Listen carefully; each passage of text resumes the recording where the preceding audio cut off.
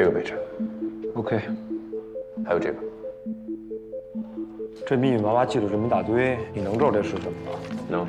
我跟你说啊，咱们这牛已经都吹出去了，只能赢不能输啊。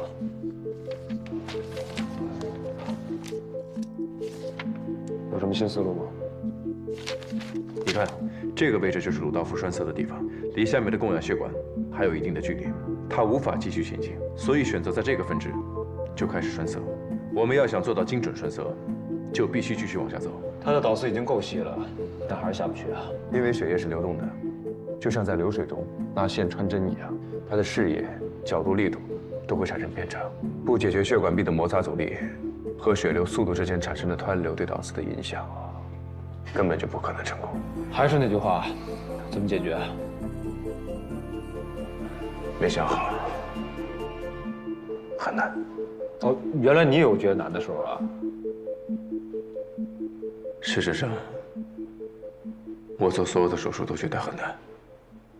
那我还真没看出来啊。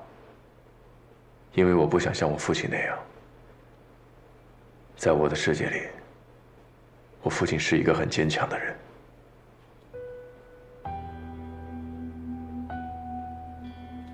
自从我有记忆以来，我从没见过我父亲有过退缩疲倦的样子。98年抗洪，他3天3夜没睡觉，一直扛着。回到家之后就大病了一场。99年筹建医院，他天天熬夜。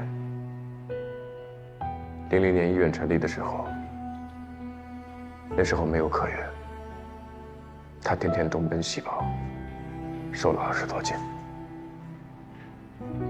那么坚强的人，最后却是那样走的，只留下一句晚安。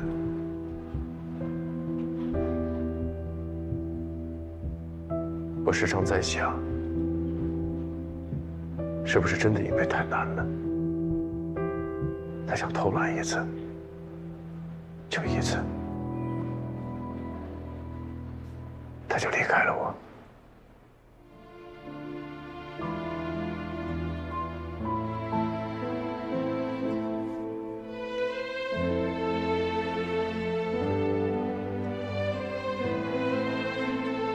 我不想像我父亲那样，所以每当我觉得很难的时候，我就告诉自己，我不能放弃，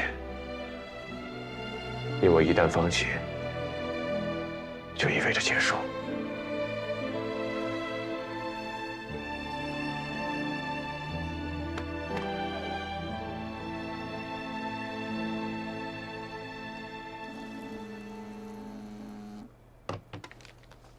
喂，郑医生，你还在北大吗？在。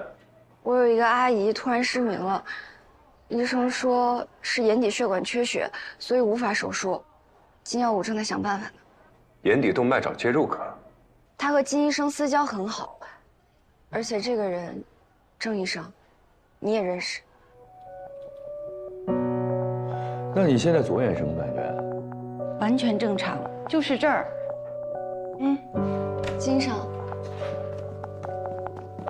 你们来干什么？这位是郑医生的朋友。你小陈，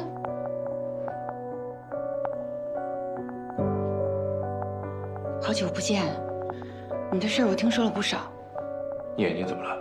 总部邀请我去参加年度 VIP party， 我就想着今天早晨打一针玻尿酸，结果1个小时之后，我这只眼睛的视力就下降了。又过了半个小时，现在完全失明了。玻尿酸，眼科这边眼底镜看过了，视网膜血管缺血，怀疑是眼动脉畸形梗阻，准备接入造影再看一下。如果是血栓堵塞，那么短时间内的血栓还是比较容易通开的，所以放心吧。很可能是玻尿酸注射位置产生了偏差，某种原因导致生物大分子进入毛细血管网，造成堵塞，从而假性失明。生物大分子啊，可以考虑溶栓。溶栓，又不是血栓栓子，溶什么栓？堵塞已经超过2个小时，局部应该有血栓的形成。如果不及时通开，会造成真失明。啊！别吓我啊！我可不想失明。林姐，不用担心。这是我的亲人，能让我来做这台手术吗？郑医生，你是不是有点太……对不起，小陈，让小静做吧。好，那林姐，咱们去准备手术啊，扶你，慢点。哎，好，谢谢，忍让一下啊。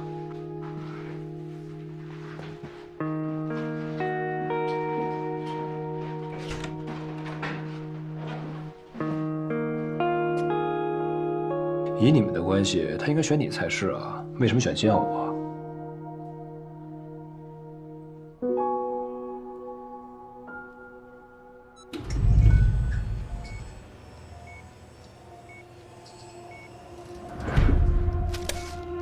准备注射，倒影。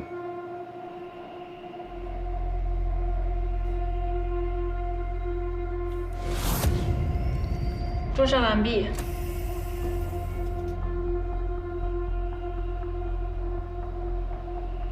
眼动脉区域空白，没有血液供给。药剂酶30万单位，准备溶栓。看吧，果然还是溶栓了。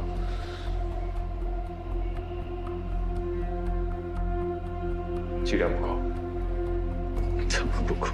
因为患者还年轻，短时间内大量尿剂酶冲击问题不大，当务之急是尽快，再加30万单位。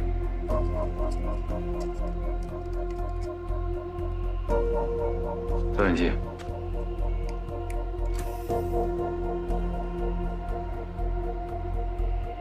溶栓，药剂酶。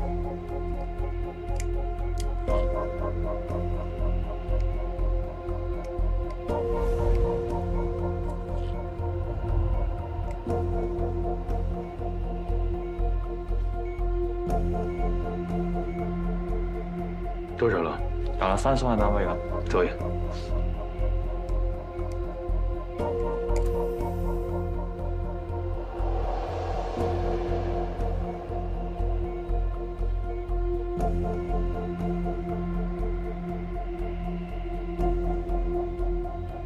行不行啊，金二哥？不行我们上啊。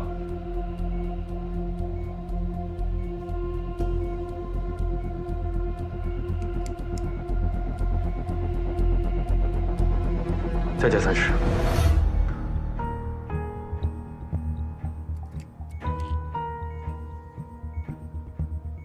前方堵塞的很厉害，你在代谢终身后，玻尿酸打分子无效。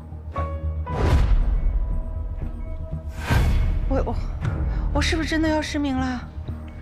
别担心，林姐，我在想办法呢。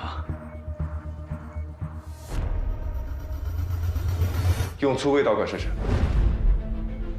不行，会损伤血管内膜，我不会选择这么莽撞的治疗方法。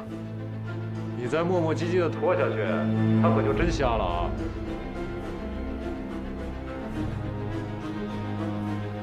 小金，小金，你快换粗微导管。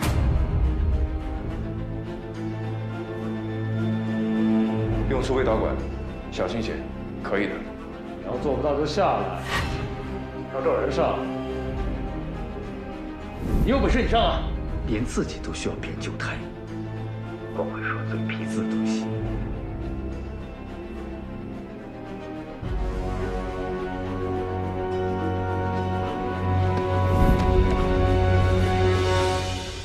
理智。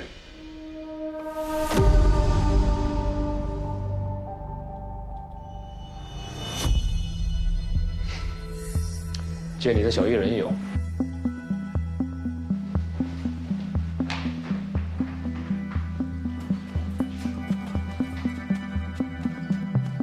让开，你做不了的。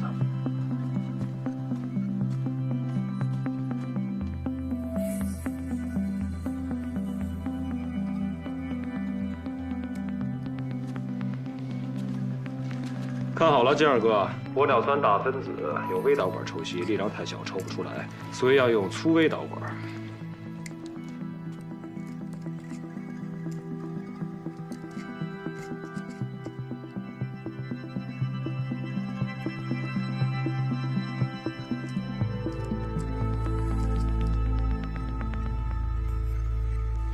导氧机。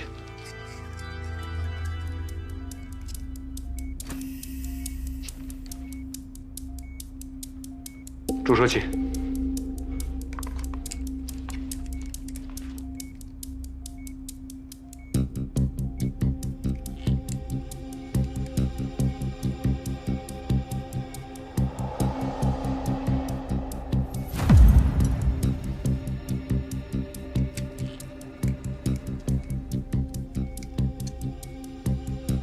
阻力很大，没事儿。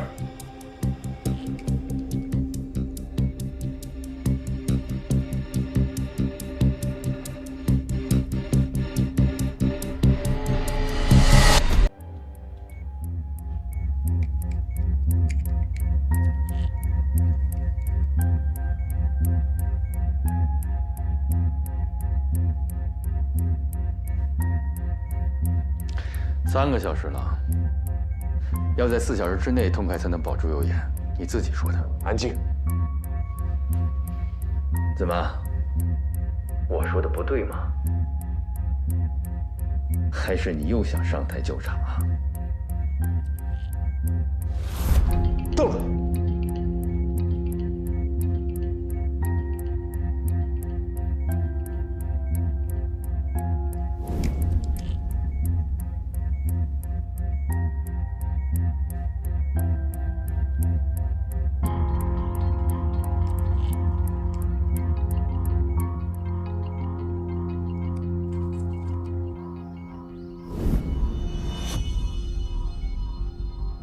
成了。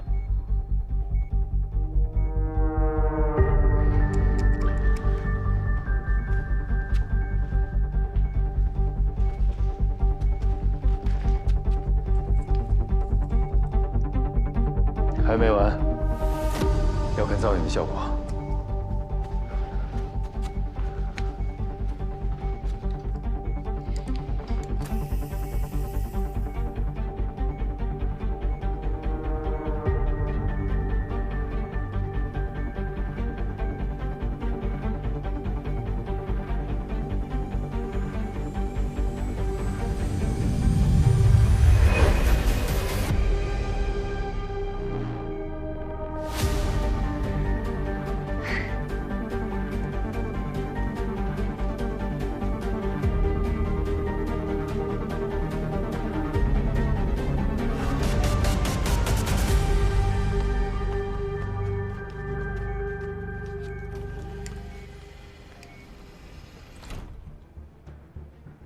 林姐，可以睁眼睛了。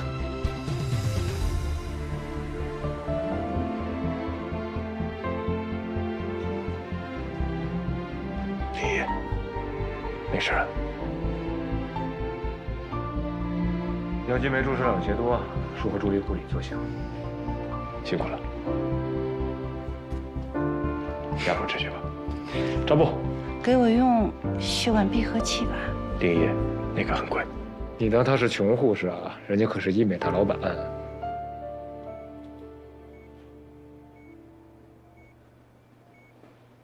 想起你爸爸了，按压止血。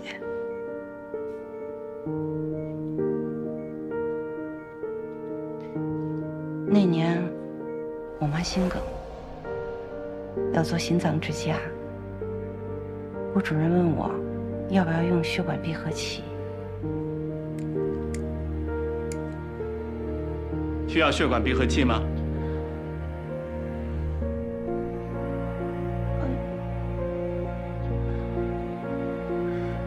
我来压迫止血吧。可以的。好。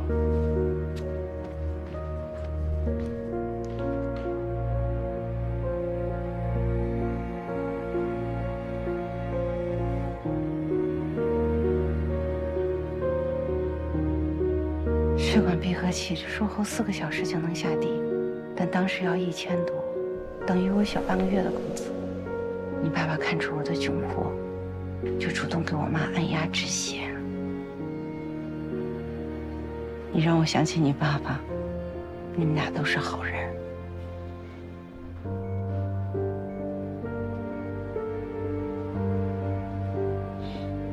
知道刚才我为什么选小金不选你吗？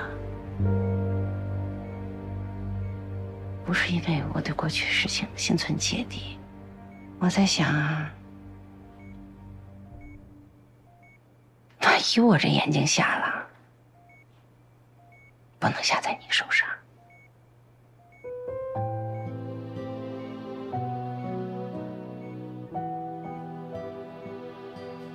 你是陈医生唯一的亲人，就等于也是我的亲人。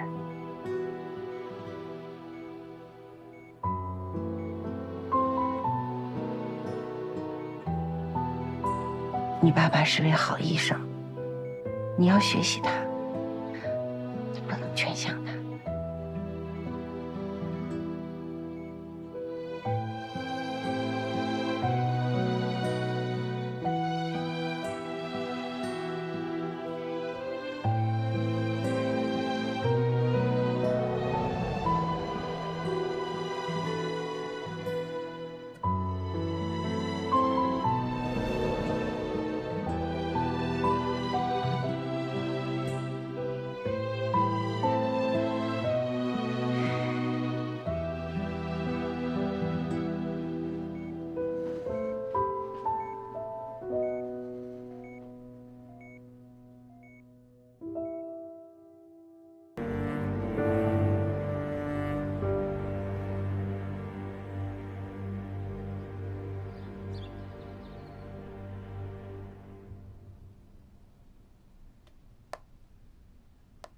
怎么样，被我的精湛医术征服了吧？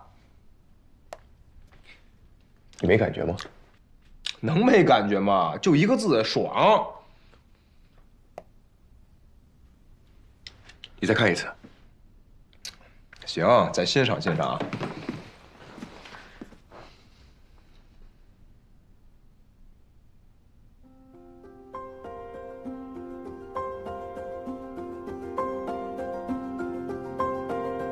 你的意思是说，给林娇娇开通眼动脉的操作，其实跟前列腺介入栓塞很类似？是。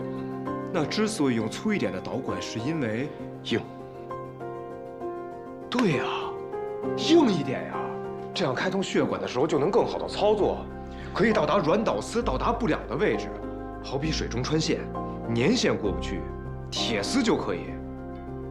那要是这么说的话，只要操作得当，稍微硬一点、粗一点的国产导丝，也可以做前列腺介入手术，甚至效果会更好。对呀。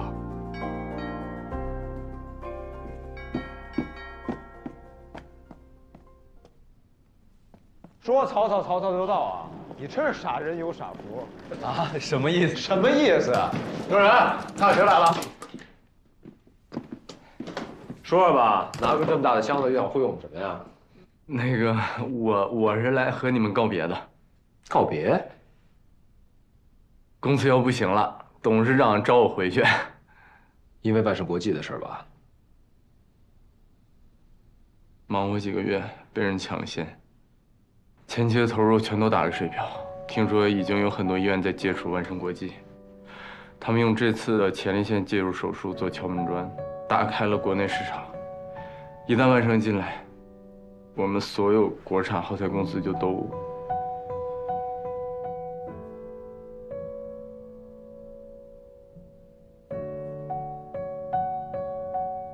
郑医生，这里全部都是介入耗材，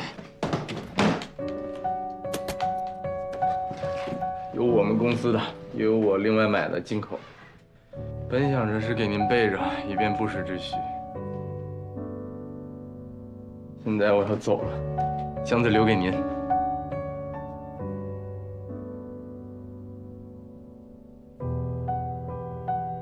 坦白说，作为一名医疗代表，遇到您这样的医生，真是挺头疼的。不过，作为一名保不齐哪天就会生病的普通人，世上还有您这样的医生，真是太好了。郑医生，加油！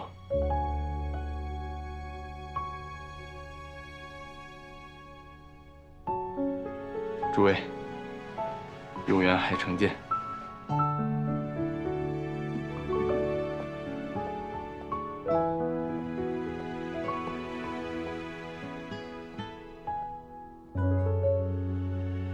怎么不留他呀？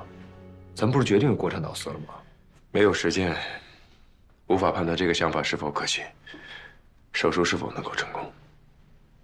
必须成功，我加你那就是干。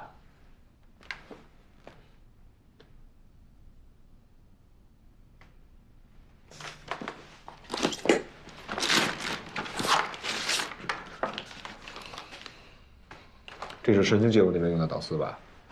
比鲁道夫那款要粗一点，但硬很多，也许可以满足对手术的需求。没有更好的选择了。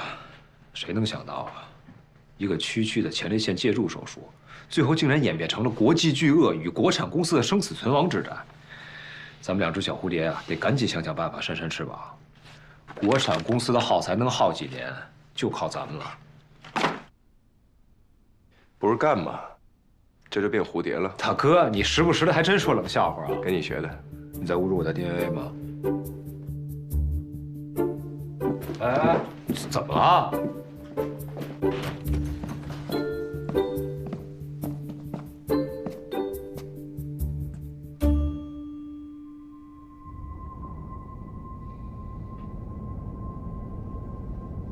不，这有什么呀？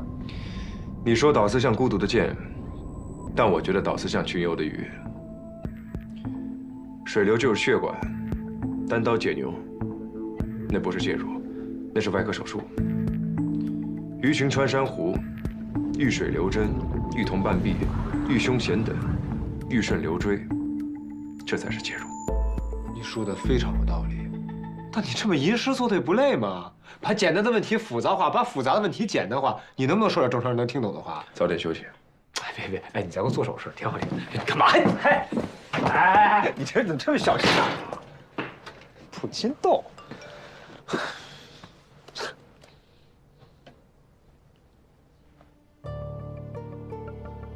秦令人要开除你和证人，否则就撤资。那边虽然咬得很紧，但是我相信你们一定能攻克前列腺介入新术式，好好一起并肩作战吧。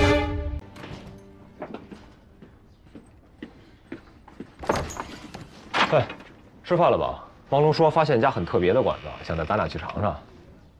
哎呀，我知道，问题还没解决，我不配吃饭，我只有回来的。刚才北大空主任给我打电话了，说王衍山术后第3天出现膀胱无力，尿潴留排不出，得继续带着尿管。真的？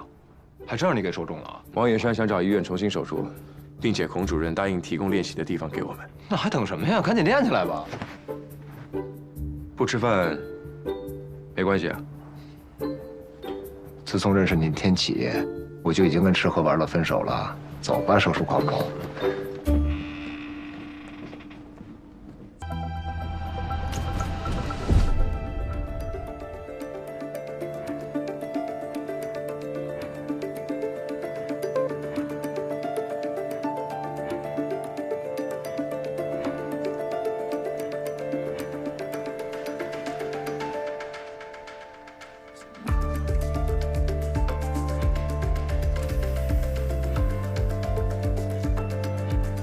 郑哥的手法还是一如既往的干净利索。金药无眼快。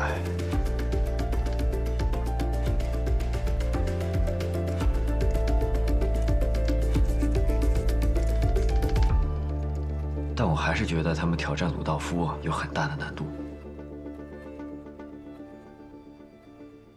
奇怪了，郑哥做肝癌介入手术的时候挺快的呀。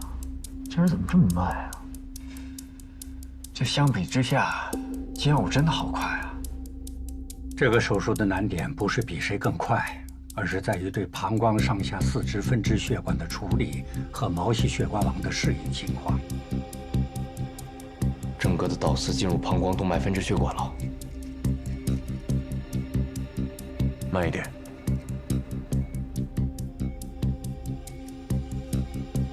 哎。郑哥停下来了，看来他用的那款长风微导丝啊，已经到达了极限位置了。金药武还在继续，导丝还在前进。鲁道夫教授抄选的位置更深，小金呢用的是国产导丝，不知道能不能到达那个位置。而小郑呢，这不是他的极限，这是长风微导丝的极限。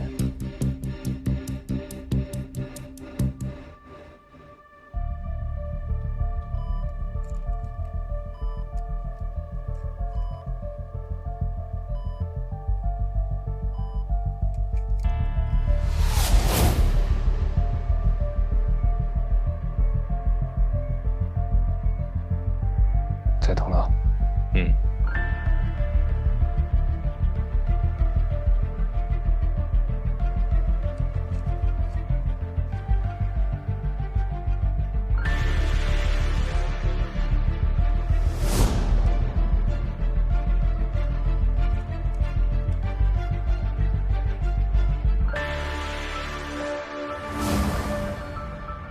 今晚我到达跟鲁道夫一样的位置了。真的，他居然真用国产导丝到达了万盛导丝的位置。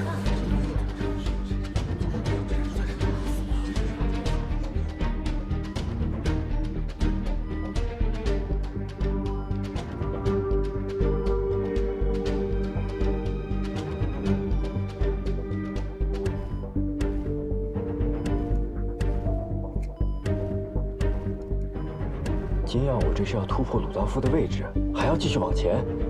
请问能够弥补天赋？医学，我是数学。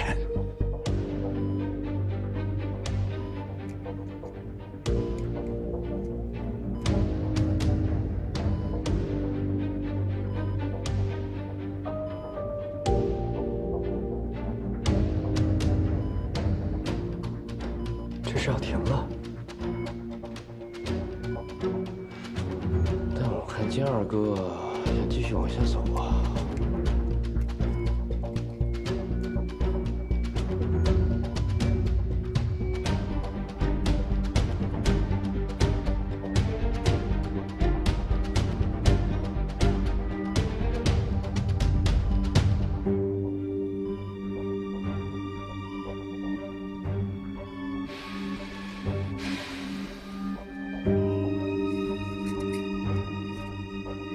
太挺了吧！哎呀，已经很不容易了。那毕竟材料差距摆在那儿。小金的这台手术比鲁道夫教授做得好。没错，而且咱用的可是国产导丝，也就是说，我们用技巧弥补了材料上的差距，对吧？龚主任，还是你指导有方。我没做什么，是他自己努力呀。但是止步于此的话，术后还是会出现跟鲁道夫教授一样的后遗症啊。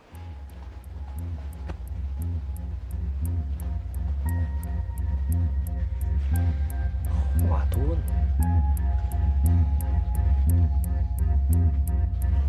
云哥这边是干嘛呢？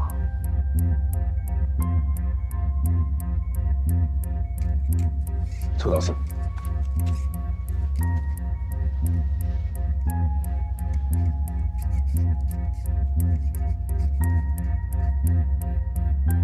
换了一个这么粗的导丝啊！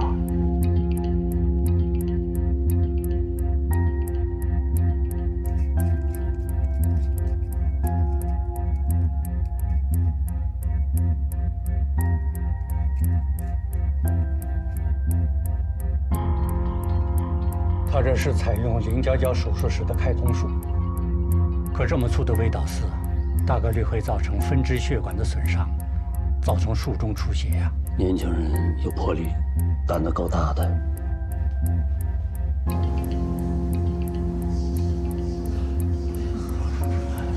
金耀武那边已经栓塞完毕了，加油！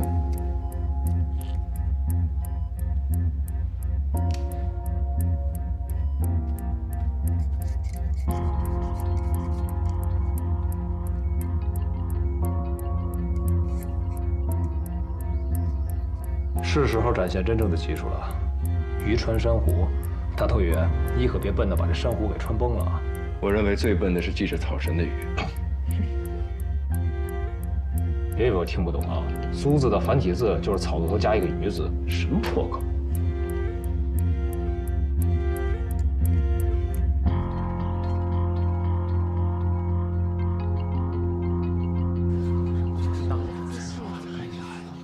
无法企及啊！熟练了。真是气做到这样，这么久，这也太精准了呀！你看这。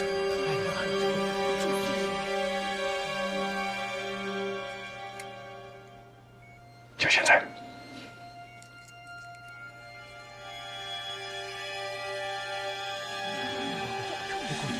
这怎么可能啊？对，就是这样，一个全新的术式。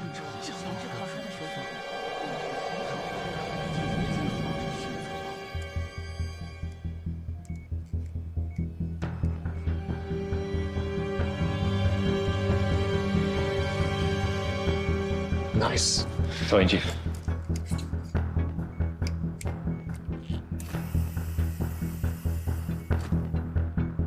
位置没问题。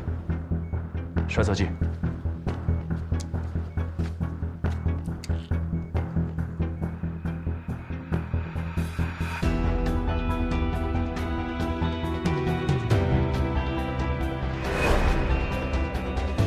Yes， 成了。 雷导4。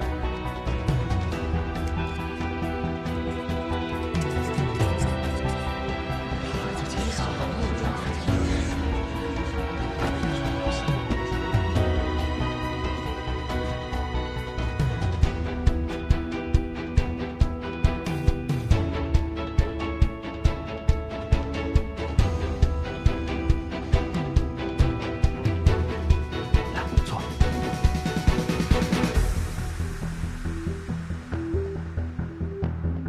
怎么还在继续啊？这台手术按理来说已经成功了呀。他还没有停下。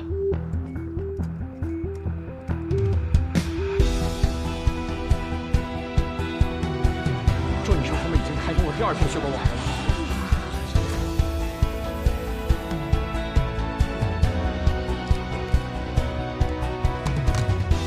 还继续啊，大头鱼。才刚开始，曹生宇。雷导4。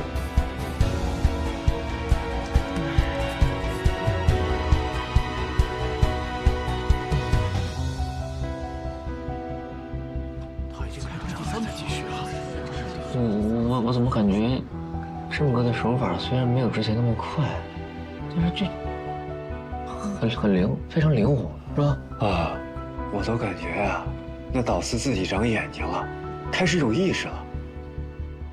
手术已经开台这么久了，处理了3根动脉分支的毛细血管网，手依然还是那么稳。这么年轻，真是有天赋啊！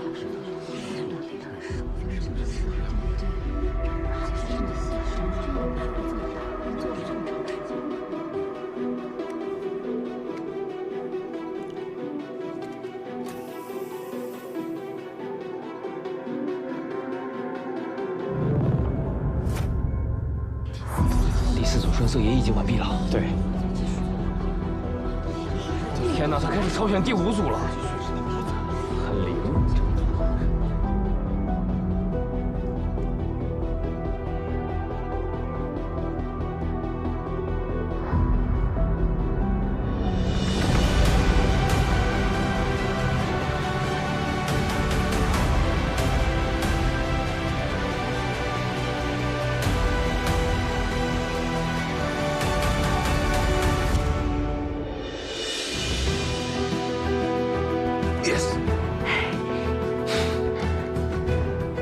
术前3维重建需要攻克的上呼吸道有6组，现在已经全部完成了。来到海神的第1天，遇到的医师要这场起手术，就告诉我一件事，什么？永远不要过于依赖机器。哎，造影机。好。继续第7组。 哎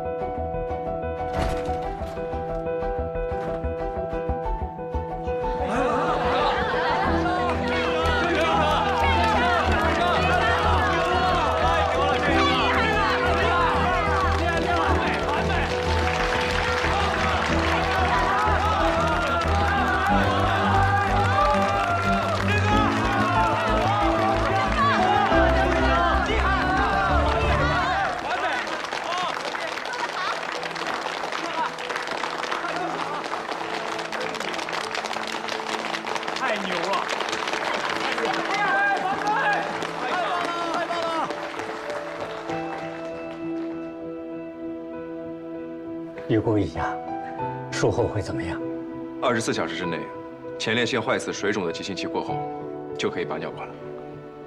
你那么确定24小时就能拔尿管？金二哥，打个赌啊，如果24小时之内拔不了管，我们俩立刻回海城，再也不来北达。但如果拔了，你辞职，再也不踏进北达一步，赌吗？有什么可赌的？今天你们都非常出色啊，都太辛苦了，赶紧回去休息。大伙儿回去休息吧。啊，海军到很多手指太累了，你看这衣服都湿了。太精彩了！学校真是让我见识到了。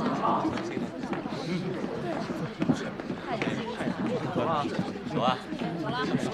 所以说我非常满意。小郑啊，你们今天这个手术做得非常的成功啊，为北达、为国产耗材都争回了面子，得庆祝一下啊！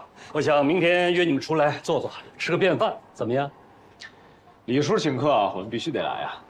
太好了，小郑啊，你在想什么呢？我在想刚才的手术。哎呀，都成功了，还想什么呀？你还在想第7组毛细血管网？哎，对了，猫龙说昨天你们术前做 CT 的时候，一共不是6组吗？怎么又多出1组来？刚才手术的过程中有所发现，觉得应该还有1组，于是就试了试，验证了自己的一些想法。李主任，如果有合适的肝癌病人或者前列腺病人，请您一定要通知我们。我们发现了一种全新的导丝介入技巧，取名为正。如果想发表相关论文，就需要更多的病案，所以李叔拜托了。好，等您消息。好。哎，对了，具体时间地点我通知你啊。好了，小郑啊，明天见啊。明天见。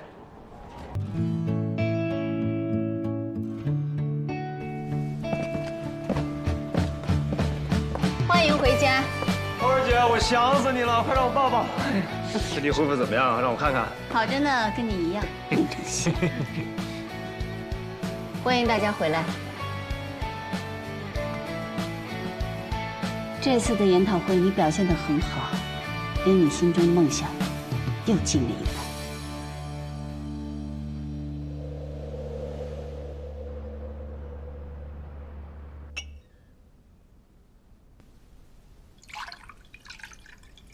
北达那边怎么样啊？人多，堵车。谢谢。天热，嘈杂。不过病人倒是很多，有很多的病症。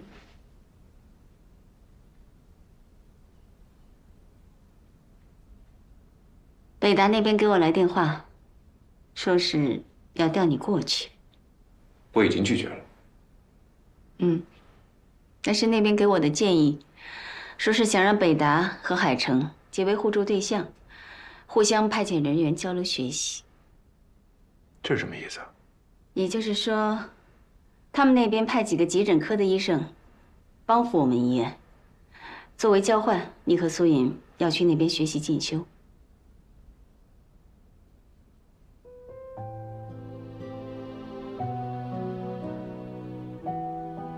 说真的，北达可是最顶级的3甲医院。我不去。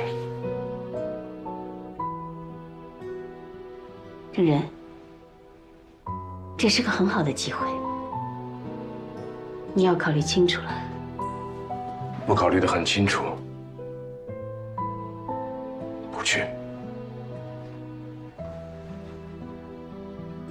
我父亲的愿望还没有达成，我要和你们一起创造中国的蛮欧。他不在北大，也不在别处，在这里。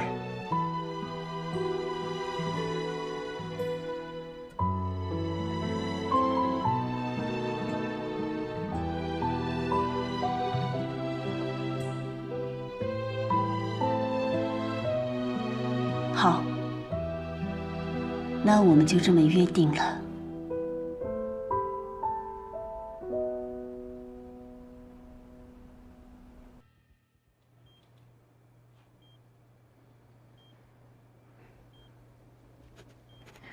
连体婴的体检结果出来了，再有1个月，就可以满足手术条件了。接下来该申请术前导航系统了。还有团队成员，你想好了吗？差不多。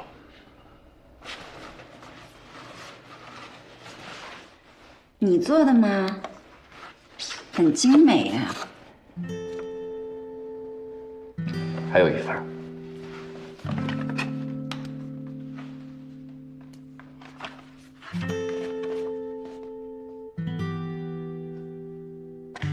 他知道了，一定会很开心的。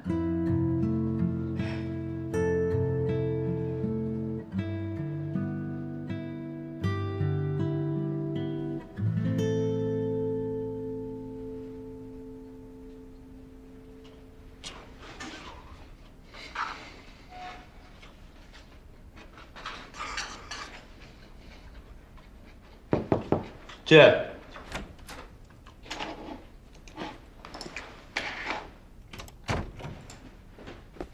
干嘛？来蹭饭啊？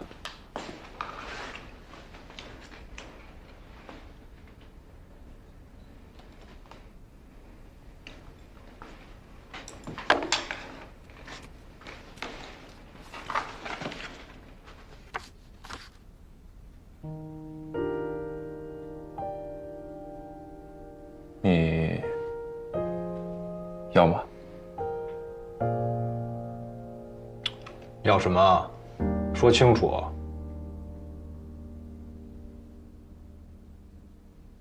要是觉得难，这儿读也行。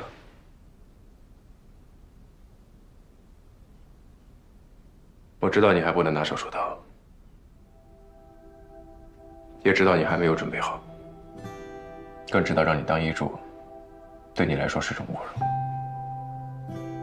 但是我还知道，你比任何人都希望这个手术成功，希望连体婴姐妹能活下去，拥有和常人一样的人生。这是一个非常难的手术，可能需要超过20个医护人员共同努力才能完成。主刀、助手、护士、麻醉师都是不可缺少的一部分，而你是一个非常好的同伴。当初是你把我拉进了这个手术，现在我也要把你拉进来，我们一起。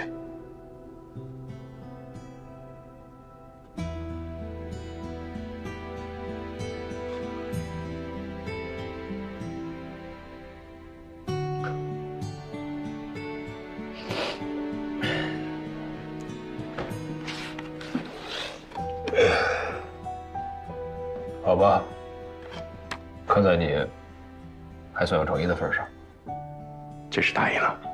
能不答应吗？我都这样了，我再不答应我还是人吗？那干活吧。干嘛呀？还有双重惊喜啊？哎呀，怎么着？你是人吗？上来贼船就干活啊？你个臭八皮！可你已经在我的贼船上了。谁上你的贼船？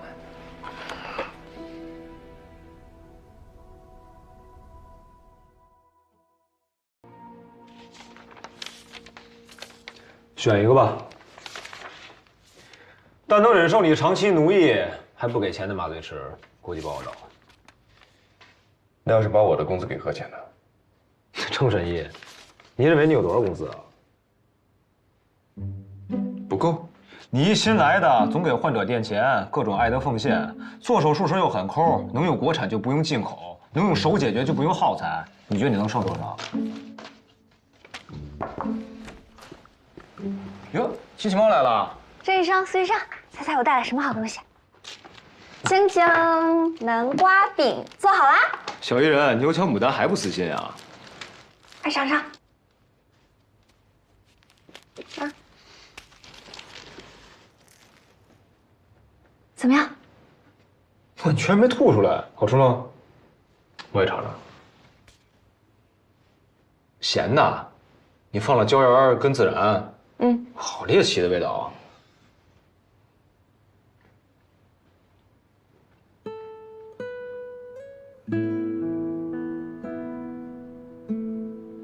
怎么样？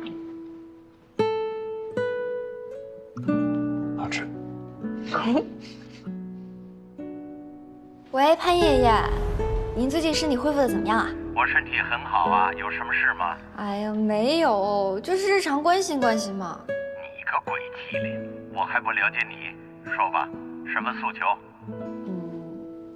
就是你有没有吃过郑人妈妈做的南瓜饼啊？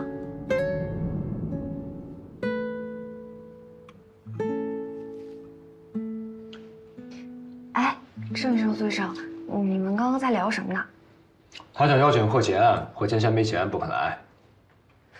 连体婴分离术，那应该是全海城第一例吧？全国都罕见。但是如果是这样的手术，应该会有很多的基金会还有网站都是愿意赞助的。你想说彭家吧？他野心太大了，与虎谋皮，还是算了吧。还有啊，直播的事儿你想也别想。既然邀请我加入团队，什么事儿我都得把关，这种乱七八糟的事儿都靠边去啊。郑然，哎，都在啊，正好。大家看一下这个。2个月前，妇科在给一名39岁的高龄产妇做产检时，发现腹中的胎儿可能患有先天性主动脉瓣狭窄，当时胎24周。24周就能看出胎先天性主动脉瓣狭窄，哪个医生反应这么厉害？王主任。返聘的那个老太太，潘老同学，确实厉害。王主任当时就建议引产。有主动脉瓣先天发育异常，最终导致进行性发育不良和心力衰竭，形成左心发育不良综合征。就算患者活着生下来，也会遇到很多的麻烦。但孕妇不同意，拒绝引产，期待有奇迹发生。然后呢？刚才他的产检，王主任发现胎儿的情况正在恶化，左右心室比例逐渐失调，胎儿心包积液、2尖瓣反流等情况也相继出现。产科讨论还有2种方案：一，严密观察，保守治疗，但是以患儿现在的情况，根本就撑不到自然分娩；二，准备剖腹产，产出后直接上另外一台手术台开胸进行心外治疗。哎，等等，儿心外应该是常月的活，跟你有什么关系啊？我跟王主任吃饭的时候聊到的，我觉得手术不难，但风险巨大，且术后很难恢复，所以我提出第3种方案。让我猜到，你找大头鱼是想用刀介入，你想做宫内介入治疗。没错，听上去十分美好，所以可行，对吧？注意，是听上去十分美好。目前国际上有200余例临床病例，技术成功率超过50%，换句话说，死亡率超过40%，也将近50%。但是相对剖腹产手术后的心胸外科手术而言，这种方式我觉得风险是最低的。用你的第2种方案，孕妇不会有事儿。如果选择宫内介入治疗手术，孕妇会分摊胎儿1半的风险，有可能2个都活，也有可能2个都死。你怎么想？我怎么想不重要，要看患者怎么选。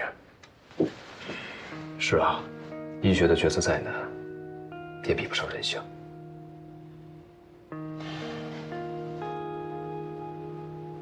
先跟我去看看吧。好。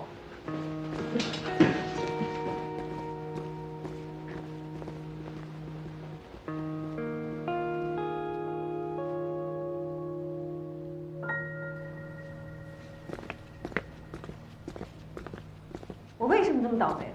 为什么会是我的孩子？你别说了，你说什么我都不同意。选第2种。不要做宫内介入治疗，你会出事的。我宁可不要这个孩子。可我要孩子。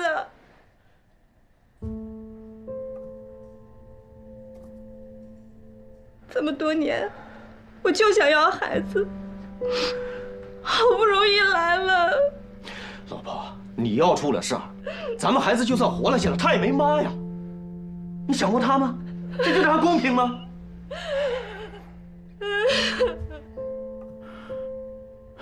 不哭了。行了行了行了，不哭了。保大保小，真是一个很难选择的问题啊。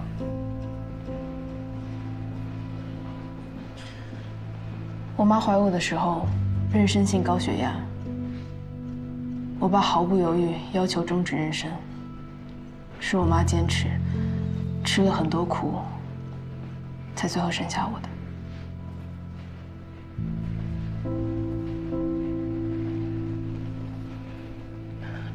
真人，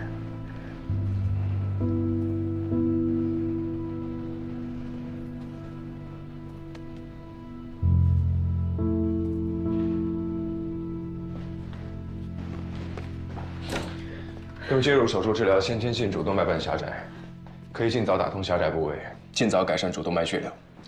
手术要是成功的话，胎儿能在母体里继续生长，一直到38到40周自然分娩。他的意思是有救了，2个都能保。阿生，你听到了吗？2个都能保住。那个，成功率高吗10%。什么？只有10%？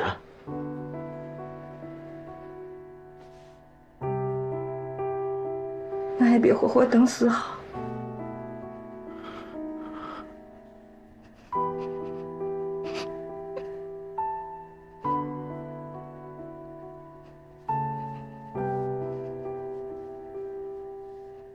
老婆，要不咱就这样，把孩子剖下来，能活是他的命，不能，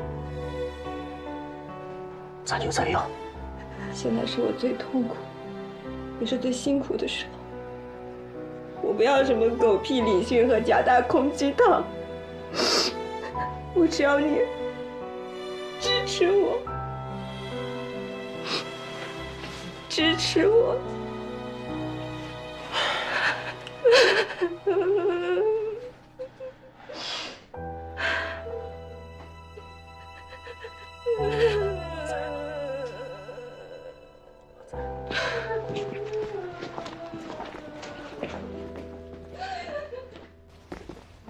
证人，你要放弃吗？宫内介入号称介入手是皇冠上的明珠，国外已经有几百个成功案例了，国内却还寥寥无几，你甘心吗，证人？机架这套对他来说不好使。你闭嘴！我不甘心。我看过这类手术，我觉得你的水平不在他们之下。是时候让海晨也摘下这颗明珠了。我也不甘心。虽然这次的手术只有10%的几率，但是我们作为医生，还是得尽全力拯救孩子的生命。中国出生缺陷防治报告中提到，每年有13万先天性心脏病患儿，而且这个数字一直在不停的增加。如果这次能用介入治疗，意义非比寻常。所以我们要接了。当然。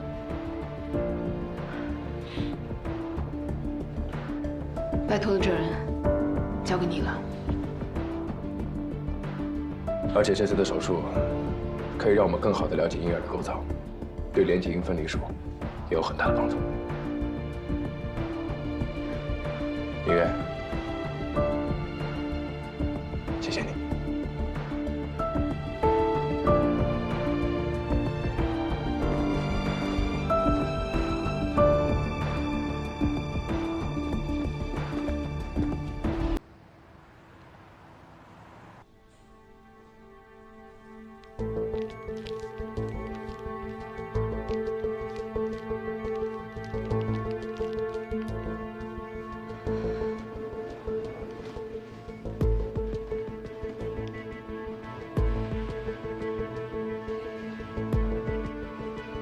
我查了一下，胎儿主动脉瓣手术，这10年全球一共报道了52例，成功率只有50%。这还是注了水的。做宫内介入手术的医生啊，肯定是要严格筛选的，不论是从孕妇的身体情况，还是胎儿的病情，都要够一定的标准才可以手术。傅院，这种介入手术一旦失败了怎么办？转剖腹产，给胎儿做开胸手术治疗。那一般成功率多高？一般不成功。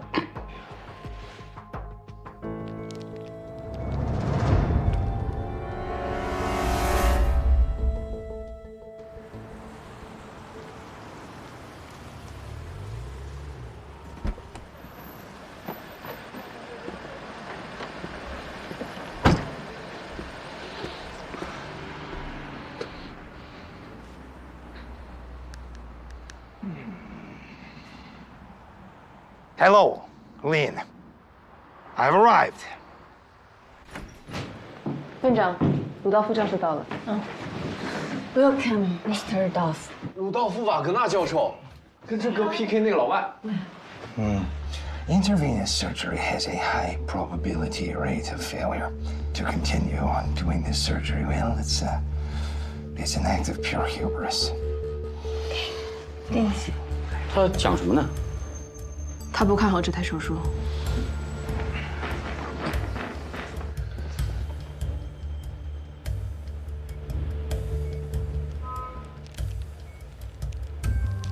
郑哥这是在找胎儿的心脏吗？嗯，是胎儿的位置不太好啊。所以要等换到好的位置，麻醉师再给药。我听说有的时候做4维彩超，为了等胎儿翻身，要等1、2个小时。如果胎儿始终都不翻身的话，那就得等下一次。那今天这台手术还能做成吗？乌鸦嘴！呸！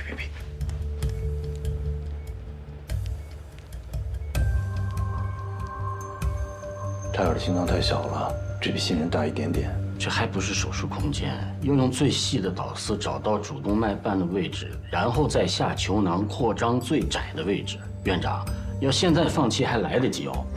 闭嘴吧！赵主任，你也呸！动了，可以开始麻醉了。开始麻醉。好的。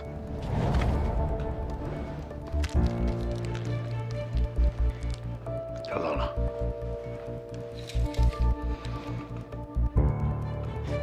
难怪非要老何，技术是真好啊！麻醉完毕。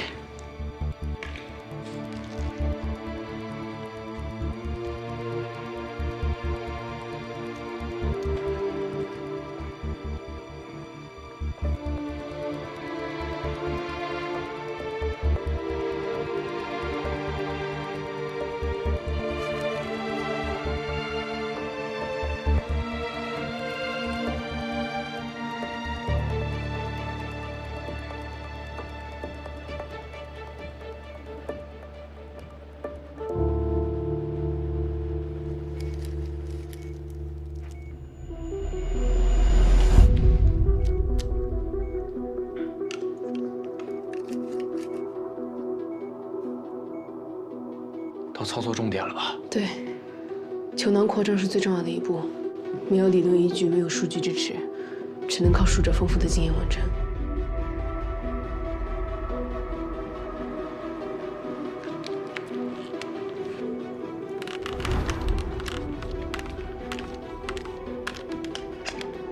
Meticulously executed, but extremely dangerous. 主动脉瓣要插从828降到83了，81。到了最危险的时候了，这个时候要是宫缩或者胎儿胎心停跳，那就要剖腹的。那就剖。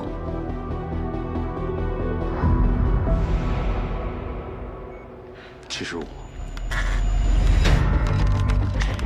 64。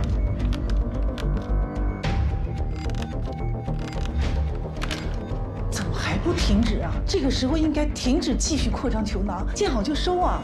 对呀，就算胎儿有点小毛病，他也是可以长大的呀。你等他5岁以后，你再给他做开胸手术不好吗？哪怕2岁、3岁或者几个月，到那个时候再做手术，那比现在风险要低得多得多呀。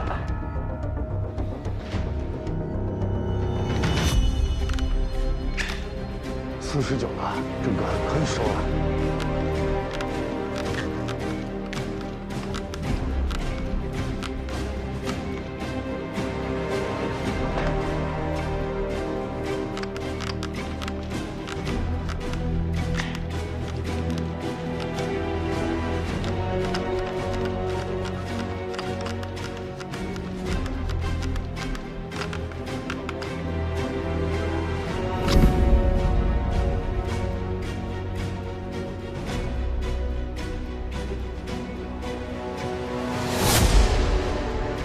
34了，胎儿正常在22到25，34可以接受。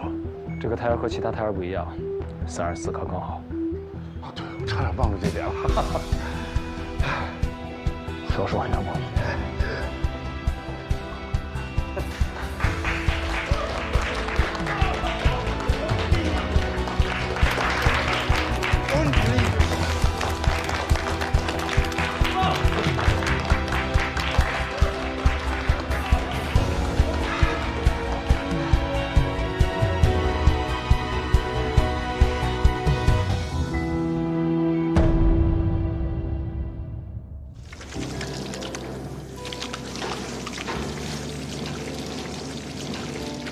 This way。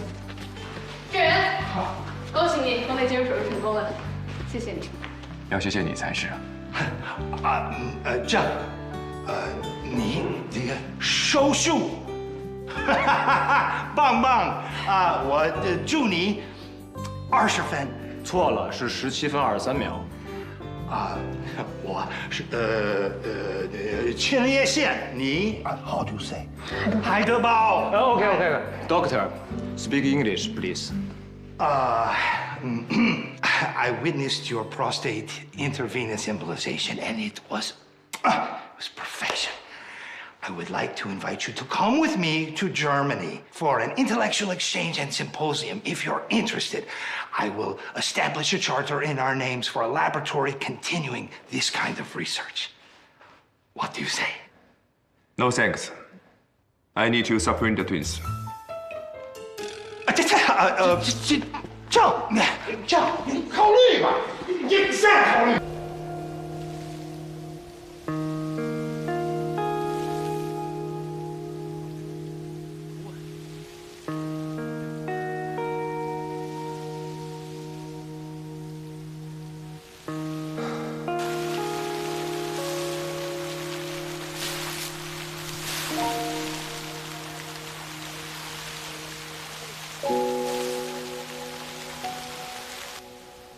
今天呢，我要带大家看一场惊险刺激的极限挑战，就是这个喷泉，看到没有？嗨，帅哥你好，你有事吗？我是一名女主播，我现在在直播呢，你帮我举一下手机，谢谢。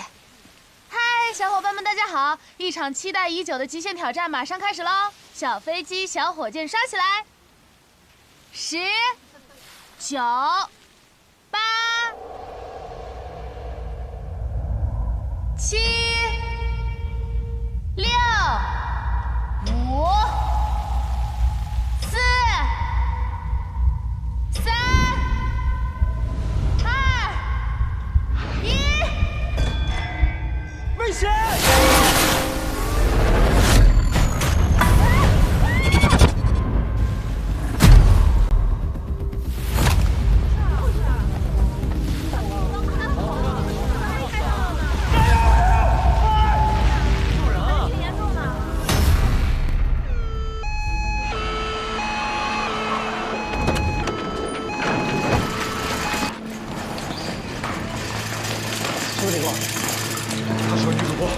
喷泉极限挑战，结果被喷飞了。马上抢救！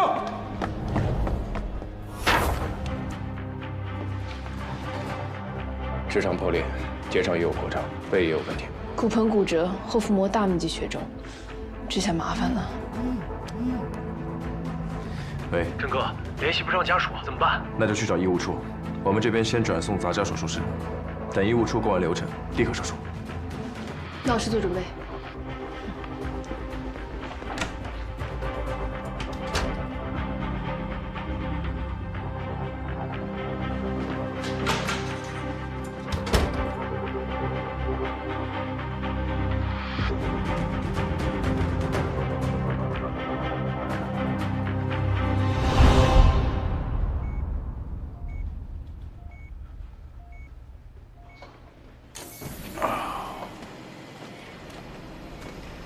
老贺，血压多少？90/60，创伤性休克，正常。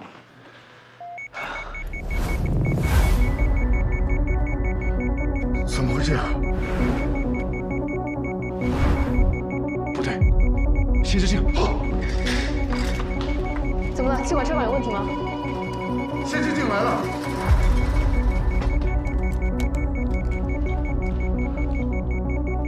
好。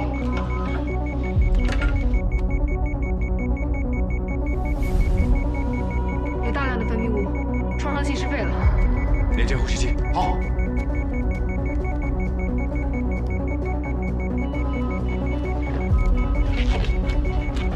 吸氮气。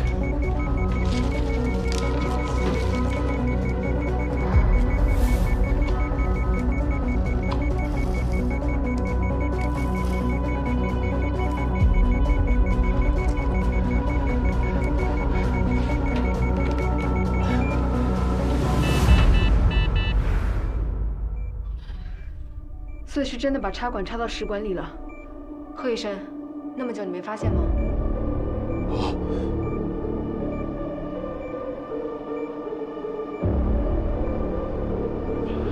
整形了？没有，天生的。因为下巴畸形，所以会出现气道畸形。如果去整容科削骨的话，就不会有气道畸形的问题。老何，没事了，我去刷手，准备手术。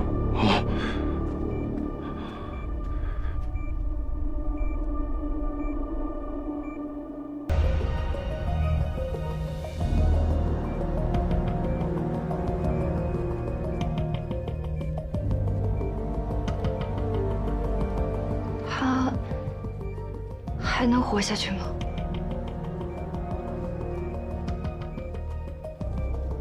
能活。这女孩不知道该说幸运还是不幸运。幸运的话就能活下来，但活下也是受罪。全肠道破损，恐怕都不能保留吧？是啊。但是，要是没有肠子的话，那他以后就都不能进食了。难道要打一辈子的营养针吗？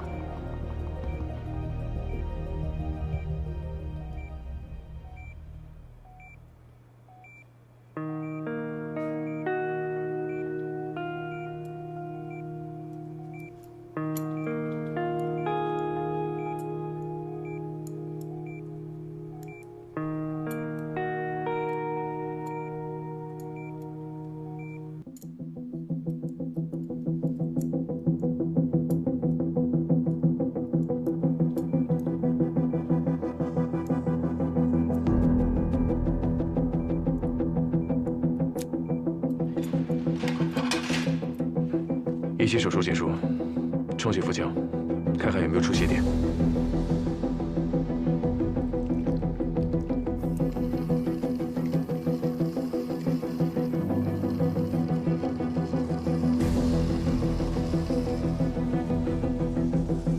没有出血点了，关腹吧。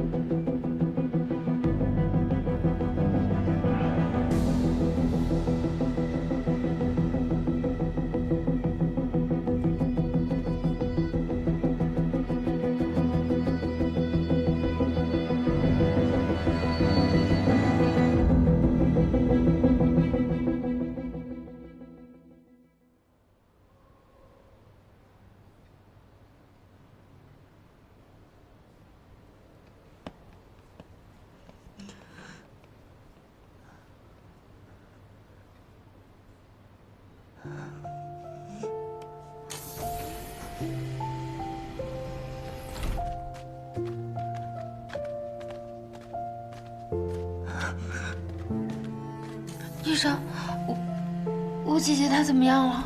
患者受到大型喷泉冲击，造成爆裂伤，导致直肠破裂、结肠脱垂。不过我们已经给她做了紧急的手术，最后还做了肠系膜上动脉的重建。我来说吧，妹妹，你姐姐的命保住了，之后就看术后恢复的怎么样，看她的造化。哦，没问题的，我姐姐她特别勇敢，那些别人不敢玩的运动，她都敢的。可是喷泉挑战太危险了。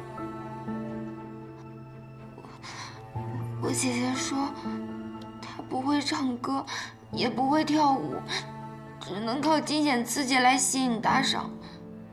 但游乐场那些坐跳楼机、过山车什么的，博得多了，热度就没了。所以才只能不断的找新法子。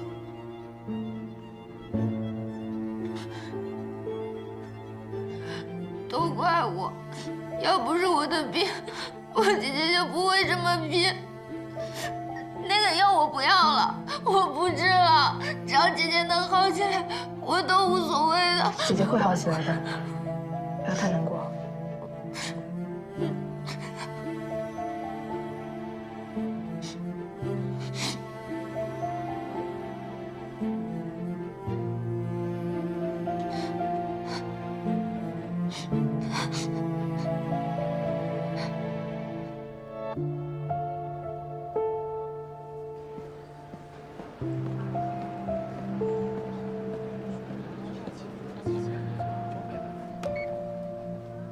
死丫头，过来！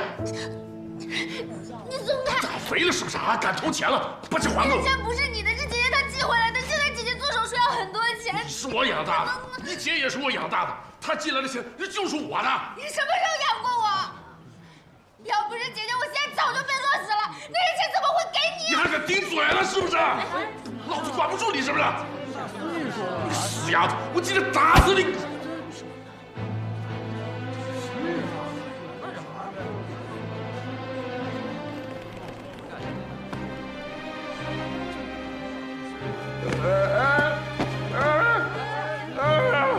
打人了！医院打人了！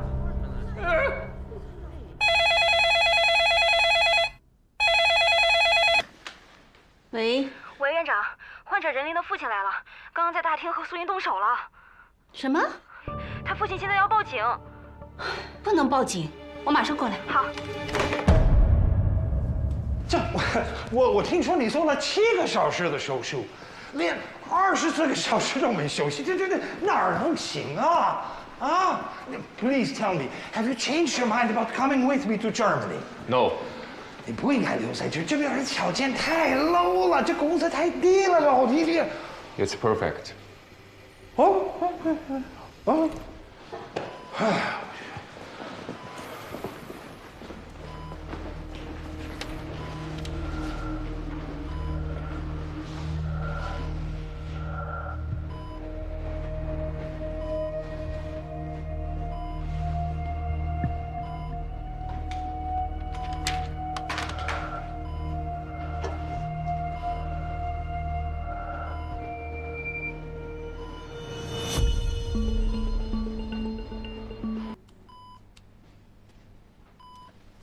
刚才林副院来信息说，患者家属大闹一通，终于走了。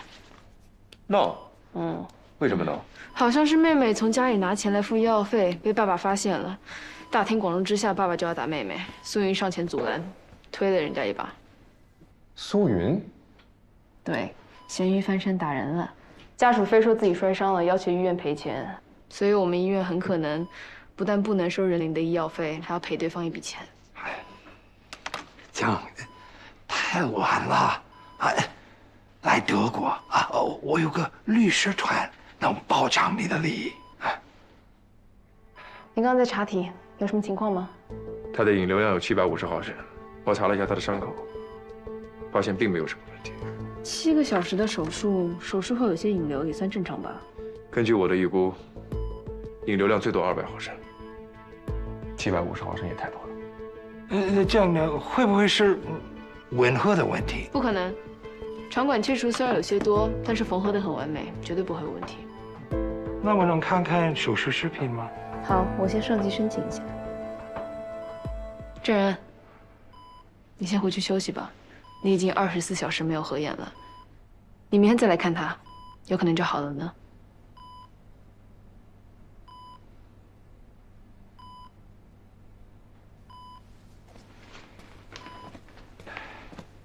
Doctor, please take me to go see the video. Okay, I will just run it by my supervisor.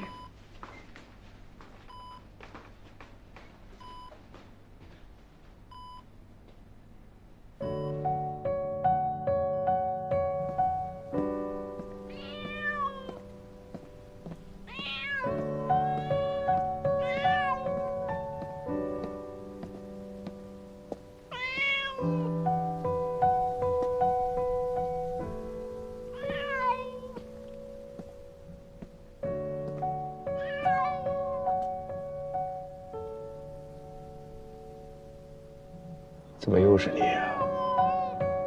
嗯？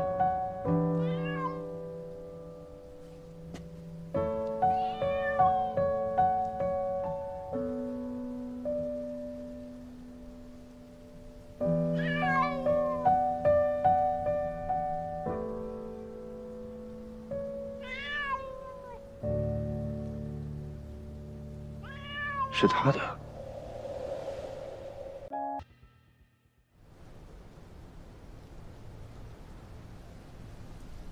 是玉帝的钦差，是派我专管你这猴头的，你还不乖乖的服管？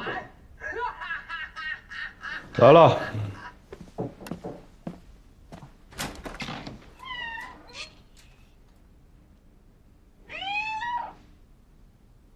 这是你的包？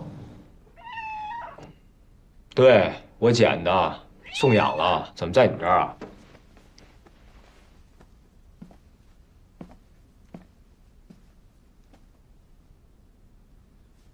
我在医院捡的，看到名牌就送过来了。我前2天把它送养了，送到孕妇家里，估计家里人说了什么就给弃养了。孕妇可以养吗？我说了，不过我说的话，有些人也不听啊。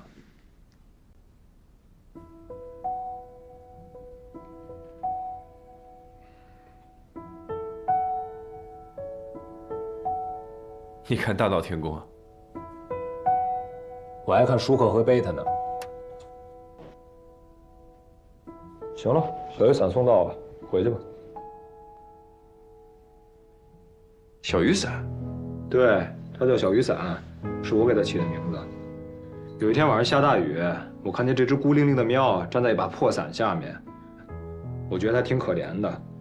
像我这么善良的人，我看不了这样的场面，就给它带回来了。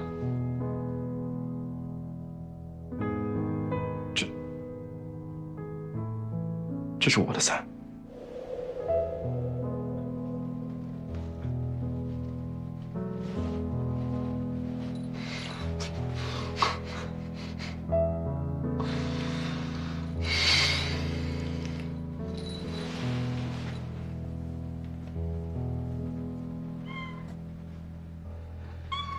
今天晚上有英仙座流星雨，想去看看吗？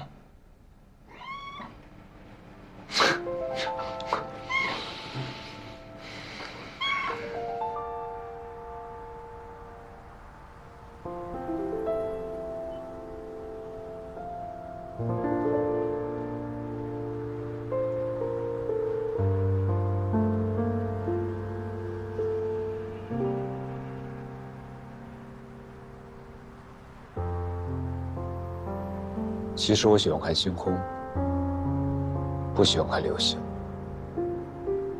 为什么？因为星星待在天上才叫星星，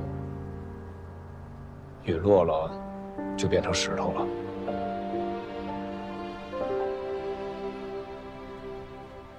我希望它们永远能待在天上，闪闪发光。我的想法是不是很幼稚？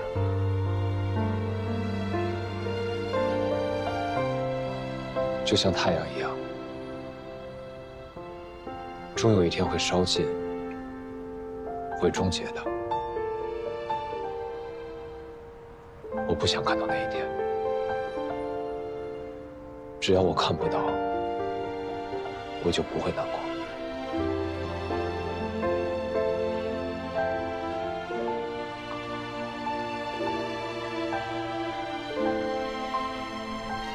上一次的难过，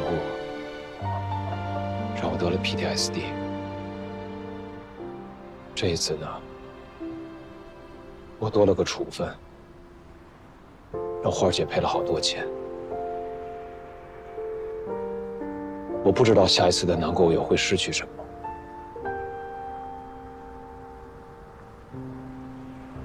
我可以失去的东西已经太少了。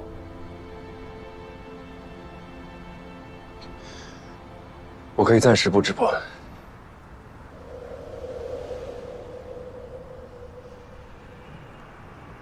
真的？嗯。因为你还没有准备好，我可以等你准备好。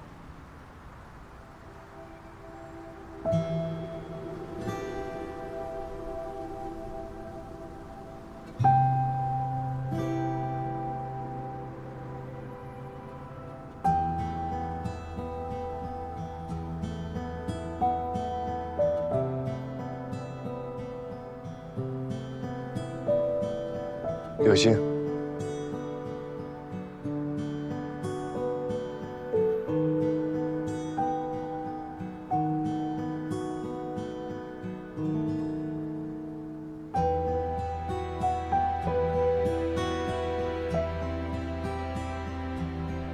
星星在天上闪闪发光，那是太阳的光。它本身是块石头，所以它没有改变。改变的是你看它的角度。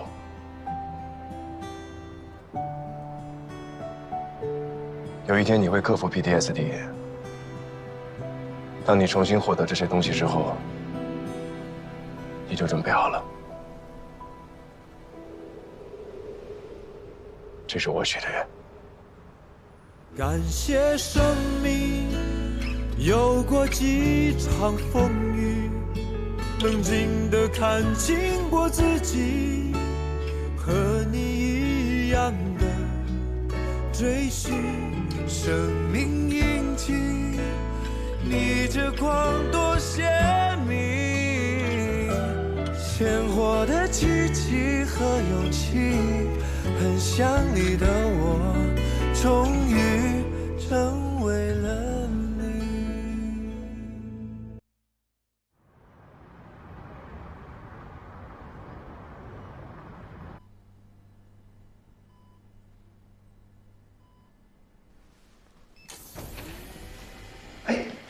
这样，我目不转睛地看了你一整晚上的手术视频，哦，非常精彩，充满了细节。我一直在想，这个秀发到底是怎么做到的？太漂亮了。624小时，还是不对。我查一下题。来这儿。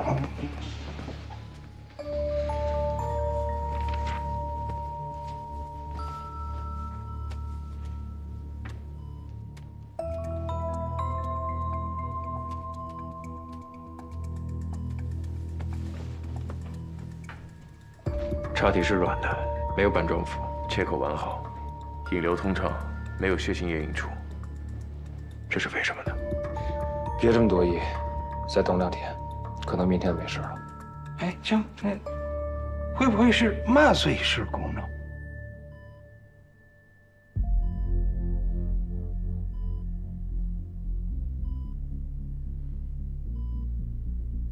不对，限制性。所以是真的把插管插到食管里了？那么久你没发现吗？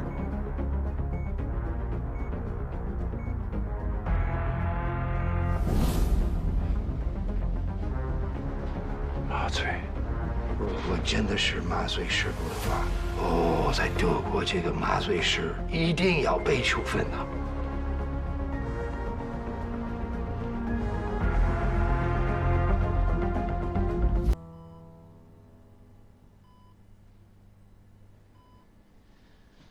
除了引流量，其他都在好转。也就是说，呼吸机差错，经由呼吸机打到胃里的气体太多，最后造成了一系列反应。这种情况真的是太复杂了。别闹。何姐还在吗？一直坐在外边。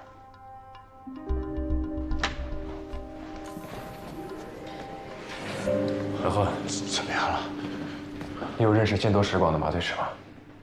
我有个群，全是麻醉师。问问看有没有类似的情况。好。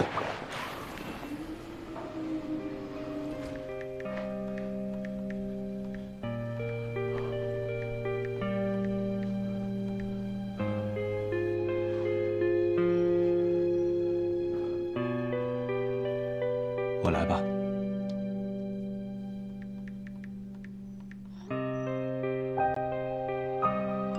有个刀刺伤的患者也是插管插错了，术后腹腔引流量非常大，有个类似的，引流液每天在逐渐减少，1周后顺利转出 ICU。我就说你是庸人自扰吧，再等2天就好了。老贺，没事了。好。老贺，这次是我没经验，把简单的事情复杂化了。真的没事了。科长上面说的。明天的引流量应该会在200毫升左右，然后依次减少，很快就会有好转的。谢谢，谢谢，谢谢，谢谢。没事了，谢谢。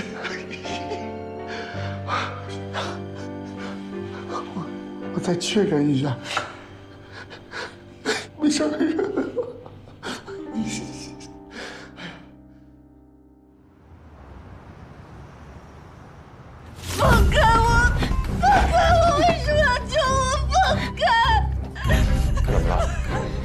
刚醒，看到自己身上的造口袋，情绪很不稳定。我去叫双月。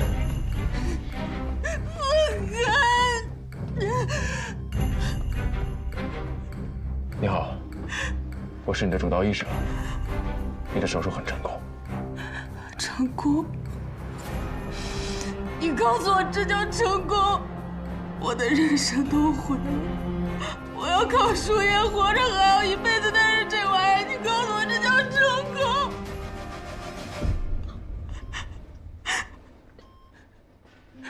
为什么要救我？我已经活得很累了，我真的撑不下去了。我要是能就这么死了，该多好！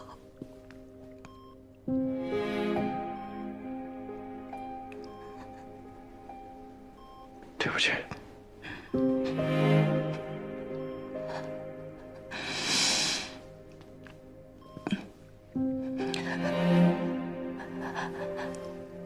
你这不是在救我，你这是在折磨我。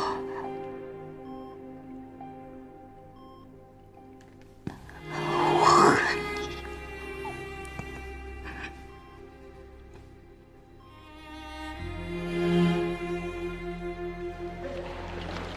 哎，月儿，正找你呢。27床的患者醒了，接受不了现实，快跟我走一趟。我一个人去没用，怎么了？我要先去找证人。这是任玲妹妹的腹腔 CT。这也太大了吧，占据了腹腔40%到50%的体积，而且肠管、胃甚至肾脏都出现了不同程度的位移，拖太久了。而且他身上青一块紫一块的痕迹，也是因为这个病血小板过低导致的。这种情况应该做部分脾切手术，阻止代谢产物储积，好让脾继续发挥作用。因为没有持续用药，脾脏才会变成现在这个样子。等他们想做手术的时候，很多医院都没有把握了。这手术你能做吗？能是能，但是我服药怎么办？交给我们。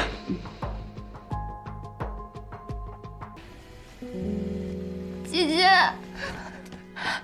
笑笑，笑笑，你别哭啊，他就是个人渣，别哭了。医生，我妹妹的手术有把握吗？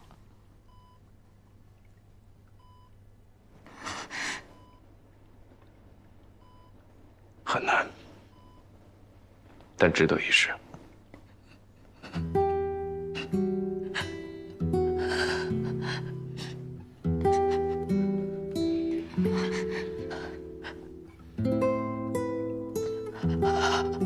好，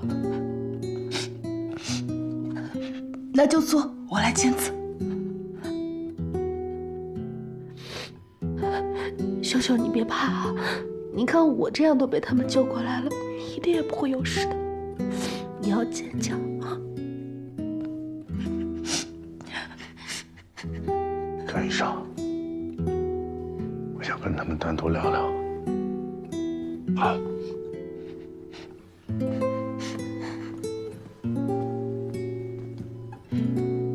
你好。你是？我是给你做手术的麻醉师。之前手术的时候犯了一些错误，插管。我听说了。对不起。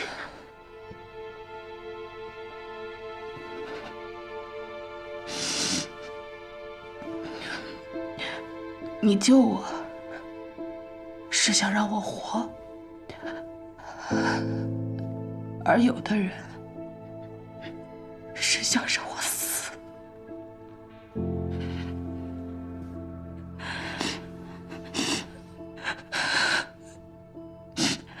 我之前确实不想活，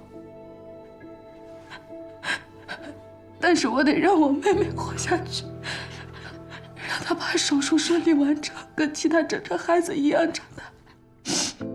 我更不能把她一个人丢在那个人渣身边。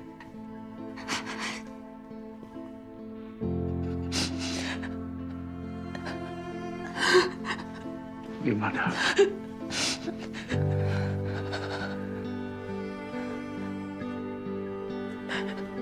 谢谢你，谢谢你们医生救了我。应该我谢谢你，真的，谢谢，谢谢。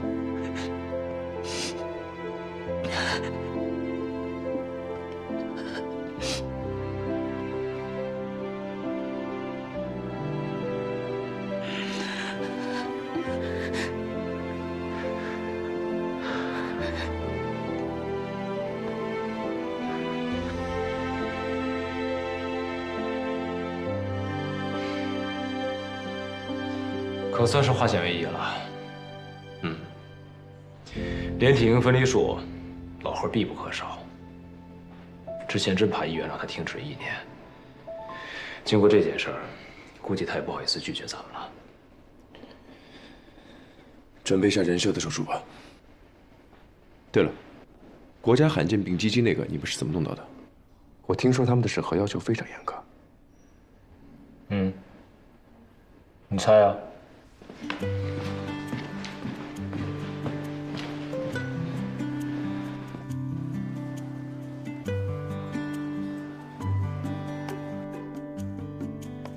慧儿姐，术后的大头部分我们都已经解决了，你看这部分。人秀的手术万一失败，他爸爸会继续讹钱不说，他姐姐也会活不下去，这个后果你知道的吧？我知道你很厉害，你已经用多台看似不可能成功的手术证明了自己，但是也有过失败的手术，承认吧？即使这样也要赌吗？医学不是赌，在我看来就是，而且是 all in， 输了1败涂地。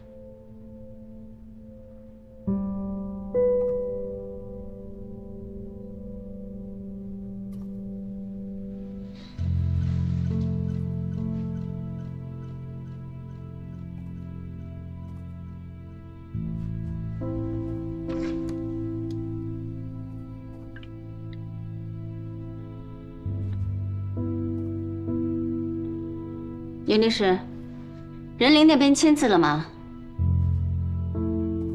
好，就这么办。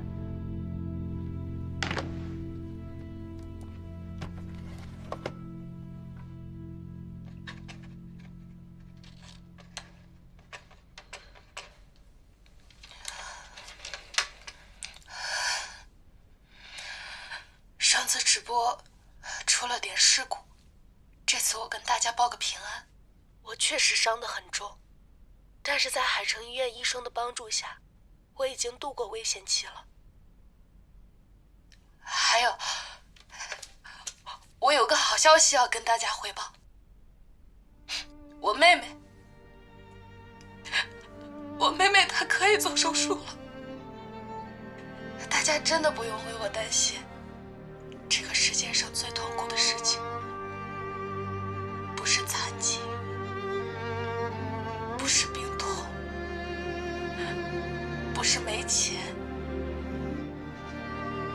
而是没有活下去的希望。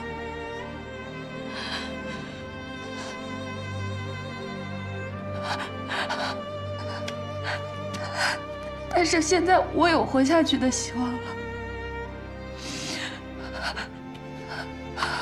我妹妹，她就是我活下去的希望。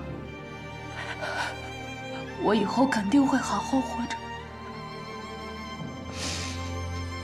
带着我妹妹，朝着希望勇敢地走下去。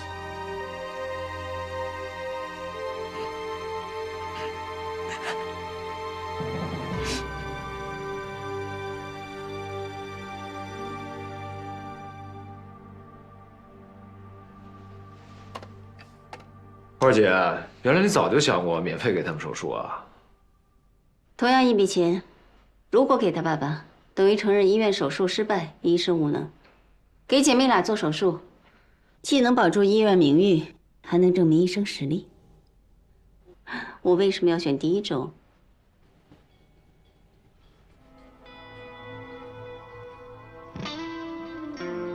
患者第一，中国的毛。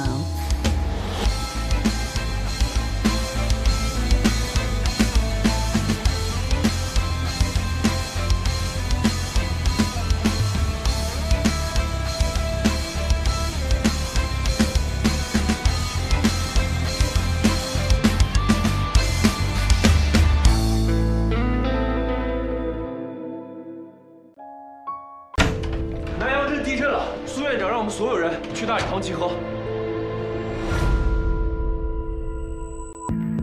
中国地震网正式测定，今天19点30分，河西沛城的南阳镇发生了7.1级地震，震感强烈，通讯基站损毁严重，对当地居民和周边地区人民造成了不小的影响。目前，通讯基站毁损严重，通讯中断，具体伤亡人员和情况不明。地震发生后，省委、省政府和市委、市政府主要领导作出批示，海省有关领导率市级相关部门赶赴沛城抗震救灾指挥部进行指导。县委、县政府主要领导第一时间到东源乡抗震救灾指挥部安排调度抗震救灾工作。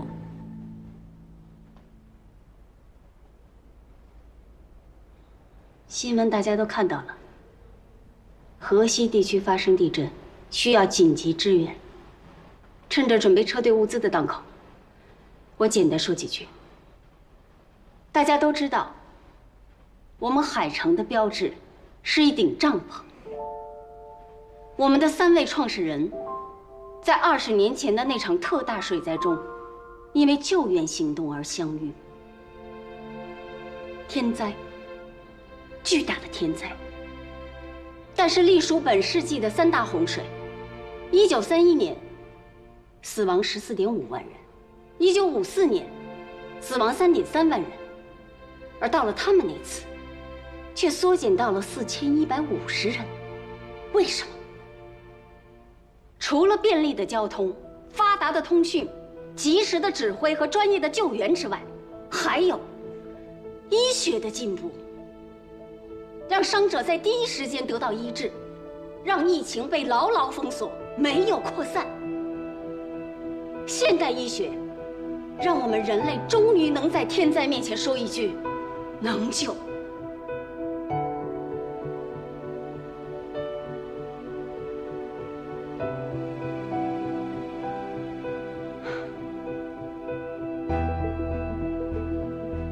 各位，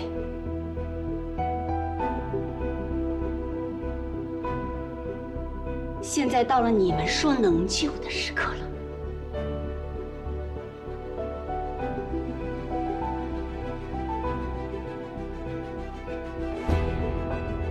这次的河西地震，大家自愿报名，准备出发。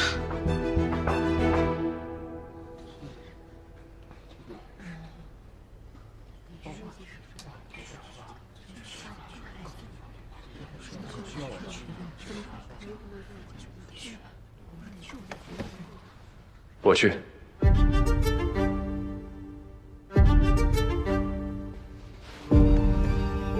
我们团队都去。去。我也去。我去。我也去。我也去。我也去。我也去。我也去。我也去。我也去。我们都去。我去。加上我，还有我。我也去。我也去。还有我。还有我。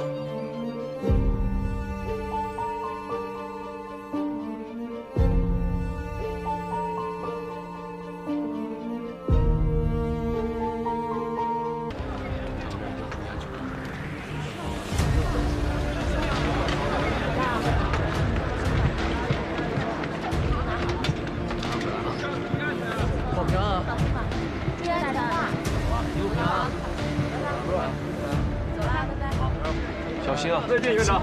加油！再见，再见。当心啊！当心啊！保护好自己。郑哥加油！队长。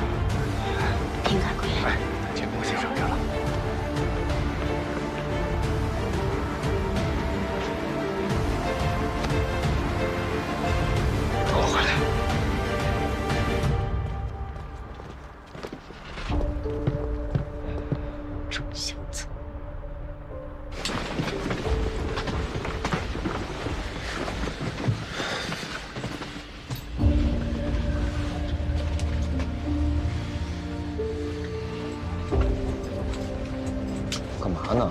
写遗书啊？云哥，其实你这人不错，就是有时候说话嘴太死。哎，借我张纸吧。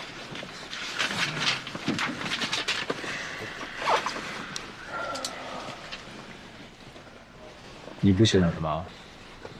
有说的人。哎，其实不写也挺好的，活着怎么着都行。我要是死了，别看花姐天天凶我，到时候肯定抱着小纸条哭，想死我。行。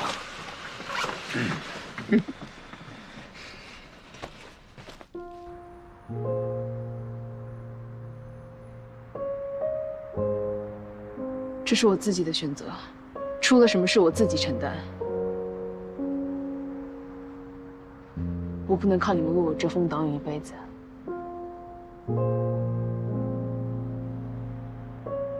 就听我一回吧。你就尊重我一回。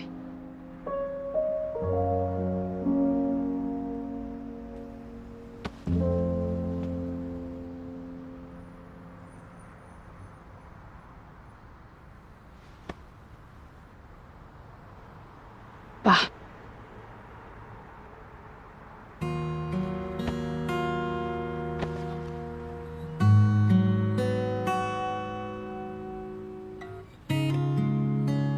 爸，等我回来。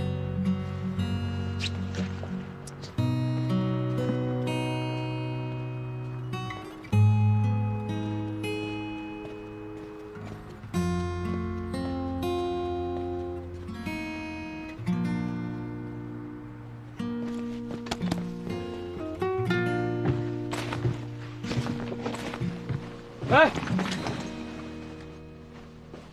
哎呀，完了，完了，完了！啊，我护身符没拿，上次锁你柜子里了。护身符为什么会锁我柜子里啊？就上次那什么，我一着急就搁你柜子里了。你快去帮我拿一趟，我没钥匙，你快去。师傅，关门。哎，写点东西吧。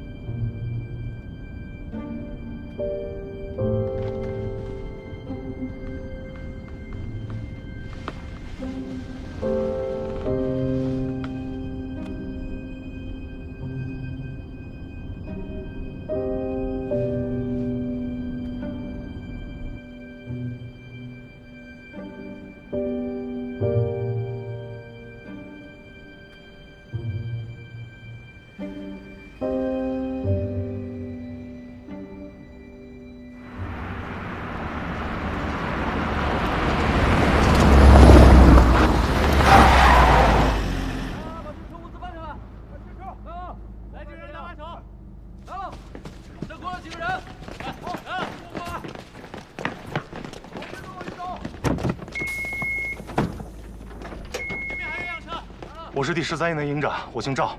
前方出现山体滑坡，道路被阻断，我们需要步行攀爬绕过去。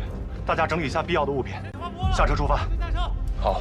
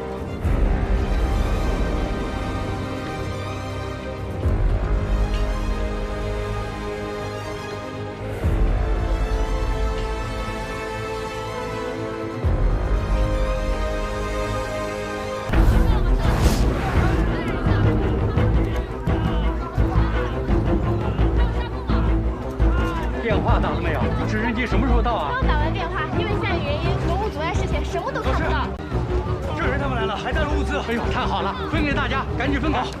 这个人快要不行了。有没有那个麻药？到那边派。好。脾脏破了，准备手术。手术？但只有局麻呀。最早外科手术的时候也没有麻醉。麻烦你了，消毒不断。好的。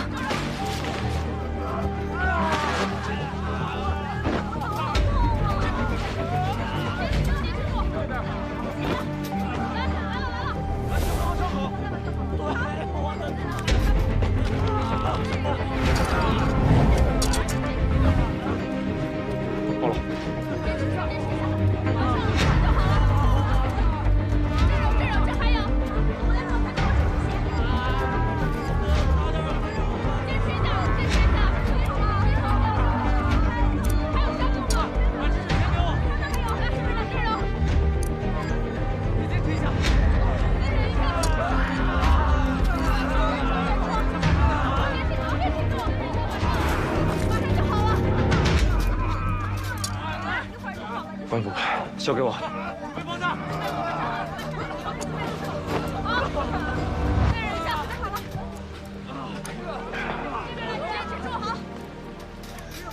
这时候还写病历啊？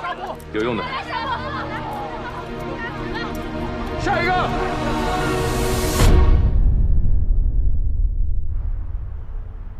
人民子弟兵们已成立尖刀班，根据指挥中心分配和安排的路线。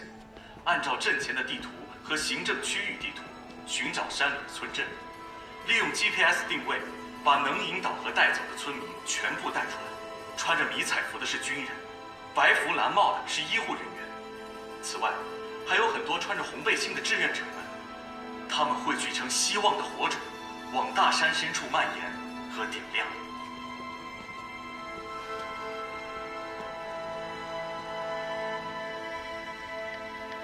注意安全，平安归来。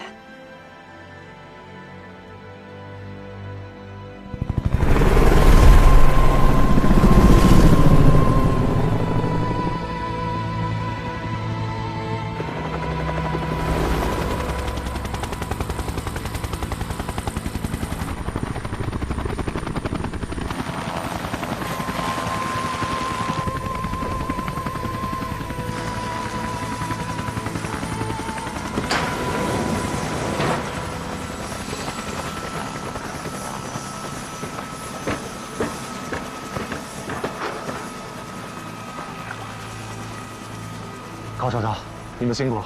目前救援情况怎么样？这边现在有伤员122人，已经全部做了紧急处理，但是还有重伤员24人需要进一步救治。现在有大量物资在路上，你们一定要坚持住。高少校，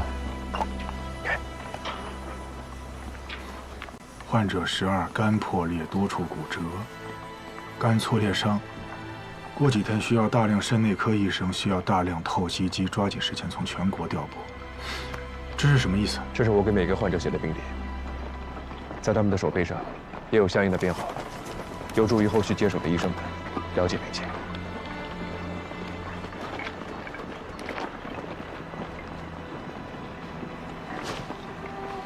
我一定将这些伤员跟病历送到。啊，对了，我在低空飞行的时候，发现西北角距离此地2000米的地方有栋楼里有人会白布呼救，你们赶紧过去看看。是。 走，辛苦了。哎，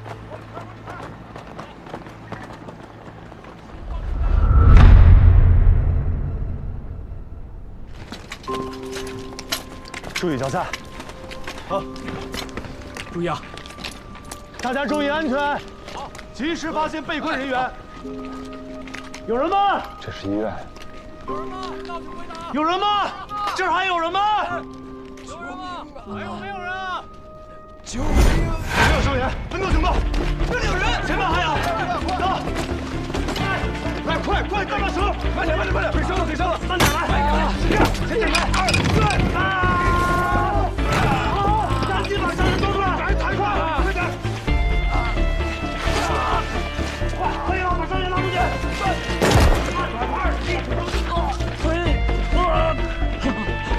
医生，伤者情况怎么样？是无主的，需要马上送回医警。这儿还有其他人吗？有，后面是病房。把伤员抬出去，其他人跟我来，快！苏云，跟我来，抬走。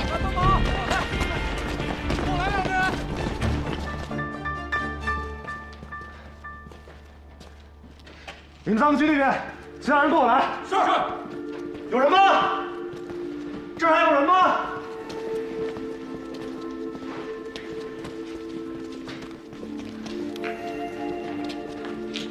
有人吗？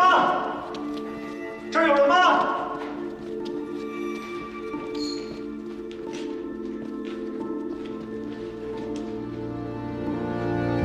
这儿，快，赶紧帮郑医生。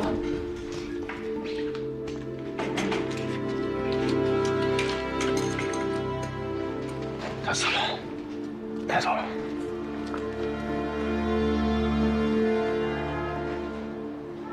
哎，你们听见了吗？有声音。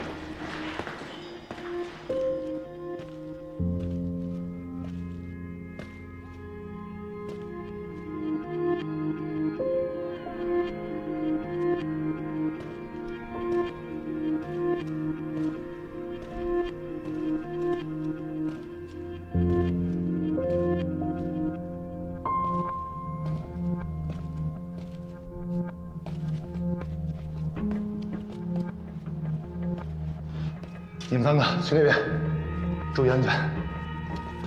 有人吗？有人吗？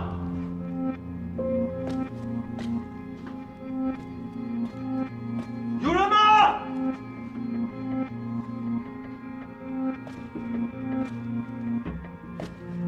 有人吗？听到就回答。 注意投影，有人吗？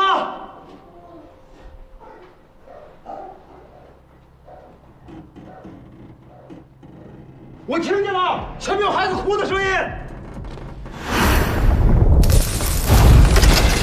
有敌人，张爷，你躲避。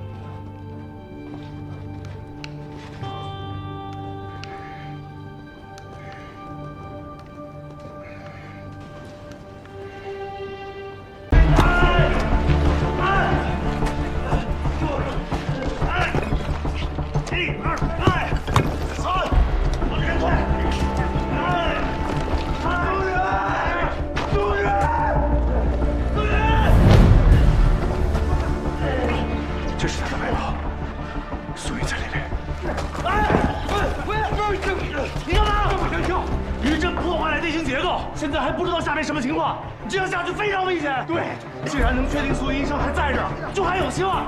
我们要想办法采取别的营救方式。你是来救人的，找人的工作交给我们。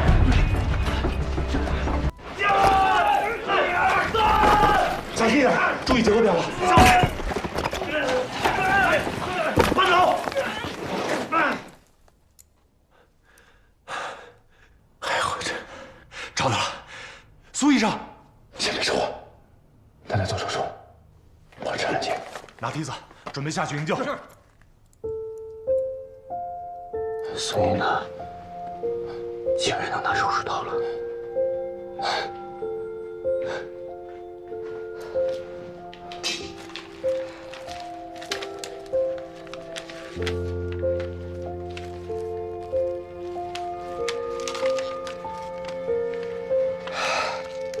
手术成功了吗？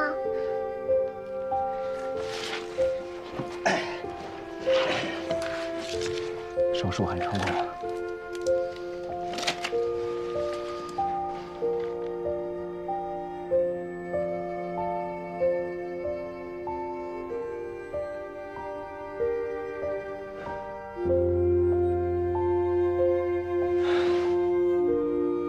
洋洋，准备准备，我们获救了。弟弟还好吗？弟弟很好，你们一家子会团圆的。爸爸一定很开心。爸爸呢？爸爸看着国旗睡着了。妈妈说他是大英雄。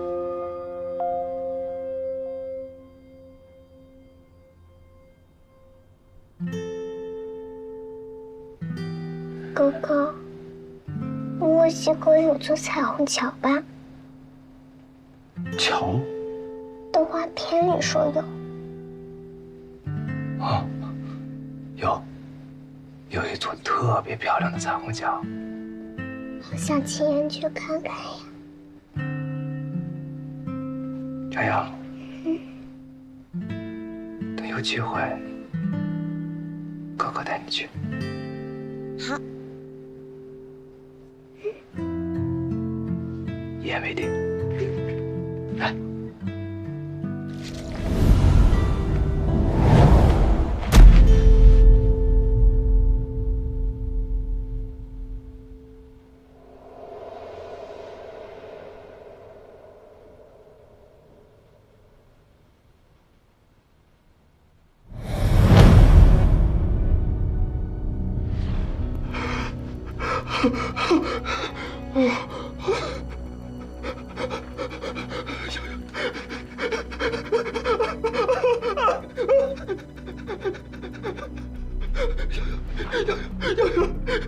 你跟哥哥说句话，洋洋，不会的，你刚才好好的，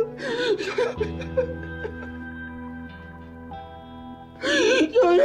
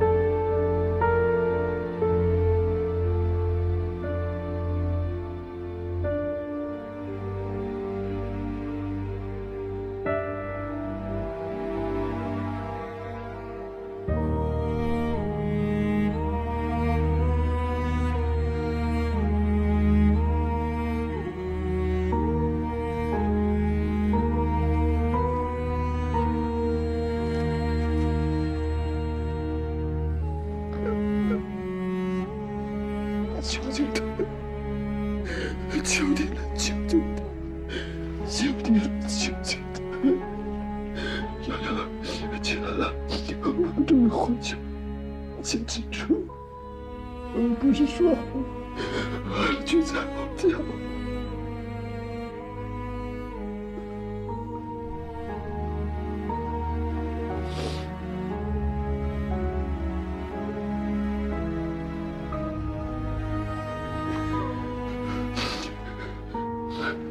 他叫白瑶，他爹爹叫白柳，他爸爸是警察。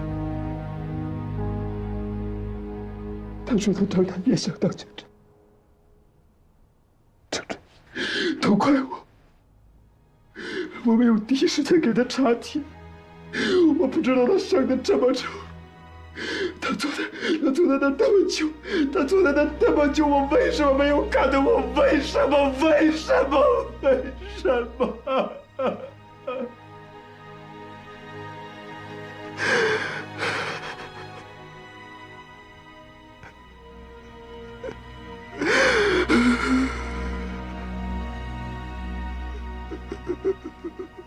你去了彩虹桥，跟他爸爸会好了。如果不是你，他弟弟活不下来，他妈妈也活不下来。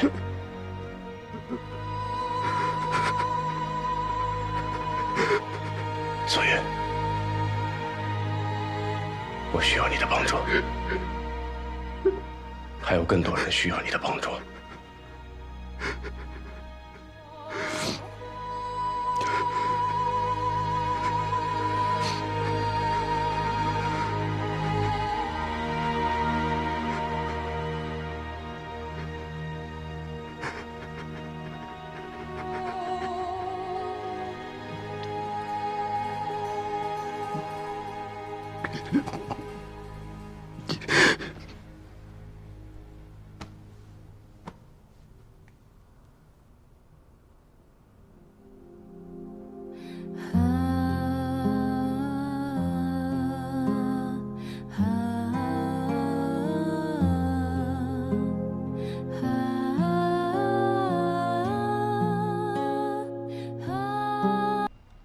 找个顾客来，马上截肢。先不要截肢，我来介入取栓。虽然依旧无法避免截肢，但是起码能让截肢的位置下移，术后安装义肢的时候更简单一些，提高生存质量。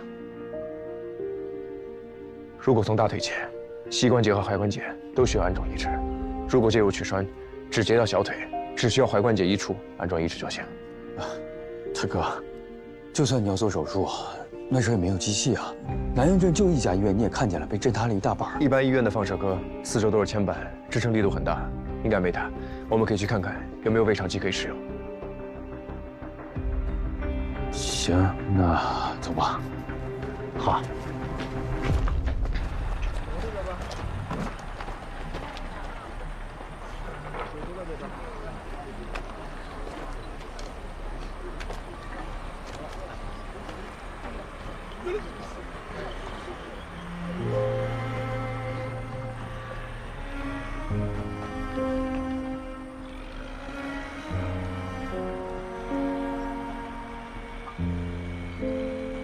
素云，我知道你很难过，但是你看看周围的这些人，他们还在等着我们救。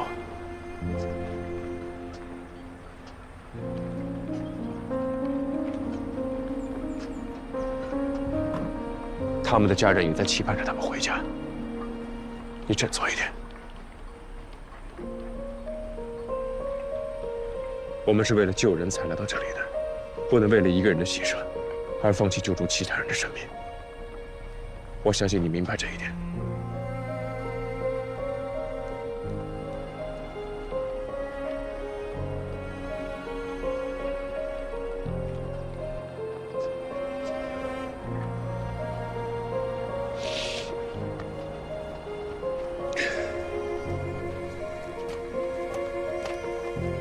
你们要去哪？去找胃肠机。胃肠机？你想用胃肠机做介入取栓？血管介入比较冷门，你不知道很正常。所以我推断，本次地震震灾中，急性肾衰的伤员数量会非常的惊人，而曲栓造成的肾功能衰竭数量会减少，多注意一下就好。至于肾衰，倒是个选择题，截肢少10公分，还是术后多做10天透析，你选哪一种？我肯定选前者，但是有个问题，即使找到了设备，你也没有耗材啊。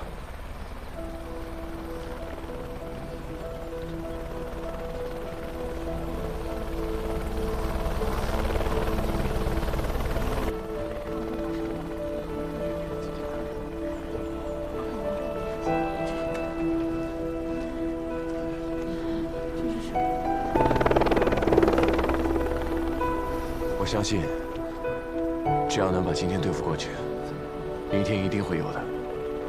没错，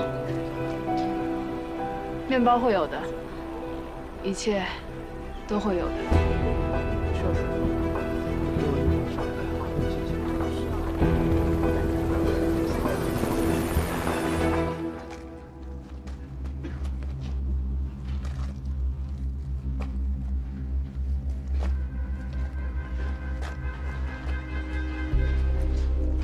小心点。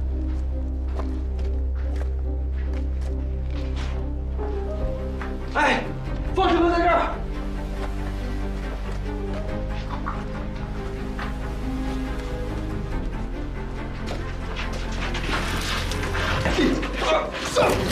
是。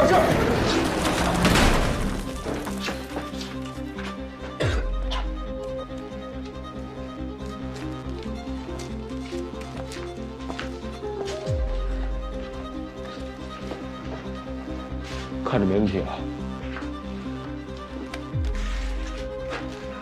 但不知道能不能通电啊？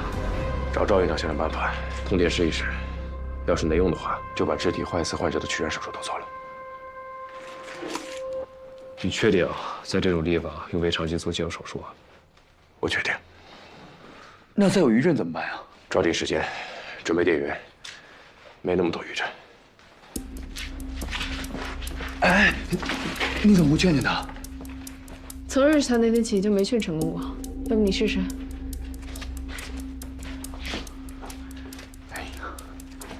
搬到这边来，水渠那边，速度快点！赵营长，赵营长，还想要什么呀？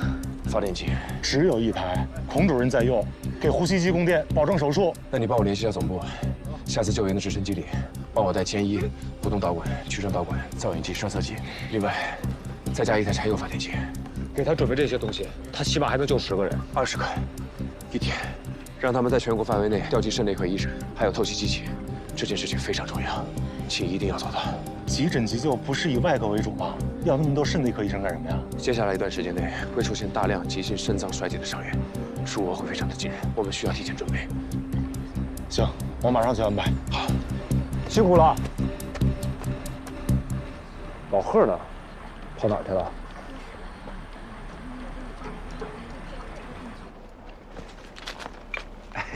吃面呢，小弟。哎，小弟，平日里看玄幻吗？孙悟空曾经说过，啊，苦难呀是对人的历练，并对。八戒，走了，去西天取经了，别老想回高老庄的事儿啊！我跟你回去取经不就完了吗？你这太疼。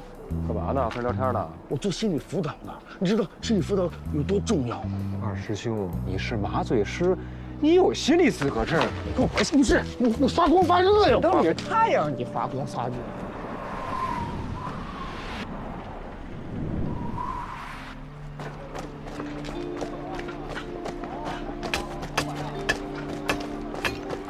动了，快！快点！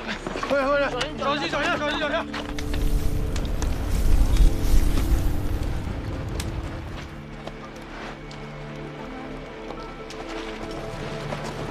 注意脚下安全，轻拿轻放啊！这边的货物往那边搬。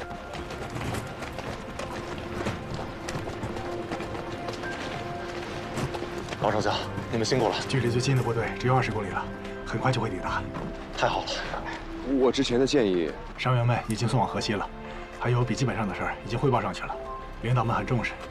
还有前方的命令已经下达，几天内就会有1000多名肾内科医生陆续赶到。发电机呢？发电机带了吗？带了。太好了，我们终于可以做手术了。啊！你30多个小时没吃没喝也没睡，垃圾不是要发光发热吗？走台发电机去。太阳有下山的时候。那我继续执行任务了。高少校，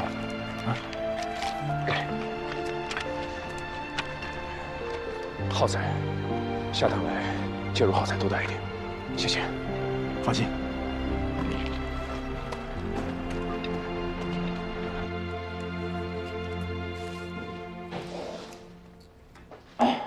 能行吗？哎呀，没问题。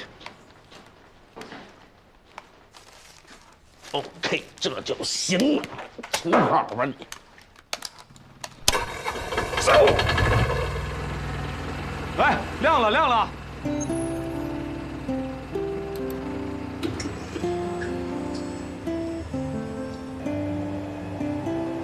哎，怎么样，咱这手艺？我之前就想过了，我要不当医生，我就当电工去。还是当电工吧。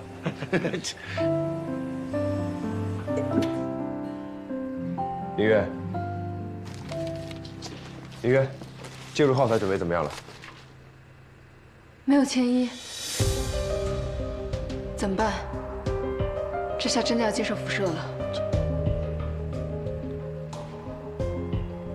没事，非常级的辐射量不大，你们都出去吧，我自己可以。哎，谢谢郑总。八戒，站着！干嘛去？X 光射线。你都有闺女，你怕吃什么射线呀？再说，这楼6级以上余震肯定塌。塌了我顶着。李渊啊，你出去。我不怕吃线。这里用不了这么多人，外面还有其他患者呢。但是我没但是，出去。哎，快出去吧啊！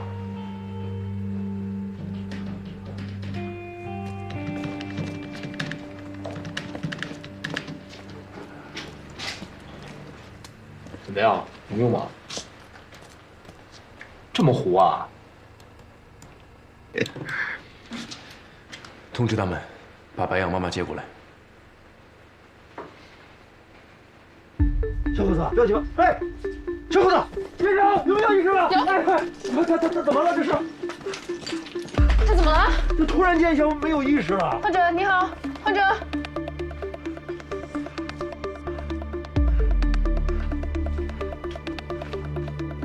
啊！肝破裂，必须马上手术，叫个麻醉师过来。没有麻醉师，就得你来了。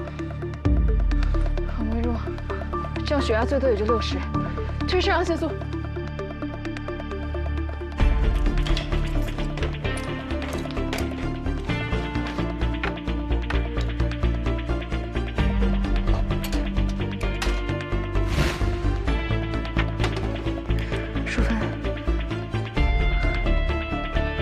10微克应该够了。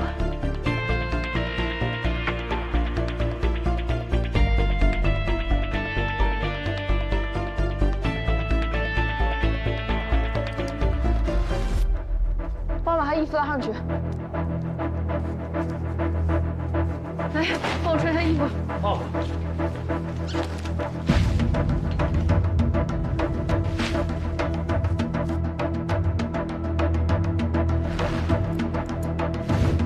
没消毒啊！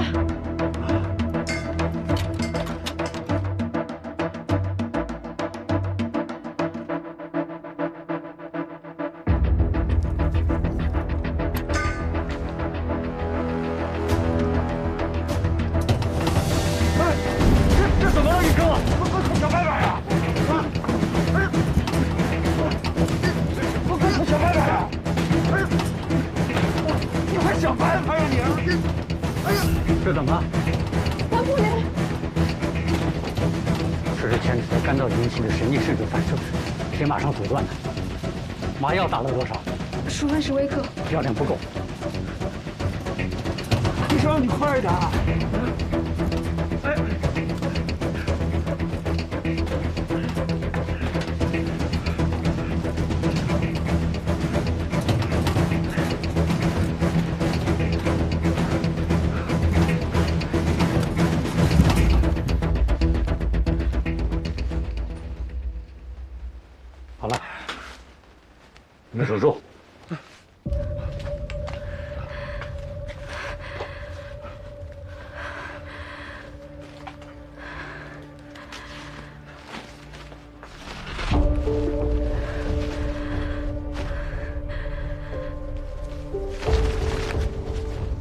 别愣着了，快来帮忙。哦。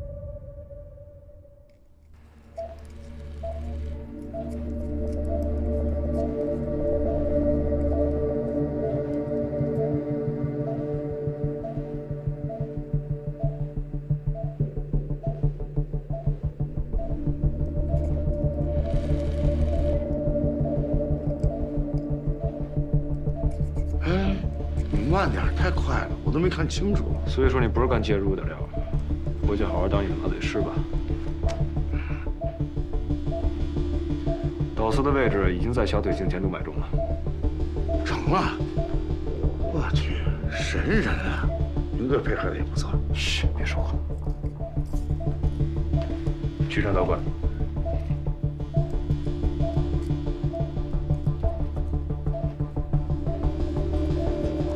你慢点，图像太模糊了，我看不清。就是啊，郑哥，这机器老化太严重了，全是尾影。你到底是怎么能确定这微导丝在哪个位置啊？造影机。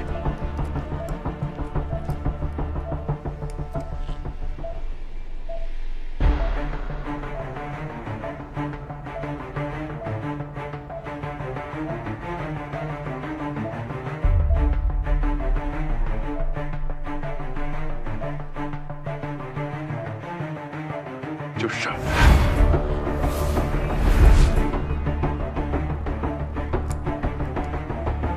取着。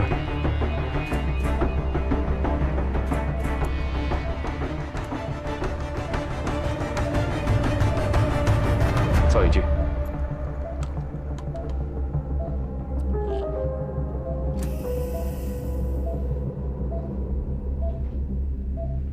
我眼睛模糊看过大概知道微导丝在哪儿，完全没法做超选。你是怎么做到的？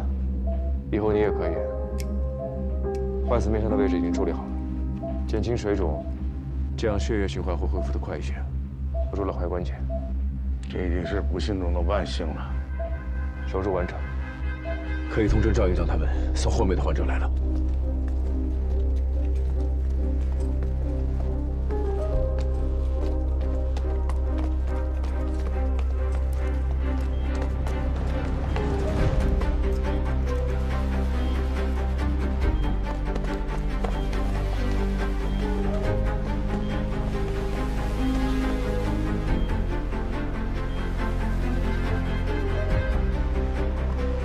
大家动作再快点！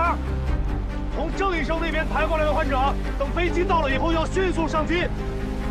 帐篷里面需要送到郑医生那边做介入的患者要优先安排，大家一定要询问清楚。前面的帐篷还有空余的床位。注意脚站。赵院长啊！赵院长，那边怎么样啊？一直在救治。 小郑是真不错，用介入解决大问题了。哦，好，你们辛苦啊！胃肠肌做这个介入手术，怎么做到的？王超吧，咱们加把劲吧。哎，下一个患者。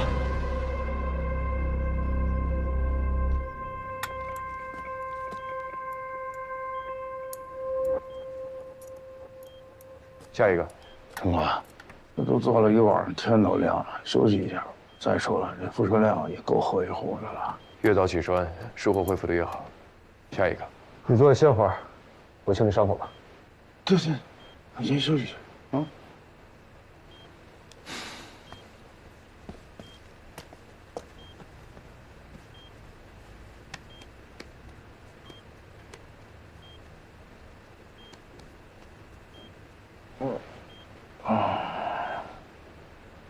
哎，一会儿，睡着了。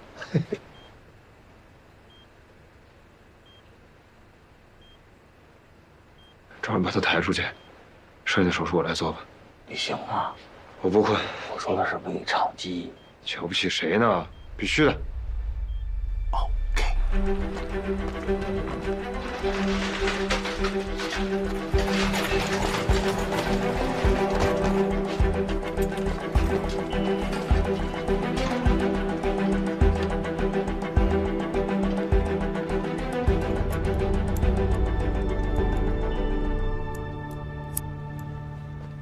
慢点，放在床上吧。来，把郑医生抬起来。郑人，郑人，来，来，361。他怎么了？没事儿。怎么回事？这是疲劳过度了，但是应该没事儿，睡一觉就好了。有事不要命，这没千医的情况下，一晚上做10台手术，是19台。啊，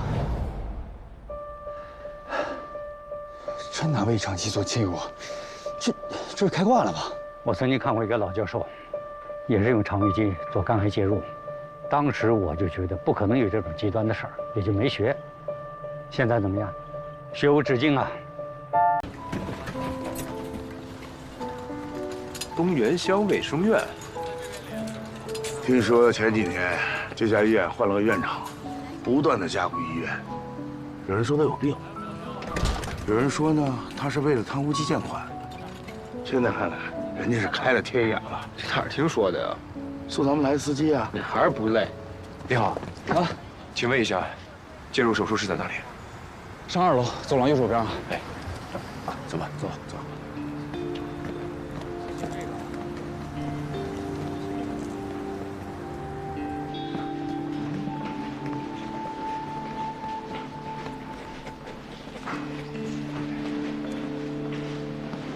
谢总，您怎么在这儿啊？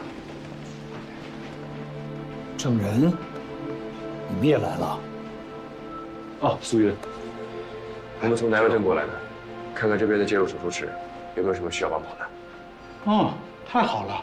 我们这儿有2间介入室，一间呢是本地的刘主任在做手术，另外一间还空着，你们可以随时使用。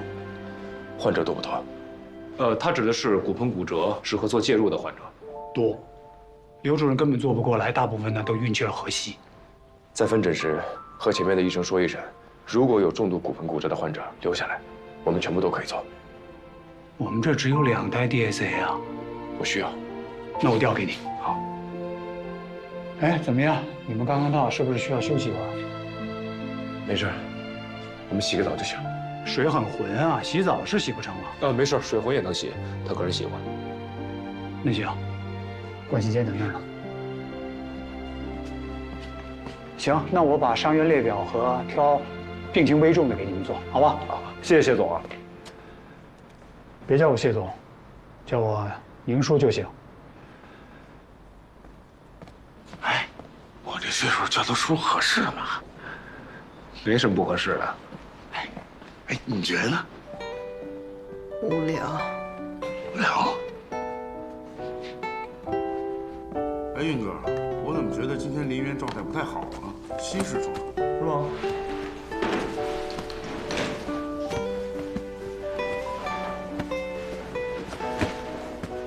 伍佰，你认识那谢总啊？怎么没听提过呀？这车行不行啊？嚯，真够混的！一会儿点洗啊。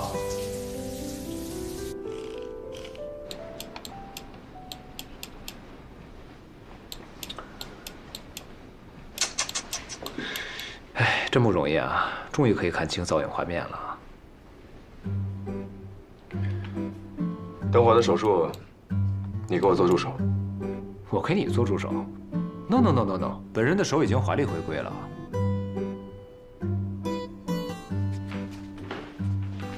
那都辛苦了，我给你们介绍一下，这是介入科刘志之刘主任，证人苏云。哦，林渊，阿司匹林的林，深渊的渊。哎，你们好。慧贤，我们的麻醉医生。你们好，感谢你们来东源乡支援。我们这有大量骨盆骨折的患者，需要用介入手术来治疗。听说郑医生很厉害，我来给你做助手吧。我是做循环介入手术的，对骨盆骨折的介入栓塞不是很熟。没关系，可以学习。那行，你们这台配齐了，我就自己发挥了。李云，跟我走。准备手术吧。好。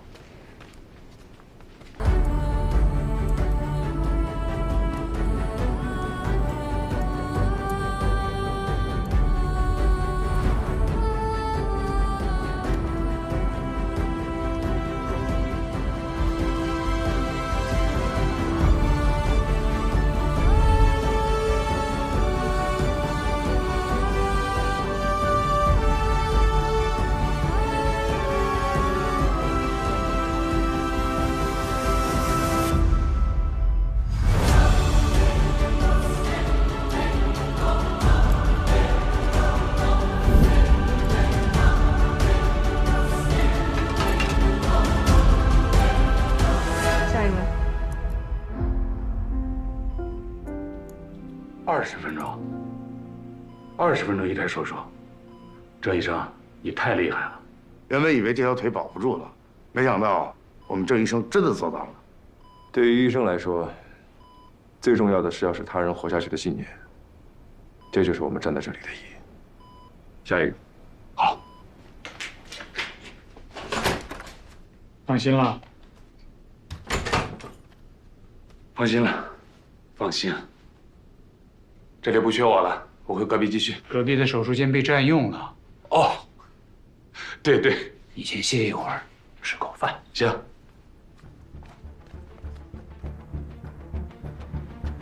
在线、造谣、程序员、栓塞，这操作干脆利落。这些血管，在咱们那儿那就是崎岖无比的山路，可到了人家手里，那就是6车道的高速公路，随便狂飙了，太厉害了！27分32秒，太快了。老师，要不咱们先吃饭，饭都凉了。真亏有他们，要不然我们连热饭都吃不上。哎，是啊，老师。哎，吃饭。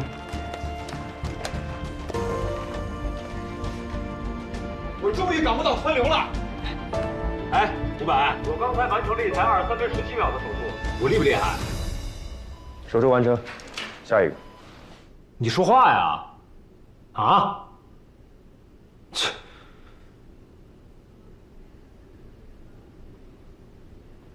！18分57秒。对。他刚做完的。是的。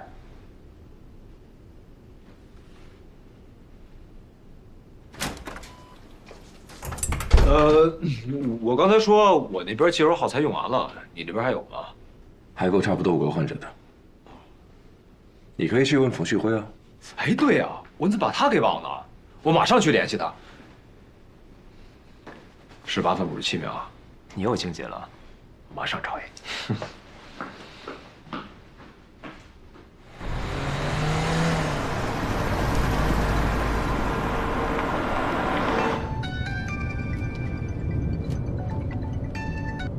怎么了，云哥？哎，冯旭辉，你在哪儿呢？在配城呢。你在配城？对啊，刚送完货，现在在去精神伤仓库的路上。太好了，我在东阳乡医院急需大量介入耗材，你给我多送点。好，我现在马上就去取。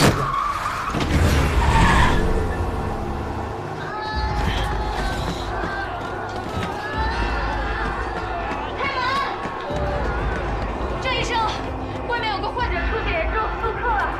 我这边已经结束，赶紧推进来，我来处理。好。现在情况坚持不了多久，怎么办？继续压迫止血，输血输液，人接入耗材来。郑医生，后面还有好几个差不多严重的。别着急，一个个来，先处理这个。神经脉穿刺症。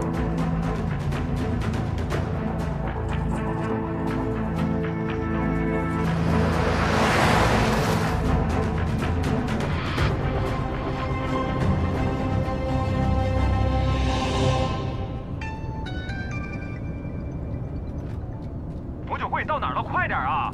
来了来了，我马上10分钟。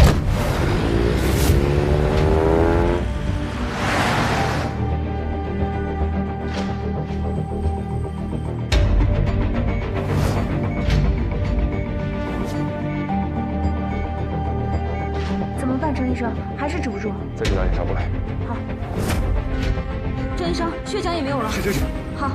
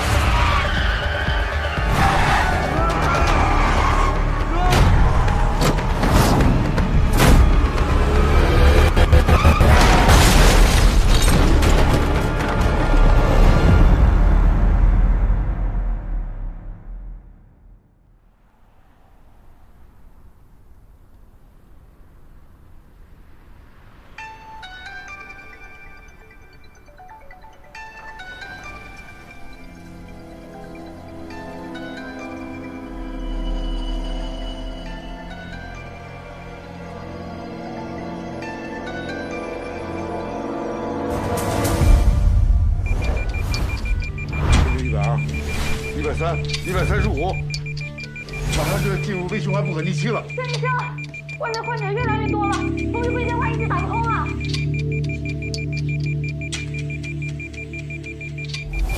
来不及了，安排那些人转院。好。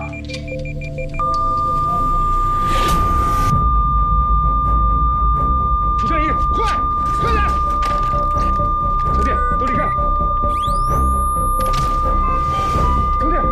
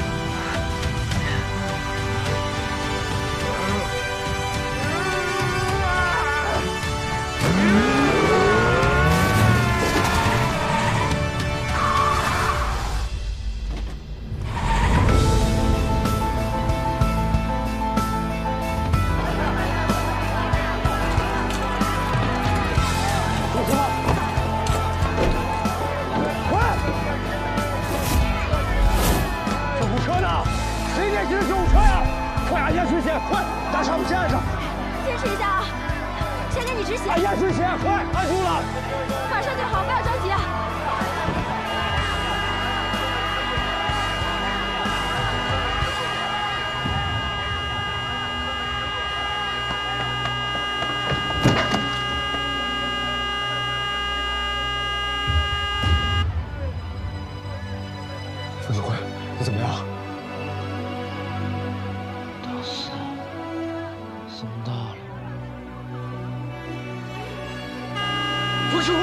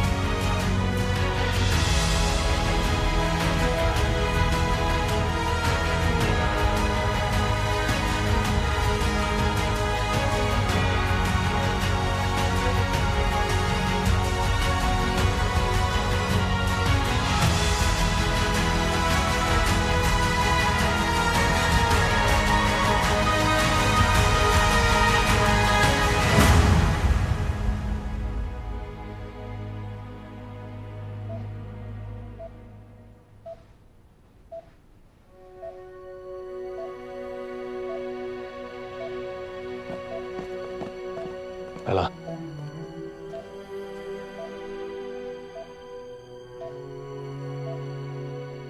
骨科大夫怎么说？骨科陈医生说，钢筋正好从大腿的坐骨神经和股动静脉之间穿过，暂未对血管造成损伤，但对神经的损伤就不确定了，要等恢复一段时间再检查。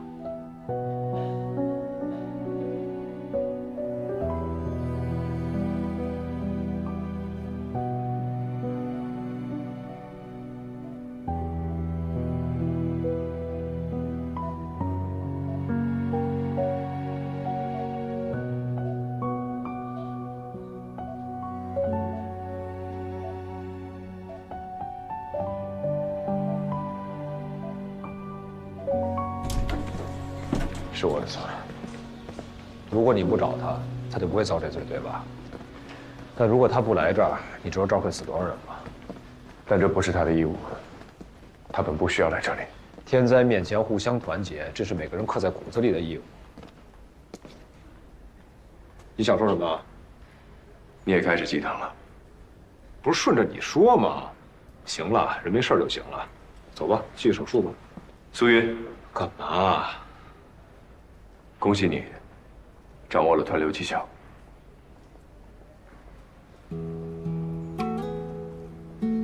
我可是天才，不要耽误本天才精进了。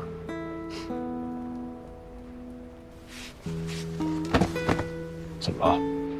没事。你先睡半个小时吧，欠遗传1天了。走。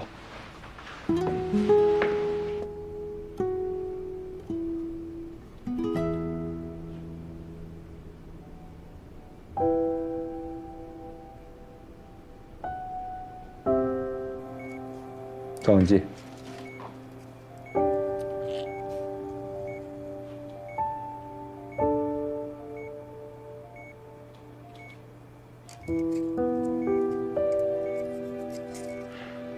19分23秒，咱的手速又突破了，真不错。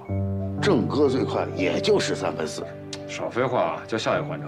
嘿嘿，好嘞。苏医生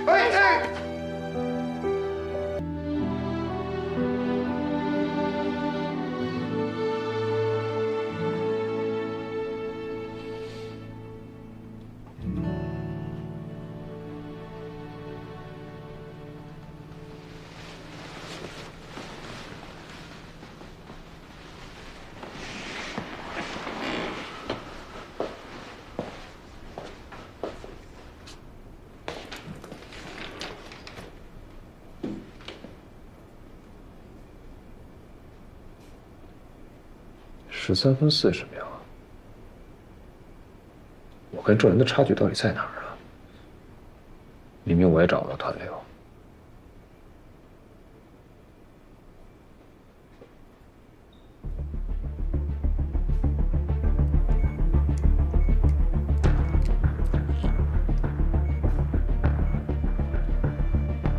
股动脉穿刺没问题。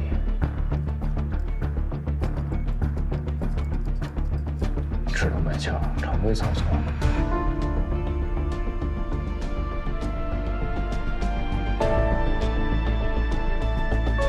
微导丝直接进入，而不是常规导丝间接。力量完美，角度完美，动作完美，无懈可击。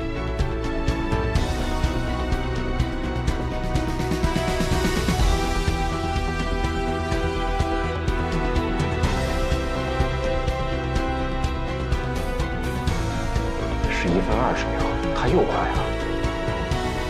手术结束，下一个。我一定能做到。安主，安主，老总，老总啊！怎么回事？不是说没有伤到坐骨神经和重要器官吗？刚才我们来查房，发现他高烧39度，心跳111，血压也在一直持续的下降。我怀疑是局部的细菌感染，应该是脓毒血症，快做血常规和 C 反应蛋白检查。化验已经做了，我们正在等结果。如果真的是细菌感染造成的脓毒血症，必须马上截肢。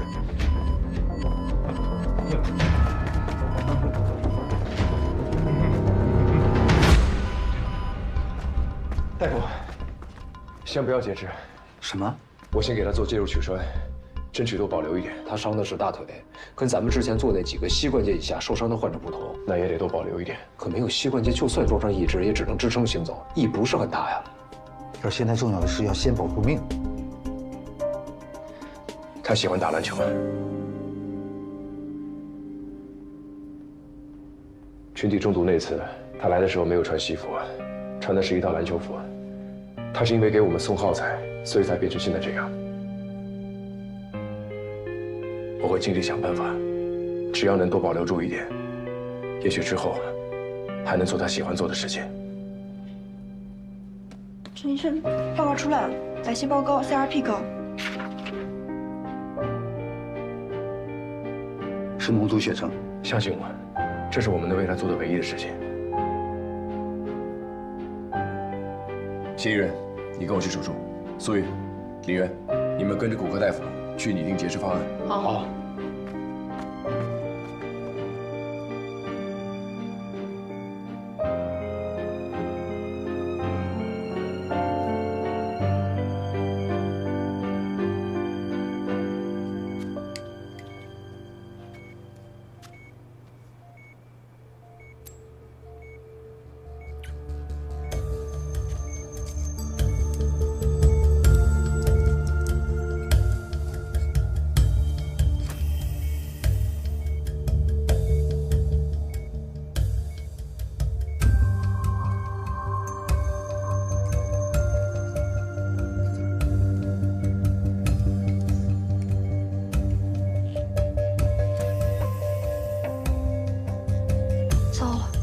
全都堵死。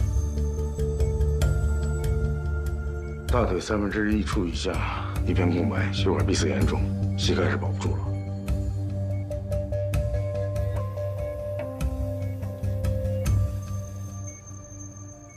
准备取栓。郑医生，栓子形成至少6个小时以上，甚至超过36到72小时，难度很大。刘大夫，情况怎么样啊？副主任，这位是河西骨科的副主任孙大夫，下面这个手术由他来做，现在怎么样了？还在进行中。孙医生，你过来看一下，你看一下造影机的情况，确定能保住膝关节吗？这不可能了吧？大腿也未必能保留住多少啊。那截肢的时候能不用止血带吗？为什么不用？是等到血管疏通之后，直接截肢吧？没错。立刻取出坏死的机体组织，尽量减少并发症。不用止血带，那出血怎么办？那可是股动脉啊，切开后血流成河。取出来了。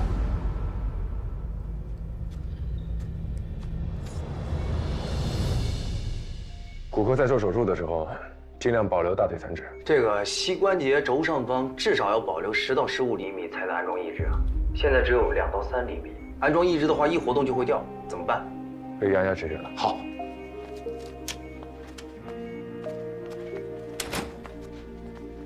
你是有什么疑问吗？关于义肢的问题，教科书上标准的残肢软组织部远端要在自股骨下端至少10厘米长。那是以前，2007年的时候，一个在伊拉克战争中失去左手的士兵就展示过新型仿生假肢，现在在欧美都有售。而且根据报道，仿生义肢可以适应在2到3厘米的残留肢体。大哥们，我知道有这种义肢，可关键它负担得起吗？这个钱我出了，不止一个。还有很多患者需要被截肢，如果都能装上这款新义肢，我们的手术压力会减轻很多，患者术后的生活质量也会好很多。这得多少钱啊？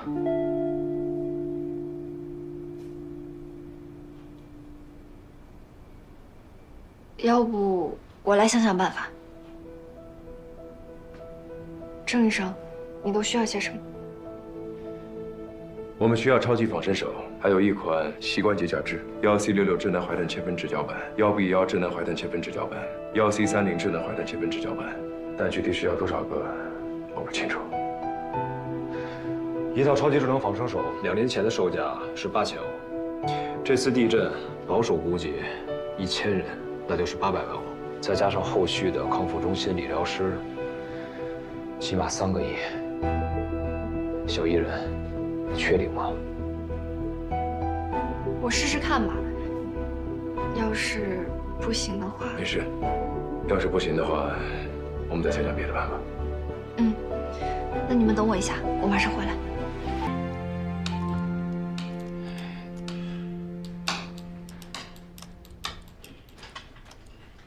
我回来了，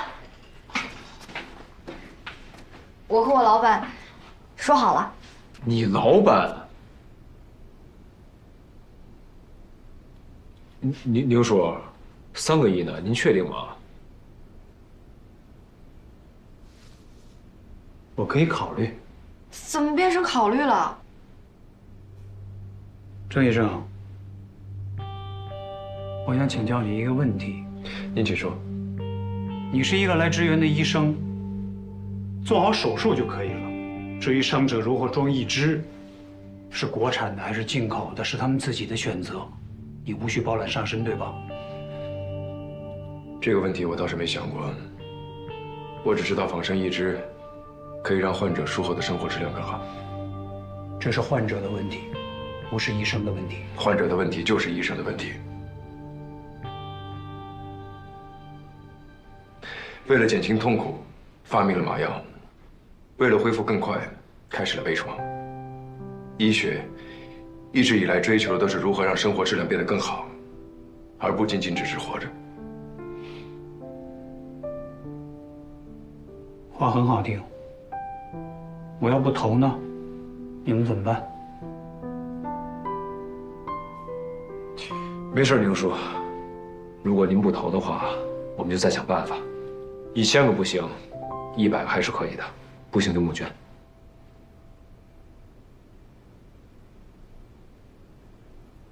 就你们这个脾气，不可能拿到投资。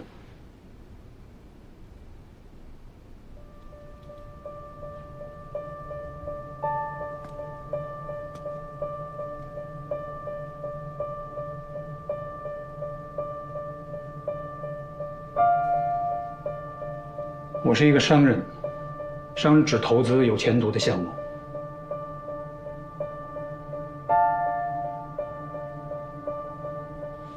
我希望你们不要让我失望。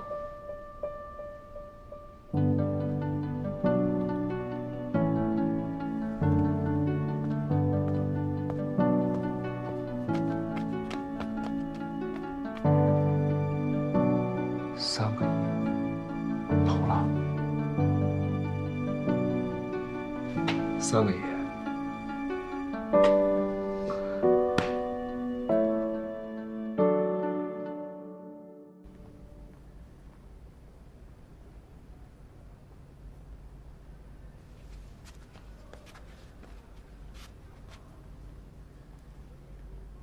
这次应该没事了，手术很成功，就等新的移植到了。这人你也别太担心，冯旭黑以后还能跑能跳，我们也算是功德圆满了。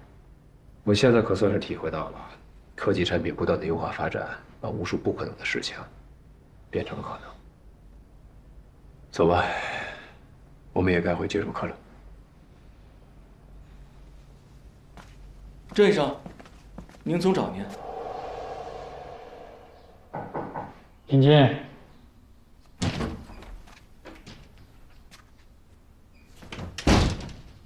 林叔，坐。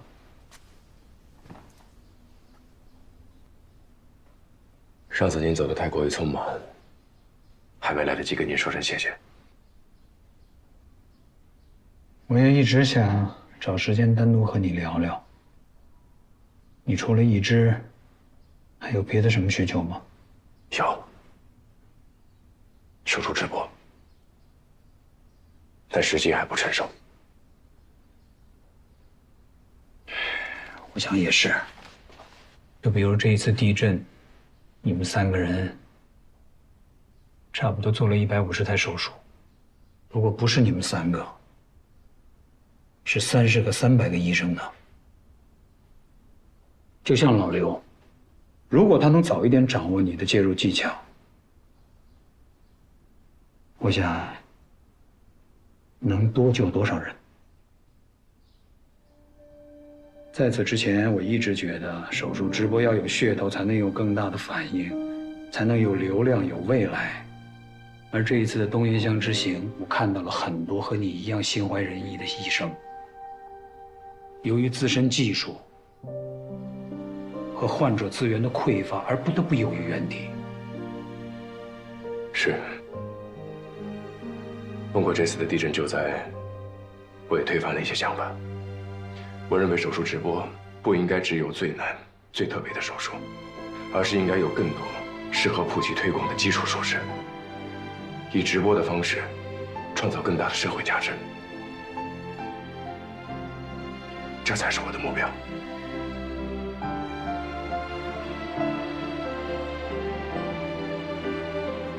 我今晚回海城，等我的好消息。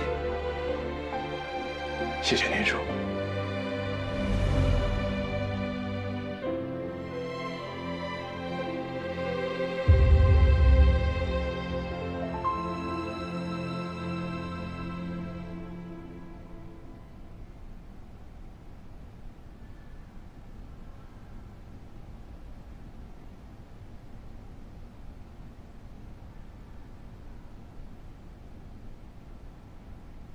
傅举辉，你醒了？苏医生、郑医生，你们怎么来了？别动，我们来看看你，感觉怎么样？好多了，好多了。哎呀，之前那条腿啊，护士说什么感染了，疼死我了。现在感觉好多了，没什么感。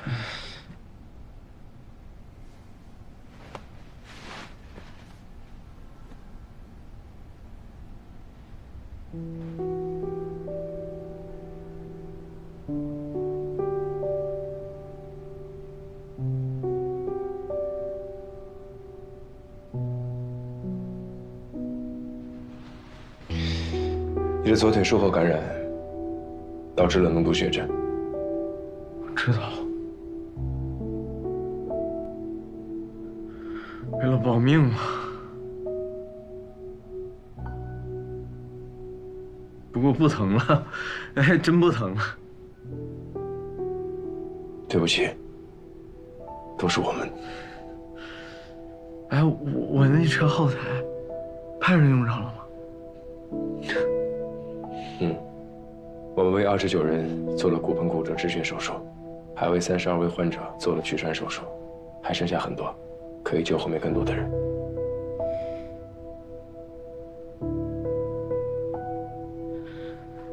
那就值了。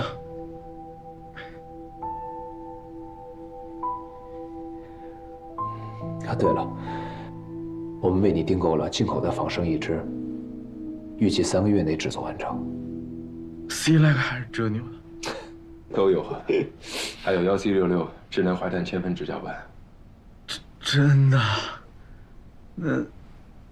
那得多少钱啊？你值得。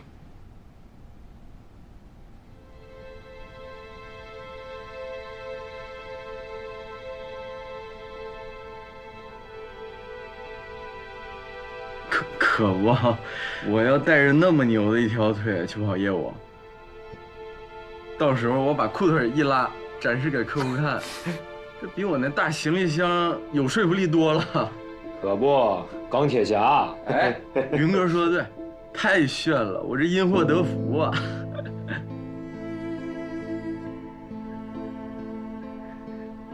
哎呀，没事儿。真没事儿，郑哥，我往这赶的路上就做好随时牺牲的心理准备了。结果命大没事儿，还得了咱们这行最牛的仿生义肢，我这赚了呀！别人不知道，我还能不知道吗？带上那玩意儿，我都能去跑马拉松。我记得有一个青岛小哥叫啥，刀锋战士，老厉害了，火遍全网，还刀锋战士。谢谢你，方旭辉，赶快好起来，带着你的刀锋战士，拉着行李箱，来找我们。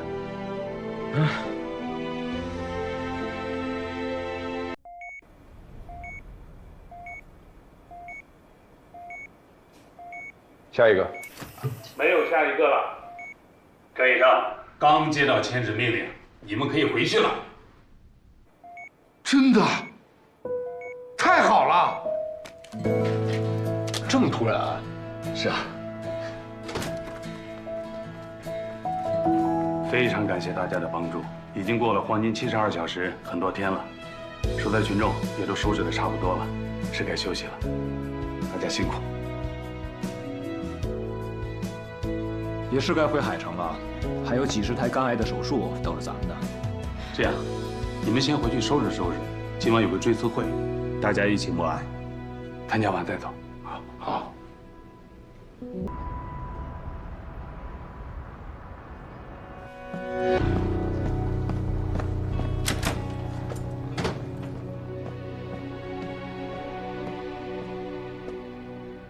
你跟彭家什么时候谈成的手术直播？一直都有联系，但做出决定是在东岩乡地震救灾的时候。这事儿为什么不跟我商量一下啊？因为我知道你会反对。即使我反对，你也会做对吗？郑仁，你以前是一个人，你喜欢独断专行这个没问题，但你现在有团队，你有为团队的人考虑过吗？你想免费手术，你想免费直播，你想免费教学，你让他们耗时间耗精力陪着你，谁给他们发钱？还有，你为医院考虑过吗？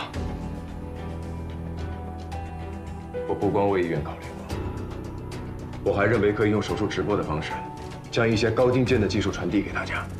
通过这次救灾，我才发现，大城市的基础医疗相差不大，可是乡镇农村的医生，他们能接触的患者是很单一的。他们需要去学习新的技术，他们需要去接触更复杂的手术。直播是没有门槛的教学，如果可以用这种方式把我所知道的技术传递给大家，就可以拯救更多的人。我们医院一直的理念，那就是患者至上。你的想法我理解，你的目标我也非常认同，但起码得先让医院活下去吧。什么意思？我就跟你直说了吧，医院的名声是越来越好，但营收越来越差。花儿姐本来不想让我告诉你这个，我也认为等熬过这段时间，一切会好起来的。可我们没有这个时间了。为什么？如果海城1个月以后还是赤字，花儿姐就要引咎辞职。辞职？还记得秦丽人吗？当时咱们在北达得罪了他，这段时间他一直逼花儿姐要辞退你。你知道刚才花儿姐怎么跟我说的吗？这次的辞职，她是不可避免的。她想在走之前能帮我们多少就帮我们多少。郑仁，她在走之前还想着帮我们完成你所谓的梦想。海城已经岌岌可危了，花儿姐一走，你认为后面来的院长能允许你这样吗？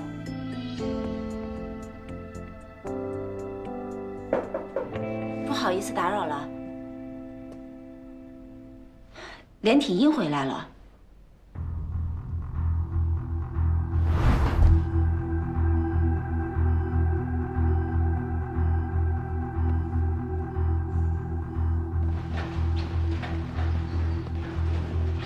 你好，郑医生。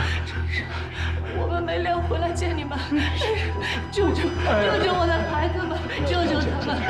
郑医生，我们从电视里看到你们在前线的事情，我老婆当晚就不行了，哭着说要回到这儿来。福儿那边怎么说？他们说这个手术太难了，他们要我们放弃妹妹。郑医生，妹妹活着呢，妹妹活着呀！你们救救她吧，我求求你了！求求你！你先别着急，让我开下给你。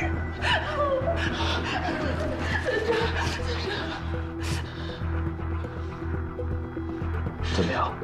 妹妹的心衰果然加重了。照这么下去，就怎么不手术？郑医生，我知道你们是海城最好的团队，是我的错，我们不应该走的，我们给你们道歉，救救孩子，求你们，我不应该走，求你们救救孩子，孩子无辜。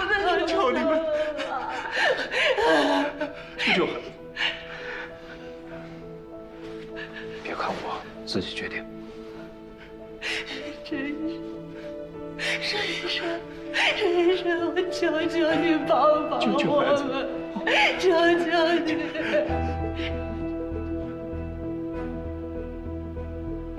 医院的名声是越来越好，但营收越来越差。如果海城1个月以后还是赤字，花儿姐就要引咎辞职。海城已经岌岌可危了。郑医生，救救孩子！求你！沈医生，我求求你帮帮我们，求求你！去办入院手续吧。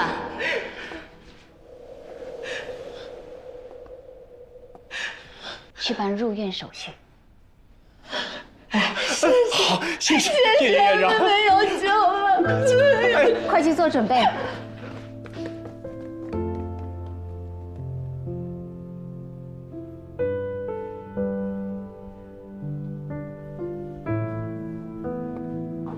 你们之前为这个手术投入了那么多，就别半途而废。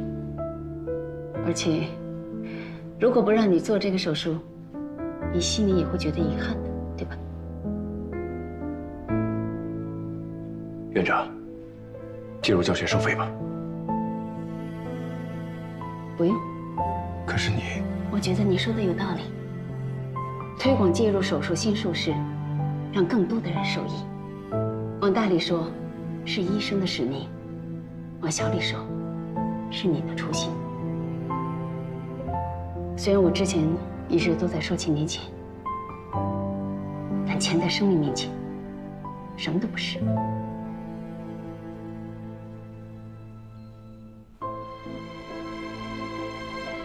所以，郑医生，请你放手去做吧。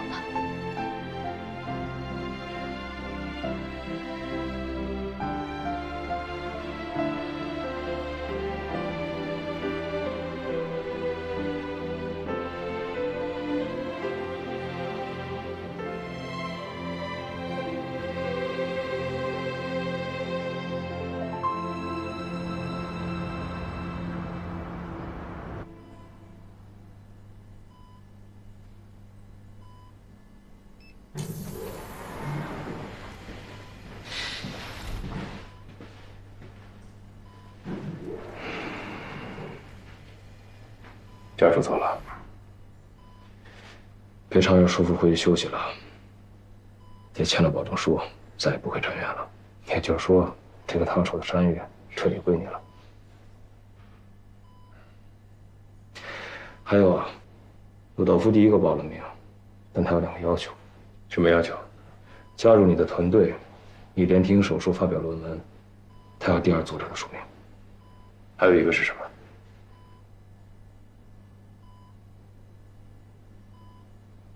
连体婴分离术，他要当心外部分的第1主刀。不行，心外第1主刀是你。我已经答应了。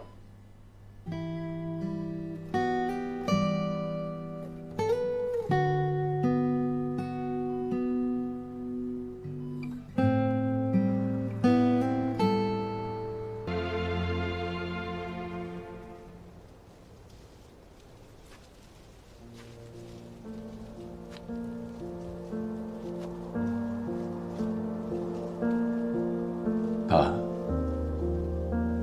我回来了。虽然这些年总是去援藏援非，在实战中历练着自己，但只有这一次深入地震前线，才能了解到你20年前那场水灾时你的感受、你的经历和你的无助，明白了你创建海城的初心。人类在面对天灾和疾病时，是如此的无助，如此的不甘，所以才诞生了医学。与天争，与命争，于自己上。而一家医院、一群医生远远不够，医疗需要无边界。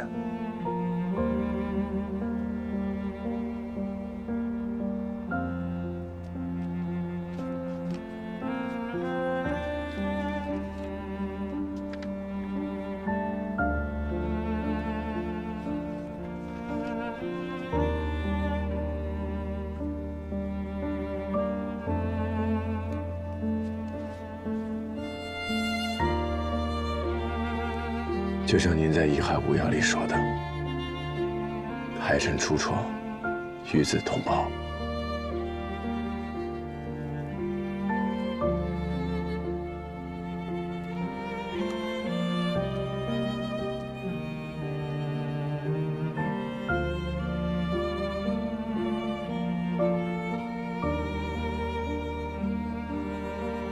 晚安，爸爸。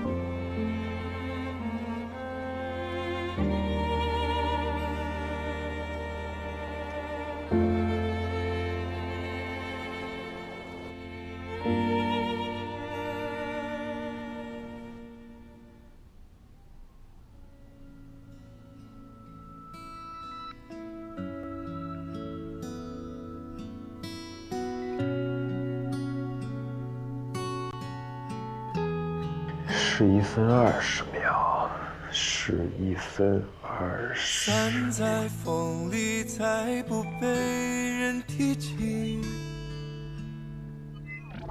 霓虹光11分20秒，再来。我和你从不同过去，学着治愈。却未曾抚平，淋在雨里最孤单的风景，渐行渐暖渐远去的冬季，我和你一样的秉性，不惧人心，想从不认命，感谢生命有过几场风雨，冷静地看清过自己。今晚我是最幸福的人。追寻生命印记，你这光多鲜明。鲜活的奇迹和勇气，口水、哈喇子、乱、片的，非常多。海了，是不是连起来就是老天不好了，患者麻醉醒了，海了的哈喇子片的了。哎呀，对，耶，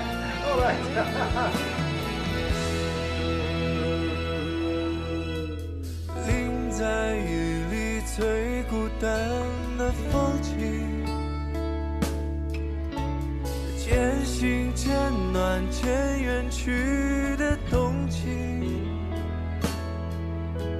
我和你一样的秉性，不惧人心，想从不认命。感谢生命有过几场风雨，冷静地看清过自己，和你一样的追寻生命印记，你这光多鲜明，鲜活的奇迹和勇气，很像你的我，终于成为了你，很像你的我，终于成为了你。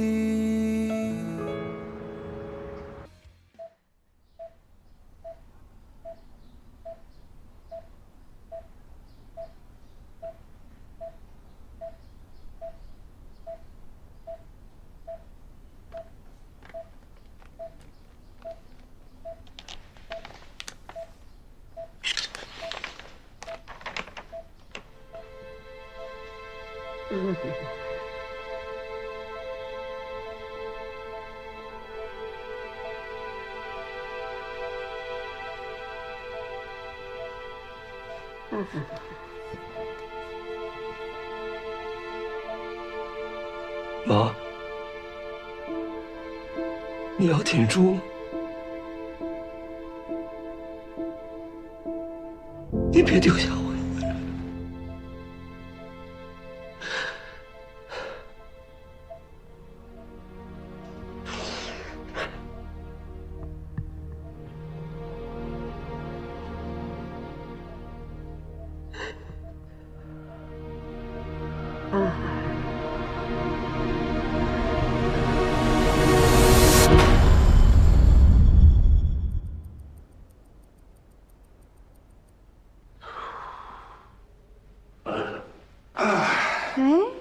8点了，郑医生怎么还不来啊？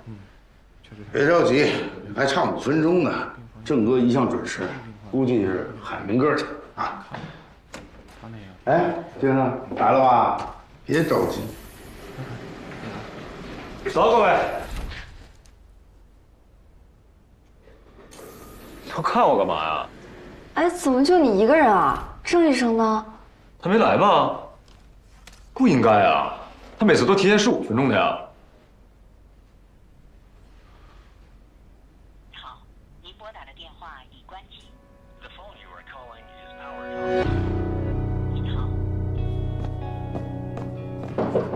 郑然，郑然，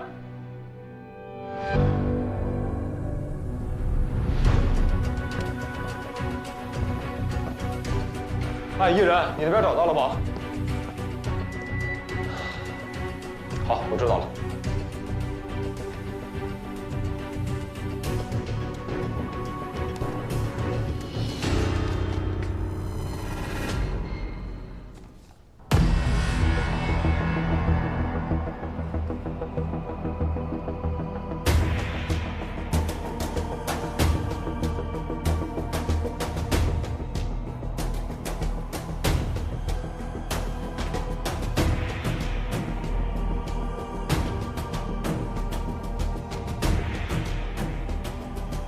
来，把这个打落，慢放。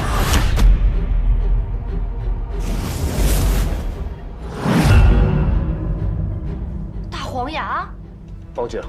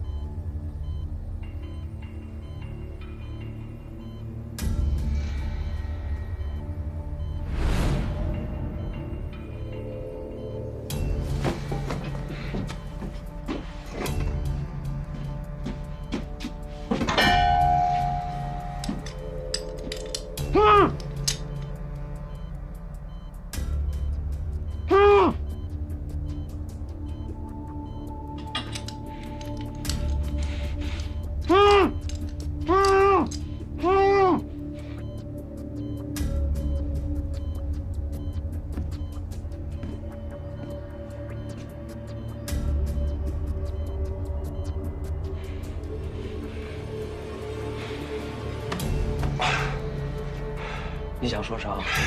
没用的，血氧80%会导致酸中毒，你现在必须马上送往医院治疗。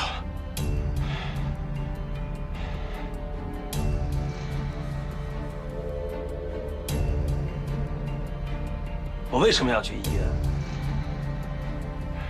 有你在，你就给我治。我给你指条道，把我妈看好。 不然，我让你跟我妈一起走。陈淼的儿子，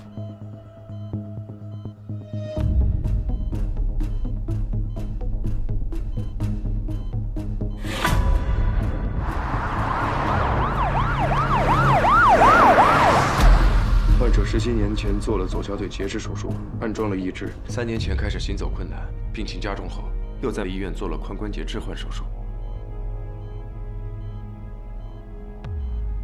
你看我干什么？你给我治！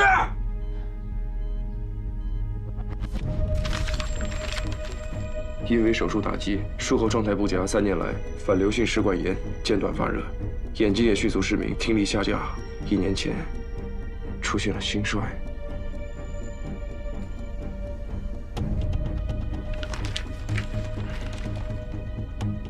最后一次检查是在3天前，心力衰竭。继续进攻到衰竭，慢，全速加油！有没有拖拉3米？没有。赶紧摇手，让你妈坐起来。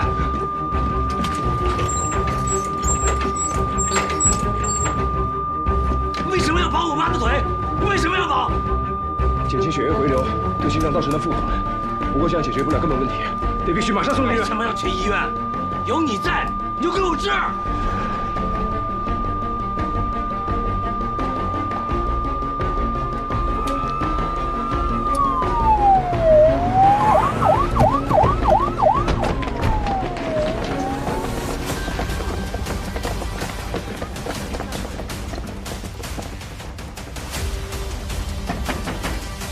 里面有人吗？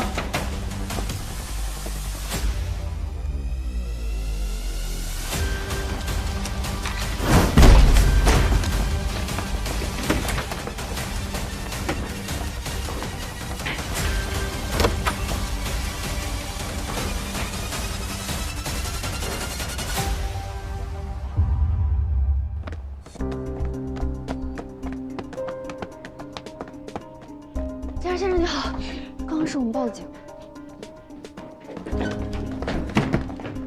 警察同志，刚刚是我们报的警，这屋子里的人呢，是被你们抓走了吗？我们来的时候就没有人了。怎么会没有人呢？我之前来过的，他就是住在这儿。你来过？对，是当年李爱芳的事，是我爸出钱给他安装了义肢，这些年也一直是我爸给他提供了医疗援助。对了，账号。看一下，我这有一个他的秘密账号，看看能不能顺着这个找到他。哎，老沈，帮我查个账号，看看他最新的活动轨迹。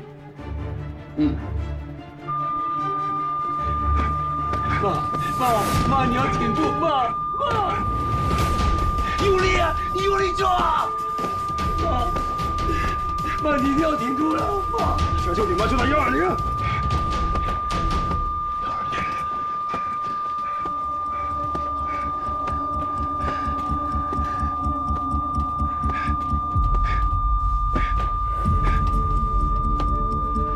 你要是救不好我妈，你也别想活着出去！打120。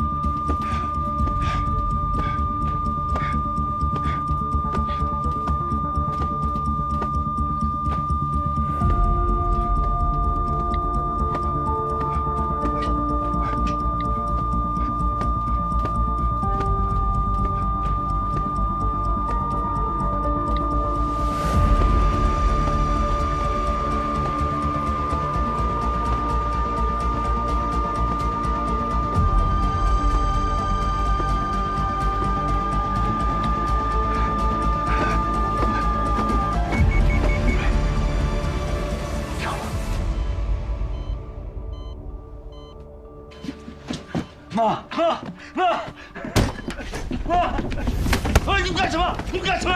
我们是海城市环新区派出所的，这是逮捕证。黄国，你涉嫌非法拘禁，现在依法将你逮捕。带走，走。张医生，张医生，你要救我妈！我求求你救我妈！妈，你要挺住！妈。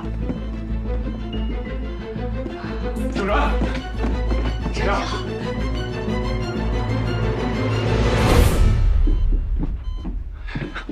怎么样？受伤了吗？快打120！快打120！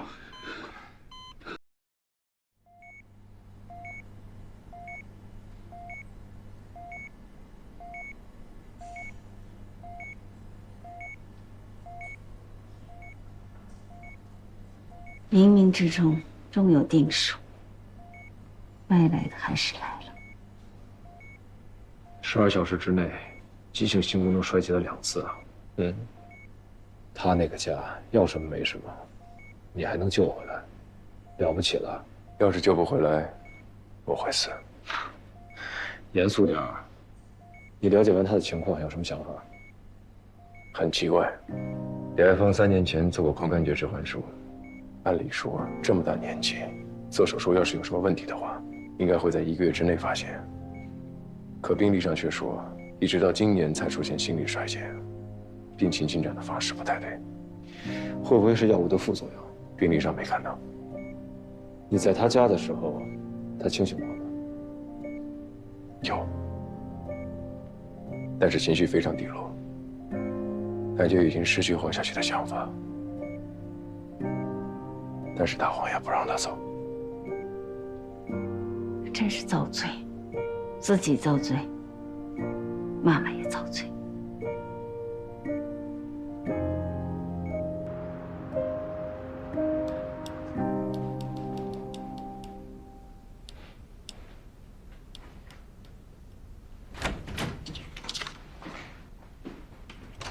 哎，他们人呢？常约他们去看连体婴了，更新新的体重体条数据。你看什么呢？这个位置。这不就是髋关节置换术吗？手术挺成功的呀。髋关节尺颈曲线内侧方的位置上有隐约密度的改变。3年前的片子了。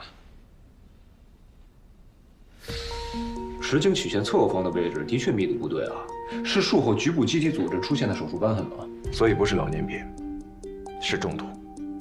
什么毒啊？考虑是某种重金属物质中毒，需要做血样分析和金属含量测试才能确定。再有就是，患者3年前置换的髋关节，用的是什么材质？之后患者有没有做过别的金属植入手术？要是有一份完整的报告就好了。小医人能搞定。啊，你们要的资料都在这儿了。辛苦了。辛苦辛苦。哦，这么多呀！这事儿和你没关系吧？什么？伍佰怀疑是李爱芳的髋关节出了问题，说是有可能被人投放了毒药。不可能，我爸不是这样的人，我更不是这样的人了。要是真想报复大黄牙的话，直接不给他发救助金就行了。哎呀，跟你开玩笑，这么认真干嘛呀？你们看这里，根据影像学的密度上来看，根本就不是手术后的局部组织粘连，而是第一次准备移植的陶瓷髋关节遗留的碎片。之前的病历里没有，但是我看了患者的既往病历，手术记录里有这么一句话：移植陶瓷髋关节失败，改换全金属结构髋关节。 20世纪60年代初，张查理博士开展了低摩擦关节置换手术，开创了人工关节置换领域的革命。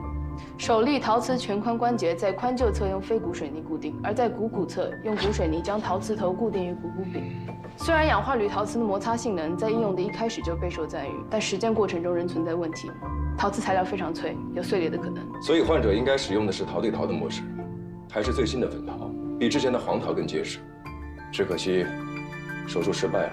所以我猜当时的医生应该是把碎片取了出来，换成了全金属结构髋关节。你们家挺有钱啊，给老人装这么贵的髋关节。其实也不是很贵，这是我爸之前给他们投的一个项目。确实，在一开始用的是最新的粉陶材质的人工髋关节，可是医生在手术过程中发现老太太的身体情况不允许，所以最后就换成了全金属结构的人工髋关节。定增的工作跟医疗相关。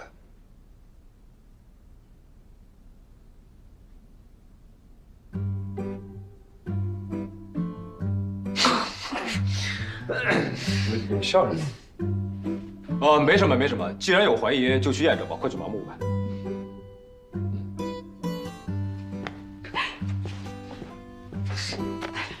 他完全不知道吗？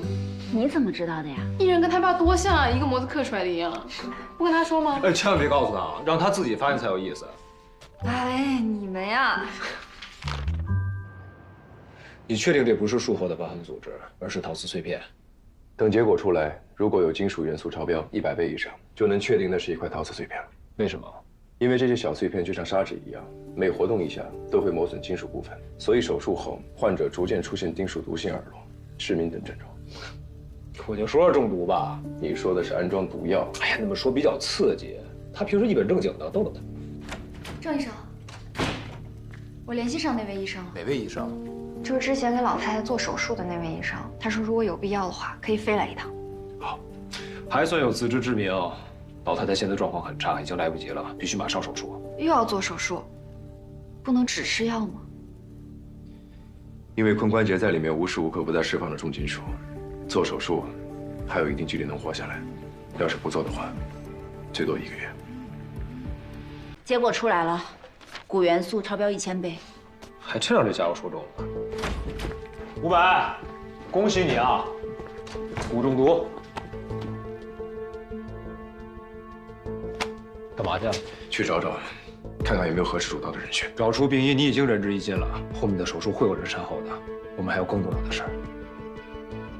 你觉得大黄牙会放弃吗？他已经坚持了17年。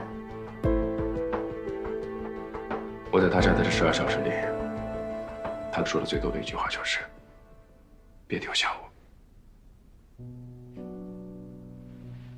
老婆跟他离婚了，儿子又不认他，街坊邻居都看不起他，也没有朋友。李爱芳是这一辈子最爱他的人了。老人现在83岁，这次手术如果失败，大黄牙也不会善罢甘休的。不过做手术这件事儿，咱们几个说了不算，能不能做手术还得征求大黄牙的意见。那我明天去找他。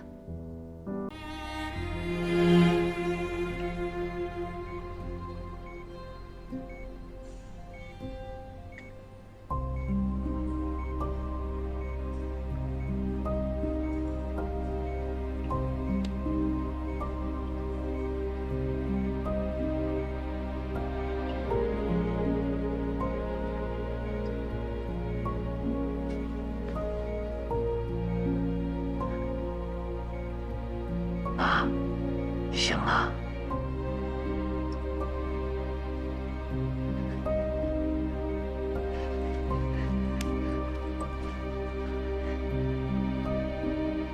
我跟你说个好消息，咱的病医院查出来了，医生同意给咱们做手术。等咱好了呀，咱们就回家了。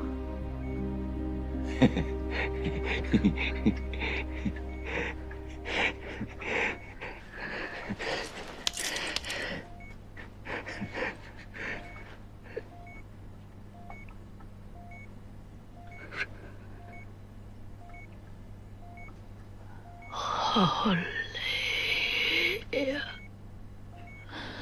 妈，你说什么？好累。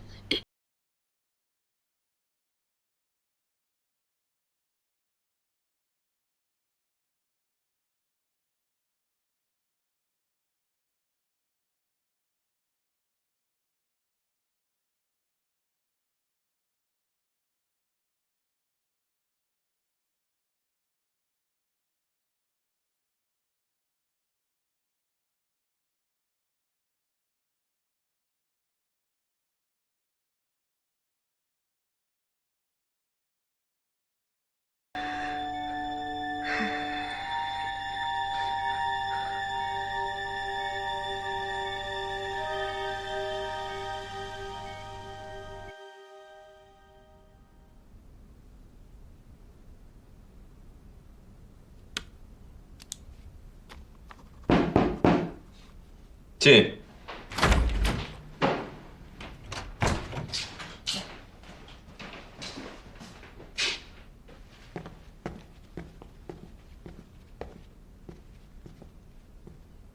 郑医生，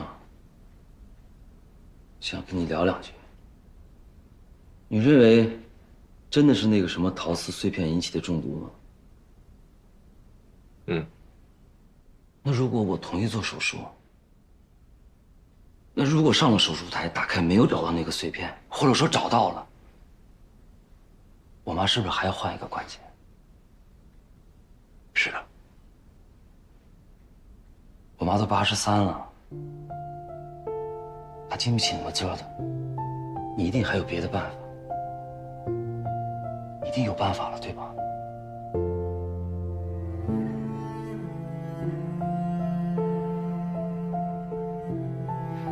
生，我知道你还生了个气，我对不起你。我知道早些年我更对不起您父亲。可是当时我真的没有办法，我真的生气。我冒着雨背着我妈跑了3里地的路，就是为了争取那个宝贵时间。为什么不给我们治病？我知道，在医生眼里，所有的病人都是最重要的，但是在我的心里，我妈才是最重要的。这些年，你看着我为我妈尽孝，不如说是她陪着我。前些日子，谢小姐让我在医院里面当护工，我看到了那些身患绝症的老人，他们就呆呆地看着窗户。我知道他们在干什么，他们就是想在自己还活着的那一点点时间里面，能多看一看自己的孩子。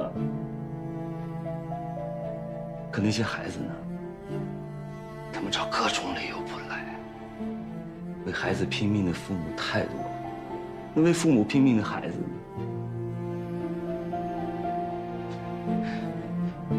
他们就是混蛋，混蛋！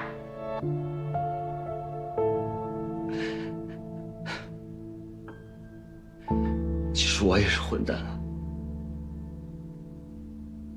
我为了我妈玩过命，闹过事儿，害过人。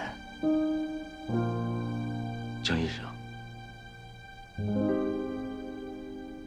我对不起你。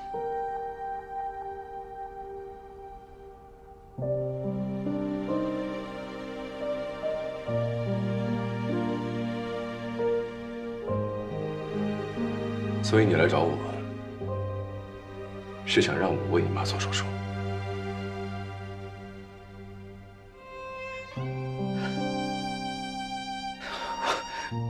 我也不知道。17年前，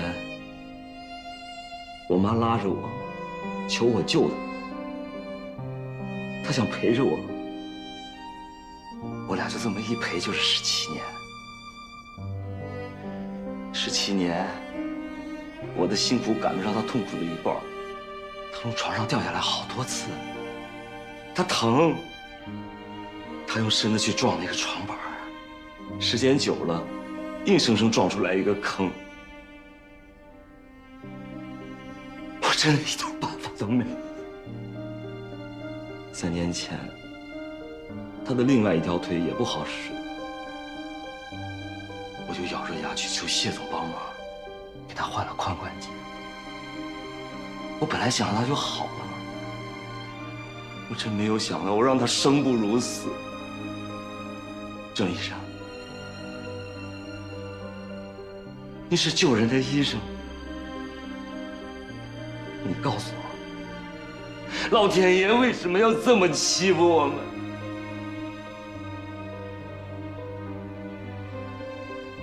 为什么？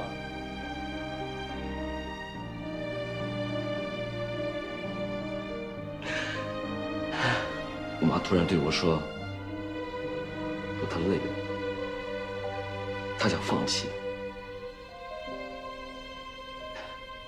我就想问你，如果是你，你会坚持手术呢，还是像我妈说的那样，放弃手术呢？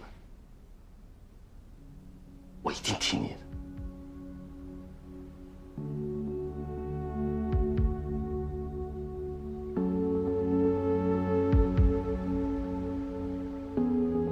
上一次，你并没有听从医生的意见。那个时候的我最不相信的就是医生。但是现在我最信任的就是你。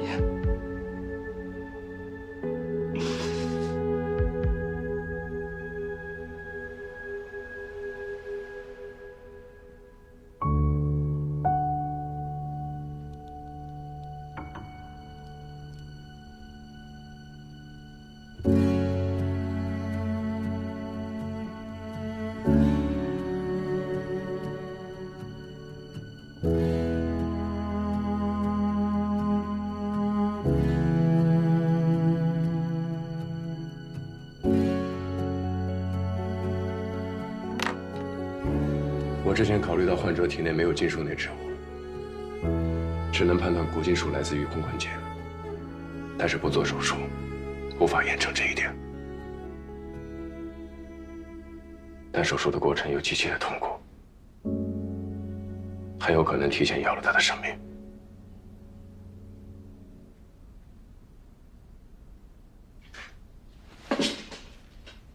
在患者的病症面前，医生和家属从来都不是敌对关系，他们是战友。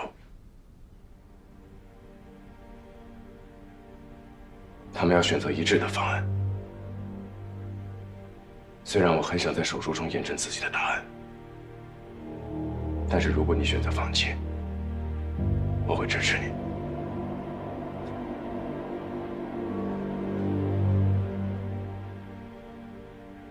17年，黄阿国，你做得够好了。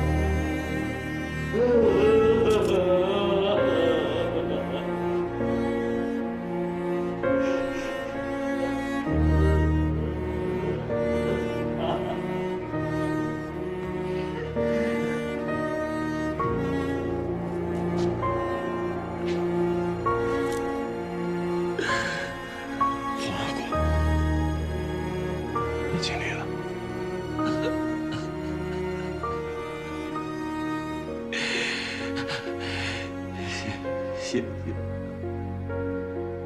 我终于等来了这一句话了。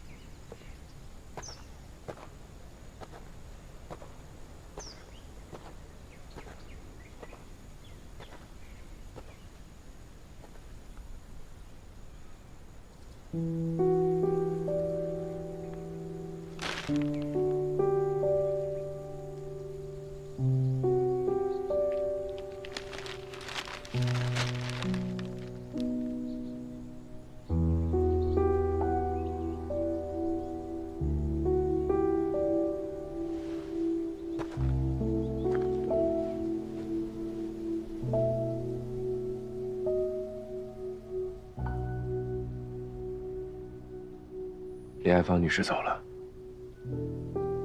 走得很安详。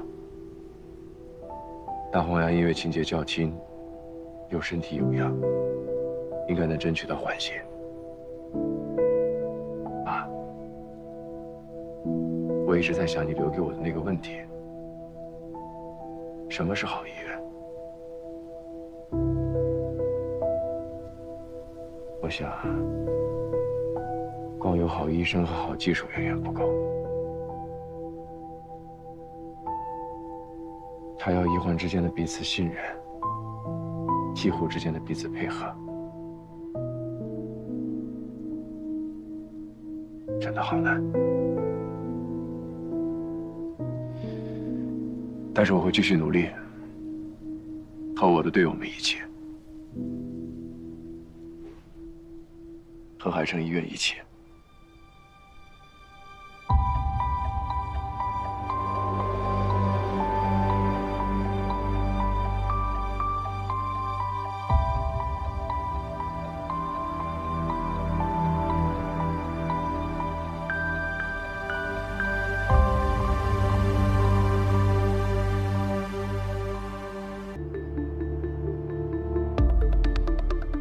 我们之前拟定的分离方案中，并没有考虑过心衰的问题。但现在妹妹的情况非常的不好，所以我们之前的方案必须要做出调整。我们通过3D 打印、计算机辅助3维数字成像技术，已经把连体婴的肝脏内血管进行了精准的结构重建，可以达到95%的真实手术相似度。这是我们之前做的 CT、MRI 3维定位，可以看到肝脏相连的部分非常的多。朝月。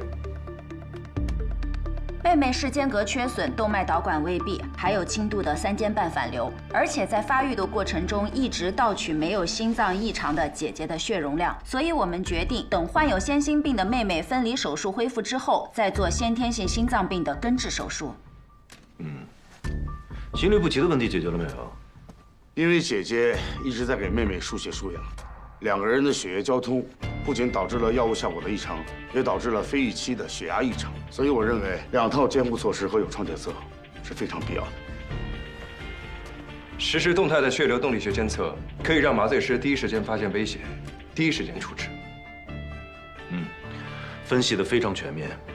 既然大家都没什么问题了，准备开始模拟训练。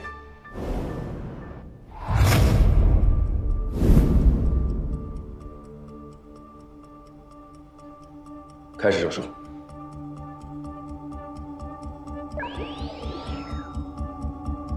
何姐，准备麻醉。好。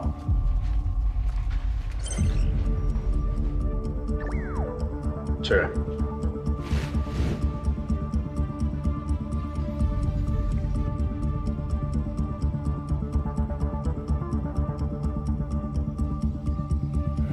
妹妹怎么还不睡啊？ 妹妹血压降低，妹妹血压降低。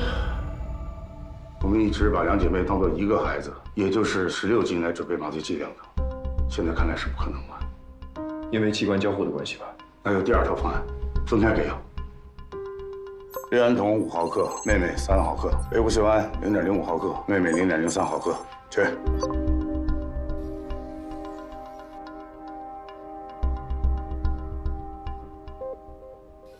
麻醉成功。这系统太真实了，吓得我一身汗啊！继续，下一步插管。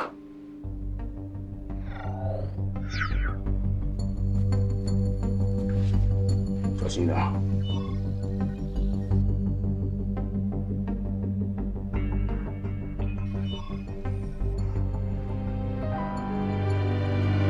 小心。手术失败，插管失败，第1次失败。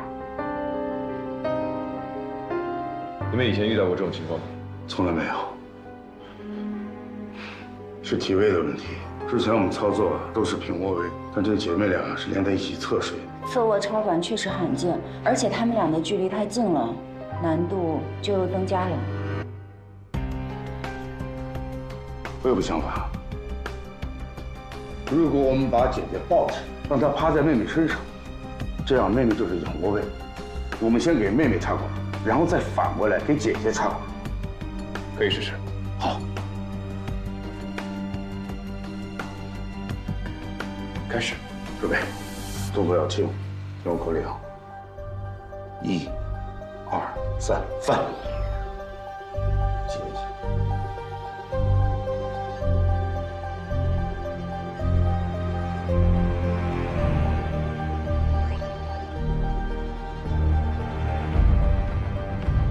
插管完毕，翻。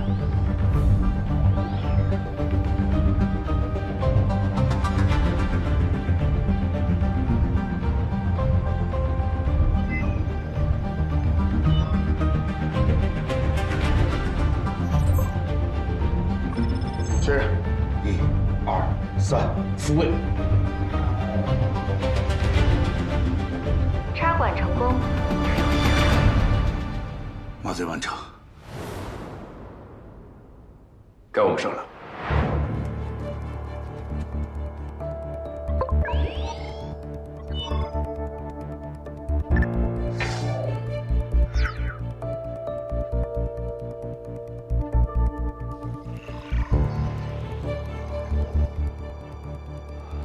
不像是模拟手术，而像是真的开台了一样。云哥。 这2个孩子的左半肝几乎完全融合，很难吧？而且连接处临近肝门和胆囊，无论分离时偏向哪一侧，都会造成不可挽回的损伤，所以必须精准判定相连肝脏各自的归属，再进行精准切分，保证血管的完整。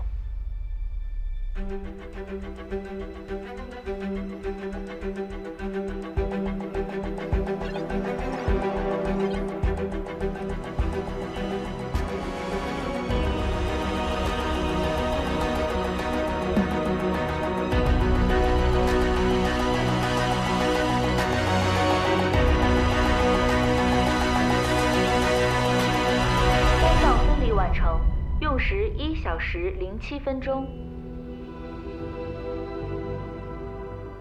开始分离心脏，交给我们吧。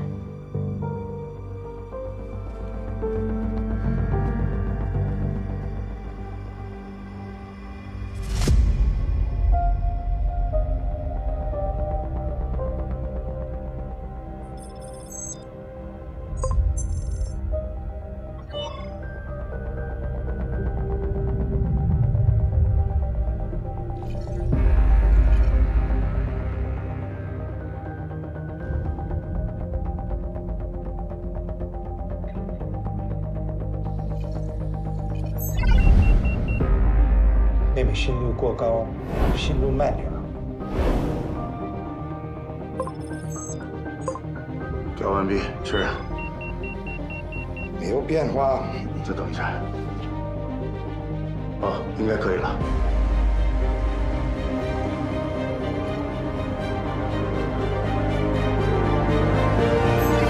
姐姐心跳停止，扁体婴分离手术第3次模拟手术失败。麻醉给的药过猛了，你之前帮我把姐姐弄没了。患儿心脏功能本来很差，我们要在最快的时间分离心脏。麻醉本来就是要把心率慢下来，慢下来。姐妹俩的血液是相通的，为妹妹给药的时候必定会影响到姐姐，这个确实很难掌握。哎呀，我知道了。我再找找临界值，来，重新给药。调完毕，确认。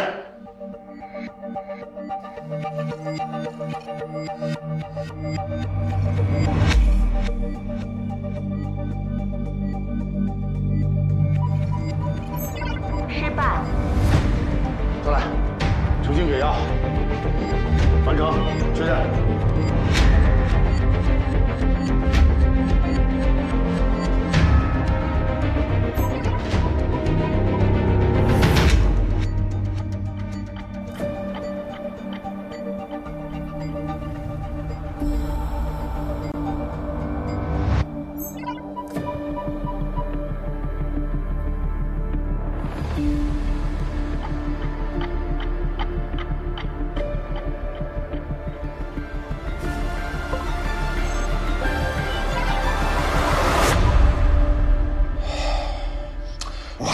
Why is it always with anesthetics?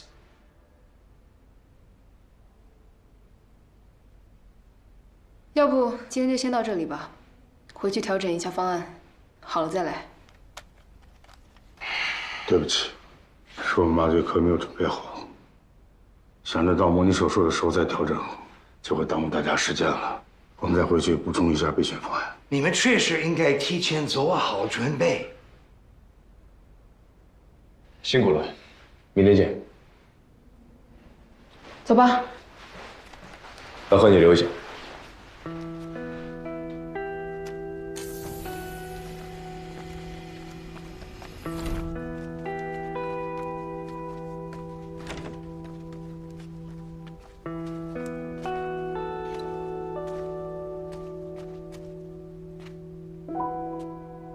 这么多次模拟里，分离肝脏的时候都没问题，一旦分离心脏，就全部失败了。是的，这个问题如果不解决，手术无法继续。这段时间我一直在思考这个问题，可一到模拟手术的时候，就全都错了。先是麻醉，后是插管，现在是心率过快。我再想想办法，好好研究研究。麻醉科向来都有一句话：没有最好的技术，只有最适合的技术。老何，我相信你会找到最适合的。这个手术我们一定会成功。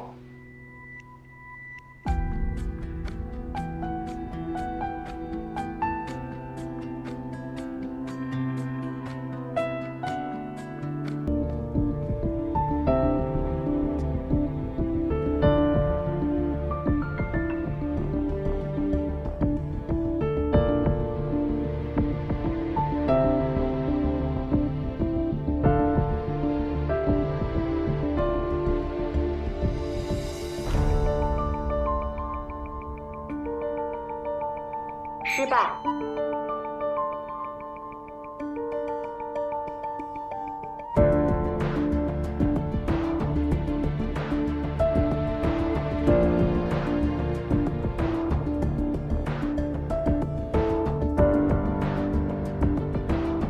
讲慢一点，贺钱。我给了，我给药了，还是那么高。我真的给了。手术失败，手术失败。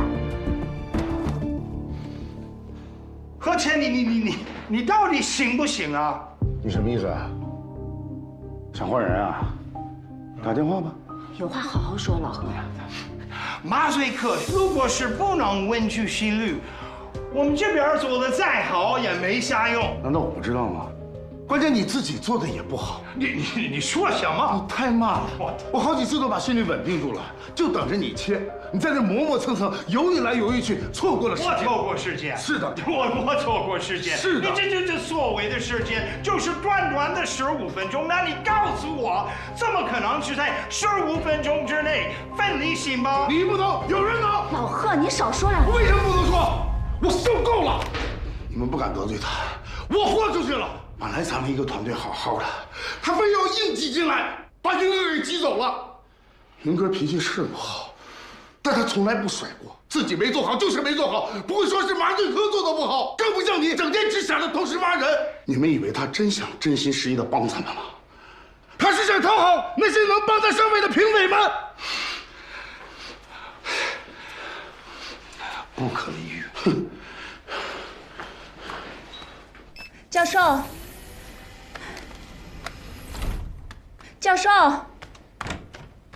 走。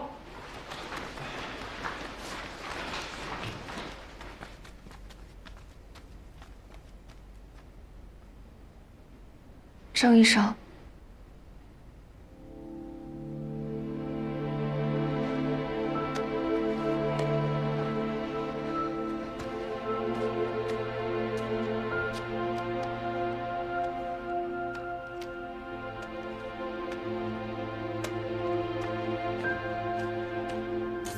直播的话，这台手术的模拟手术从来都没有成功过，太危险了。而且妹妹现在处于急性心衰的状态，必然导致手术的失败率直线上升。院长，您看我们还要冒险直播吗？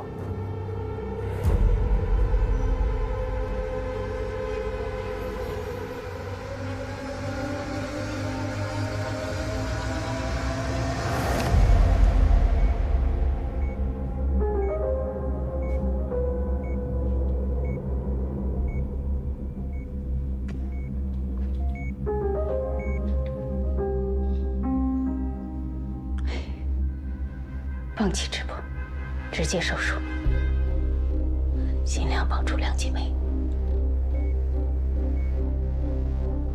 2个宝贝都要活。明白，院长。不，继续直播，我们会拼尽全力做这台手术。就算失败，至少能让大家在下一例连体婴中获得更多的经验，避免重复我们的错误。那么这台手术就依旧有意义。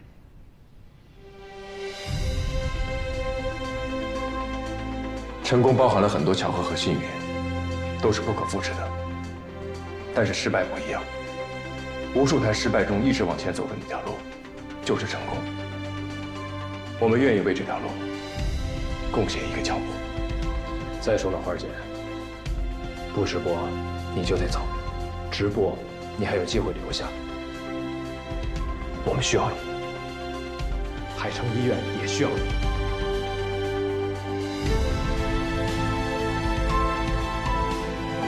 确定了？确定了。直播。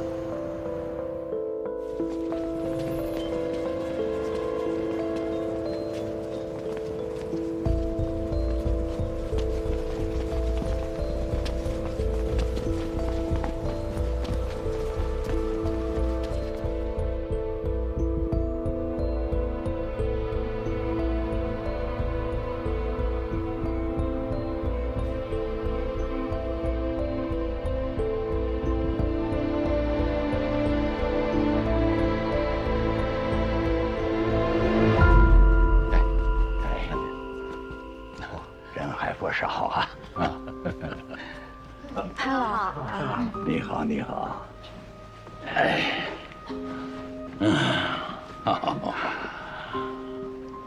我一直都在想，要是再来一次，有没有更好的解决那个事情的方法？可一直没有想出来。直到手术直播的概念被提出来。对，彻底的透明化呀，只有这样才能消除医生和患者的隔阂，让所有人都看，让所有的专业人士都做出评判。可在这样众目睽睽之下，医生也很艰难，谁又能保证自己零失误呢？老师也保证不了零失误啊，还不是直播授课？你看现在呀，足不出户，只要上网就能上到明大师的课。这是科技进步时代的恩赐啊！既然别的学科都行，为什么我们医学就不能呢？我们医学可是疯子最多的行业，只有疯子才能推动医学继续前行。您不也是个疯子吗？哈，哈。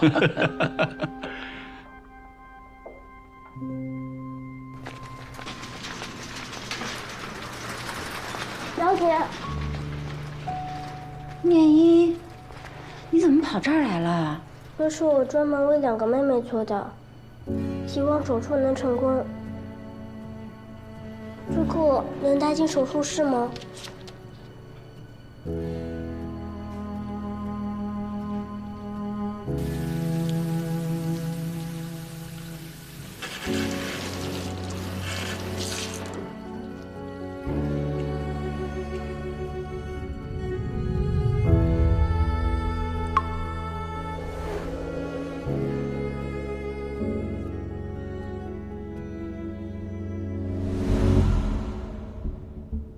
入职海城的第486天，最后一台手术，加油！诸位，这是正式手术，第一次，也是唯一的一次，没有失误，也没有失误之后重新再来一次的机会。但是我想说，我在你们这个年纪的时候，没有资格也没有运气参加这样的手术，所以能不能证明自己，就看今天晚上。浩哥，我们不会给你丢人的。哥，你放心，我们一定不会给你丢脸的。哥，相信我们。好，走开。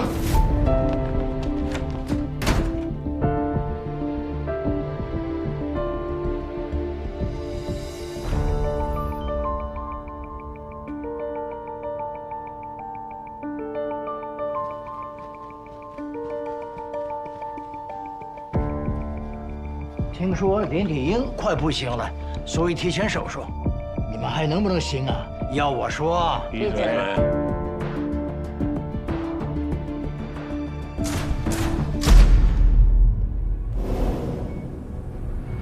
这台手术对我们来说很重要，对医院来说也很重要，但是最重要的是2姐妹本身。除却生死无大事，我们不要想着这件事情在直播，也不要想着是在失败。我们的脑海里只有一句话，那就是怎么能让2姐妹活下来。大家回顾一下之前37次模拟手术中犯过的错误，在实际手术中不要再犯。我知道很难，成功的几率只有1%，但是还有1%，至少不是0。没错，没错，不是对，没错，对，不是0。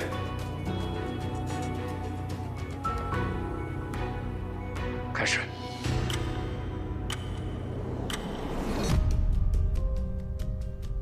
他们还给自己定时长了呢，他们就这么有把握在1个小时内分开？不是有把握，而是必须。妹妹的急性心衰需要立即做手术，必须在1个小时之内把他们分开，才能进行下一步。那你们还敢开直播？我看这个手术凶多吉少了。闭嘴！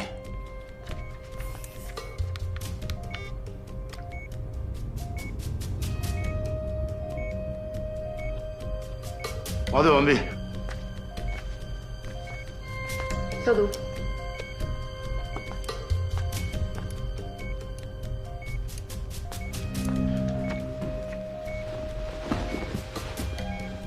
心包分离30分钟。你大我小，来。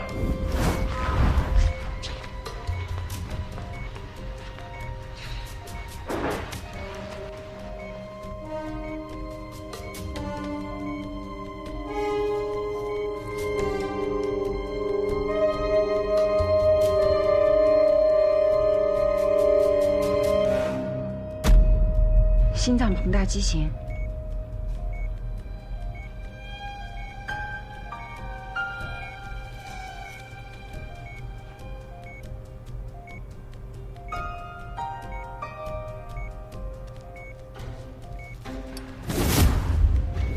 稳住，别慌。失误了，但他其实已经不就像了。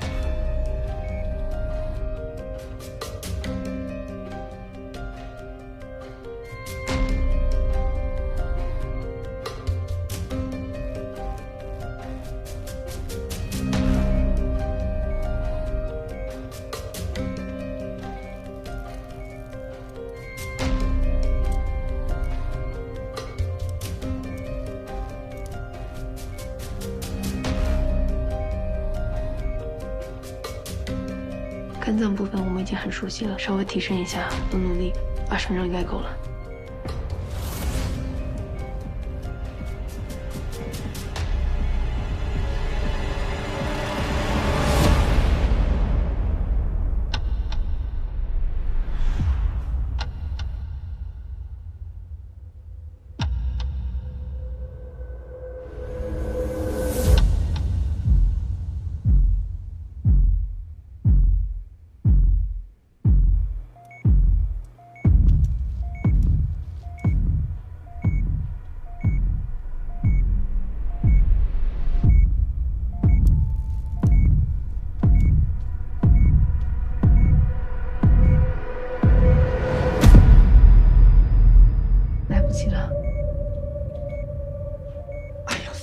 废物，你快一点！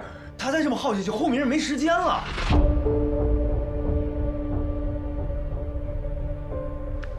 哎呀，我看够呛啊！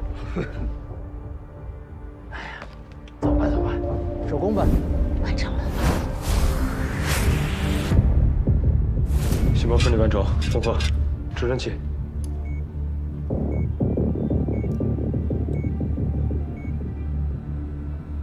留给我们的时间很紧迫，宁远，还记得我之前跟你说过是吧？给你一个稳定的状态。见。凤凰完成，换人。继续给药，米波芬0.05毫克，氯胺酮0.5毫克，维护溴胺保持不动。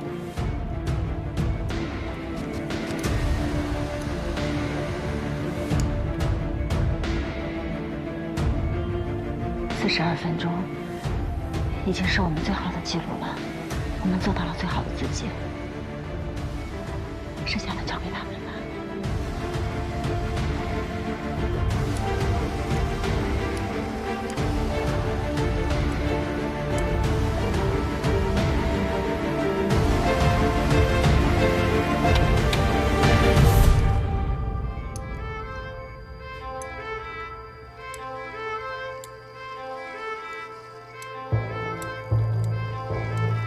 郑哥的手术看上去跟模拟手术没有任何区别，这俩人的手真的稳。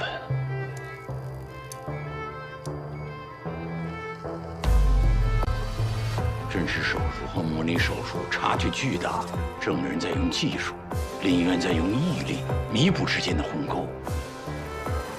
剩下的时间不多了。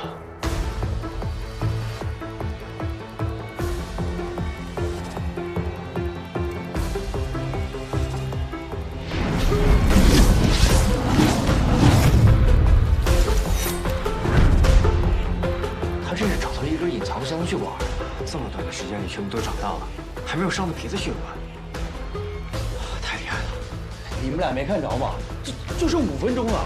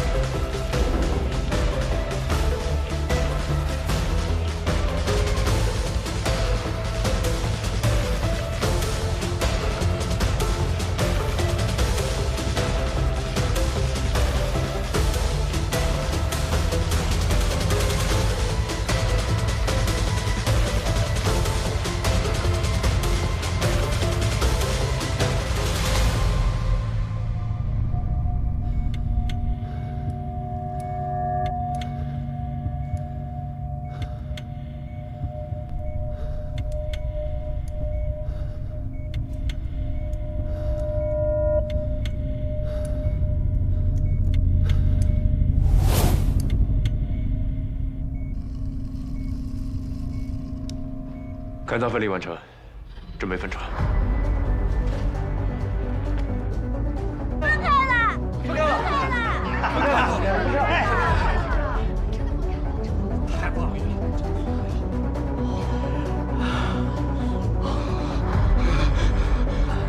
这太厉害了，太好了！这就是郑人团队的实力，我团队的实力。对呀。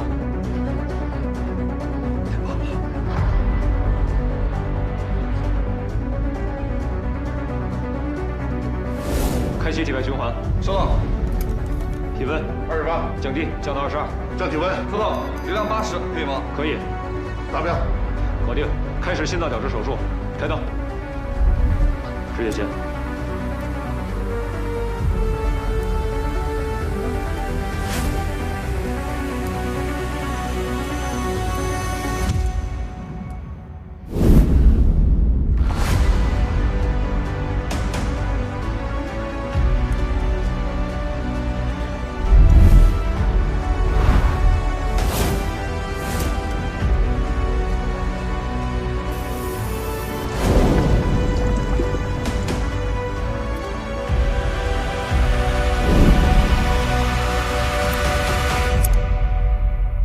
妹妹心脏矫治手术完成，结节肝脏缝补完成。快报数据。体温36，平均动脉压50，血气分析报告正确。开气。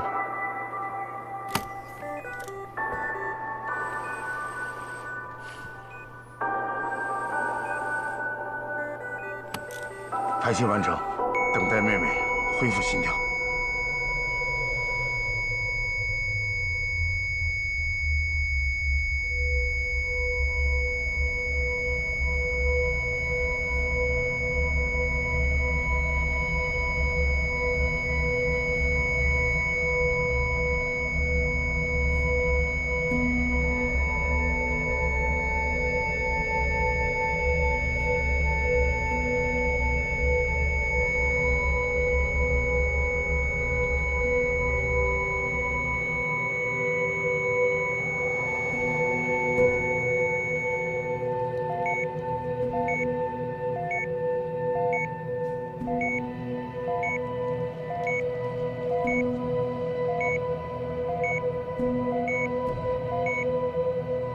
加油啊！就到这一步了，求你了，加油啊！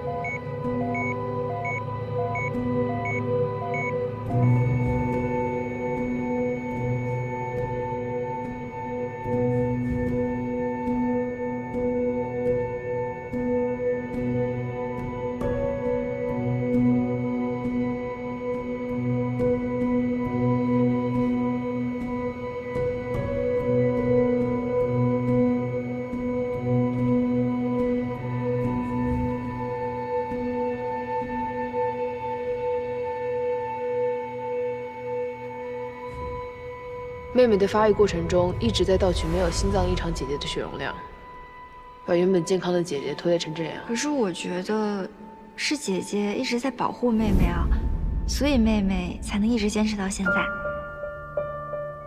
马上推过去，把姐姐拉到那个尸边，快！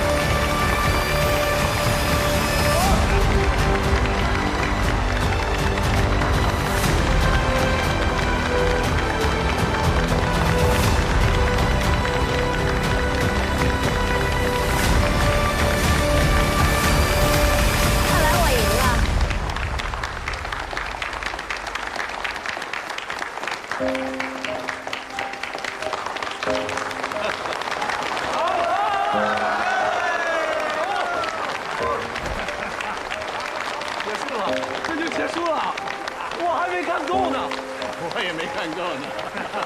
哎呀，老天老帅了，双击666！对呀，继续，继续，快起来！快起来，快起来！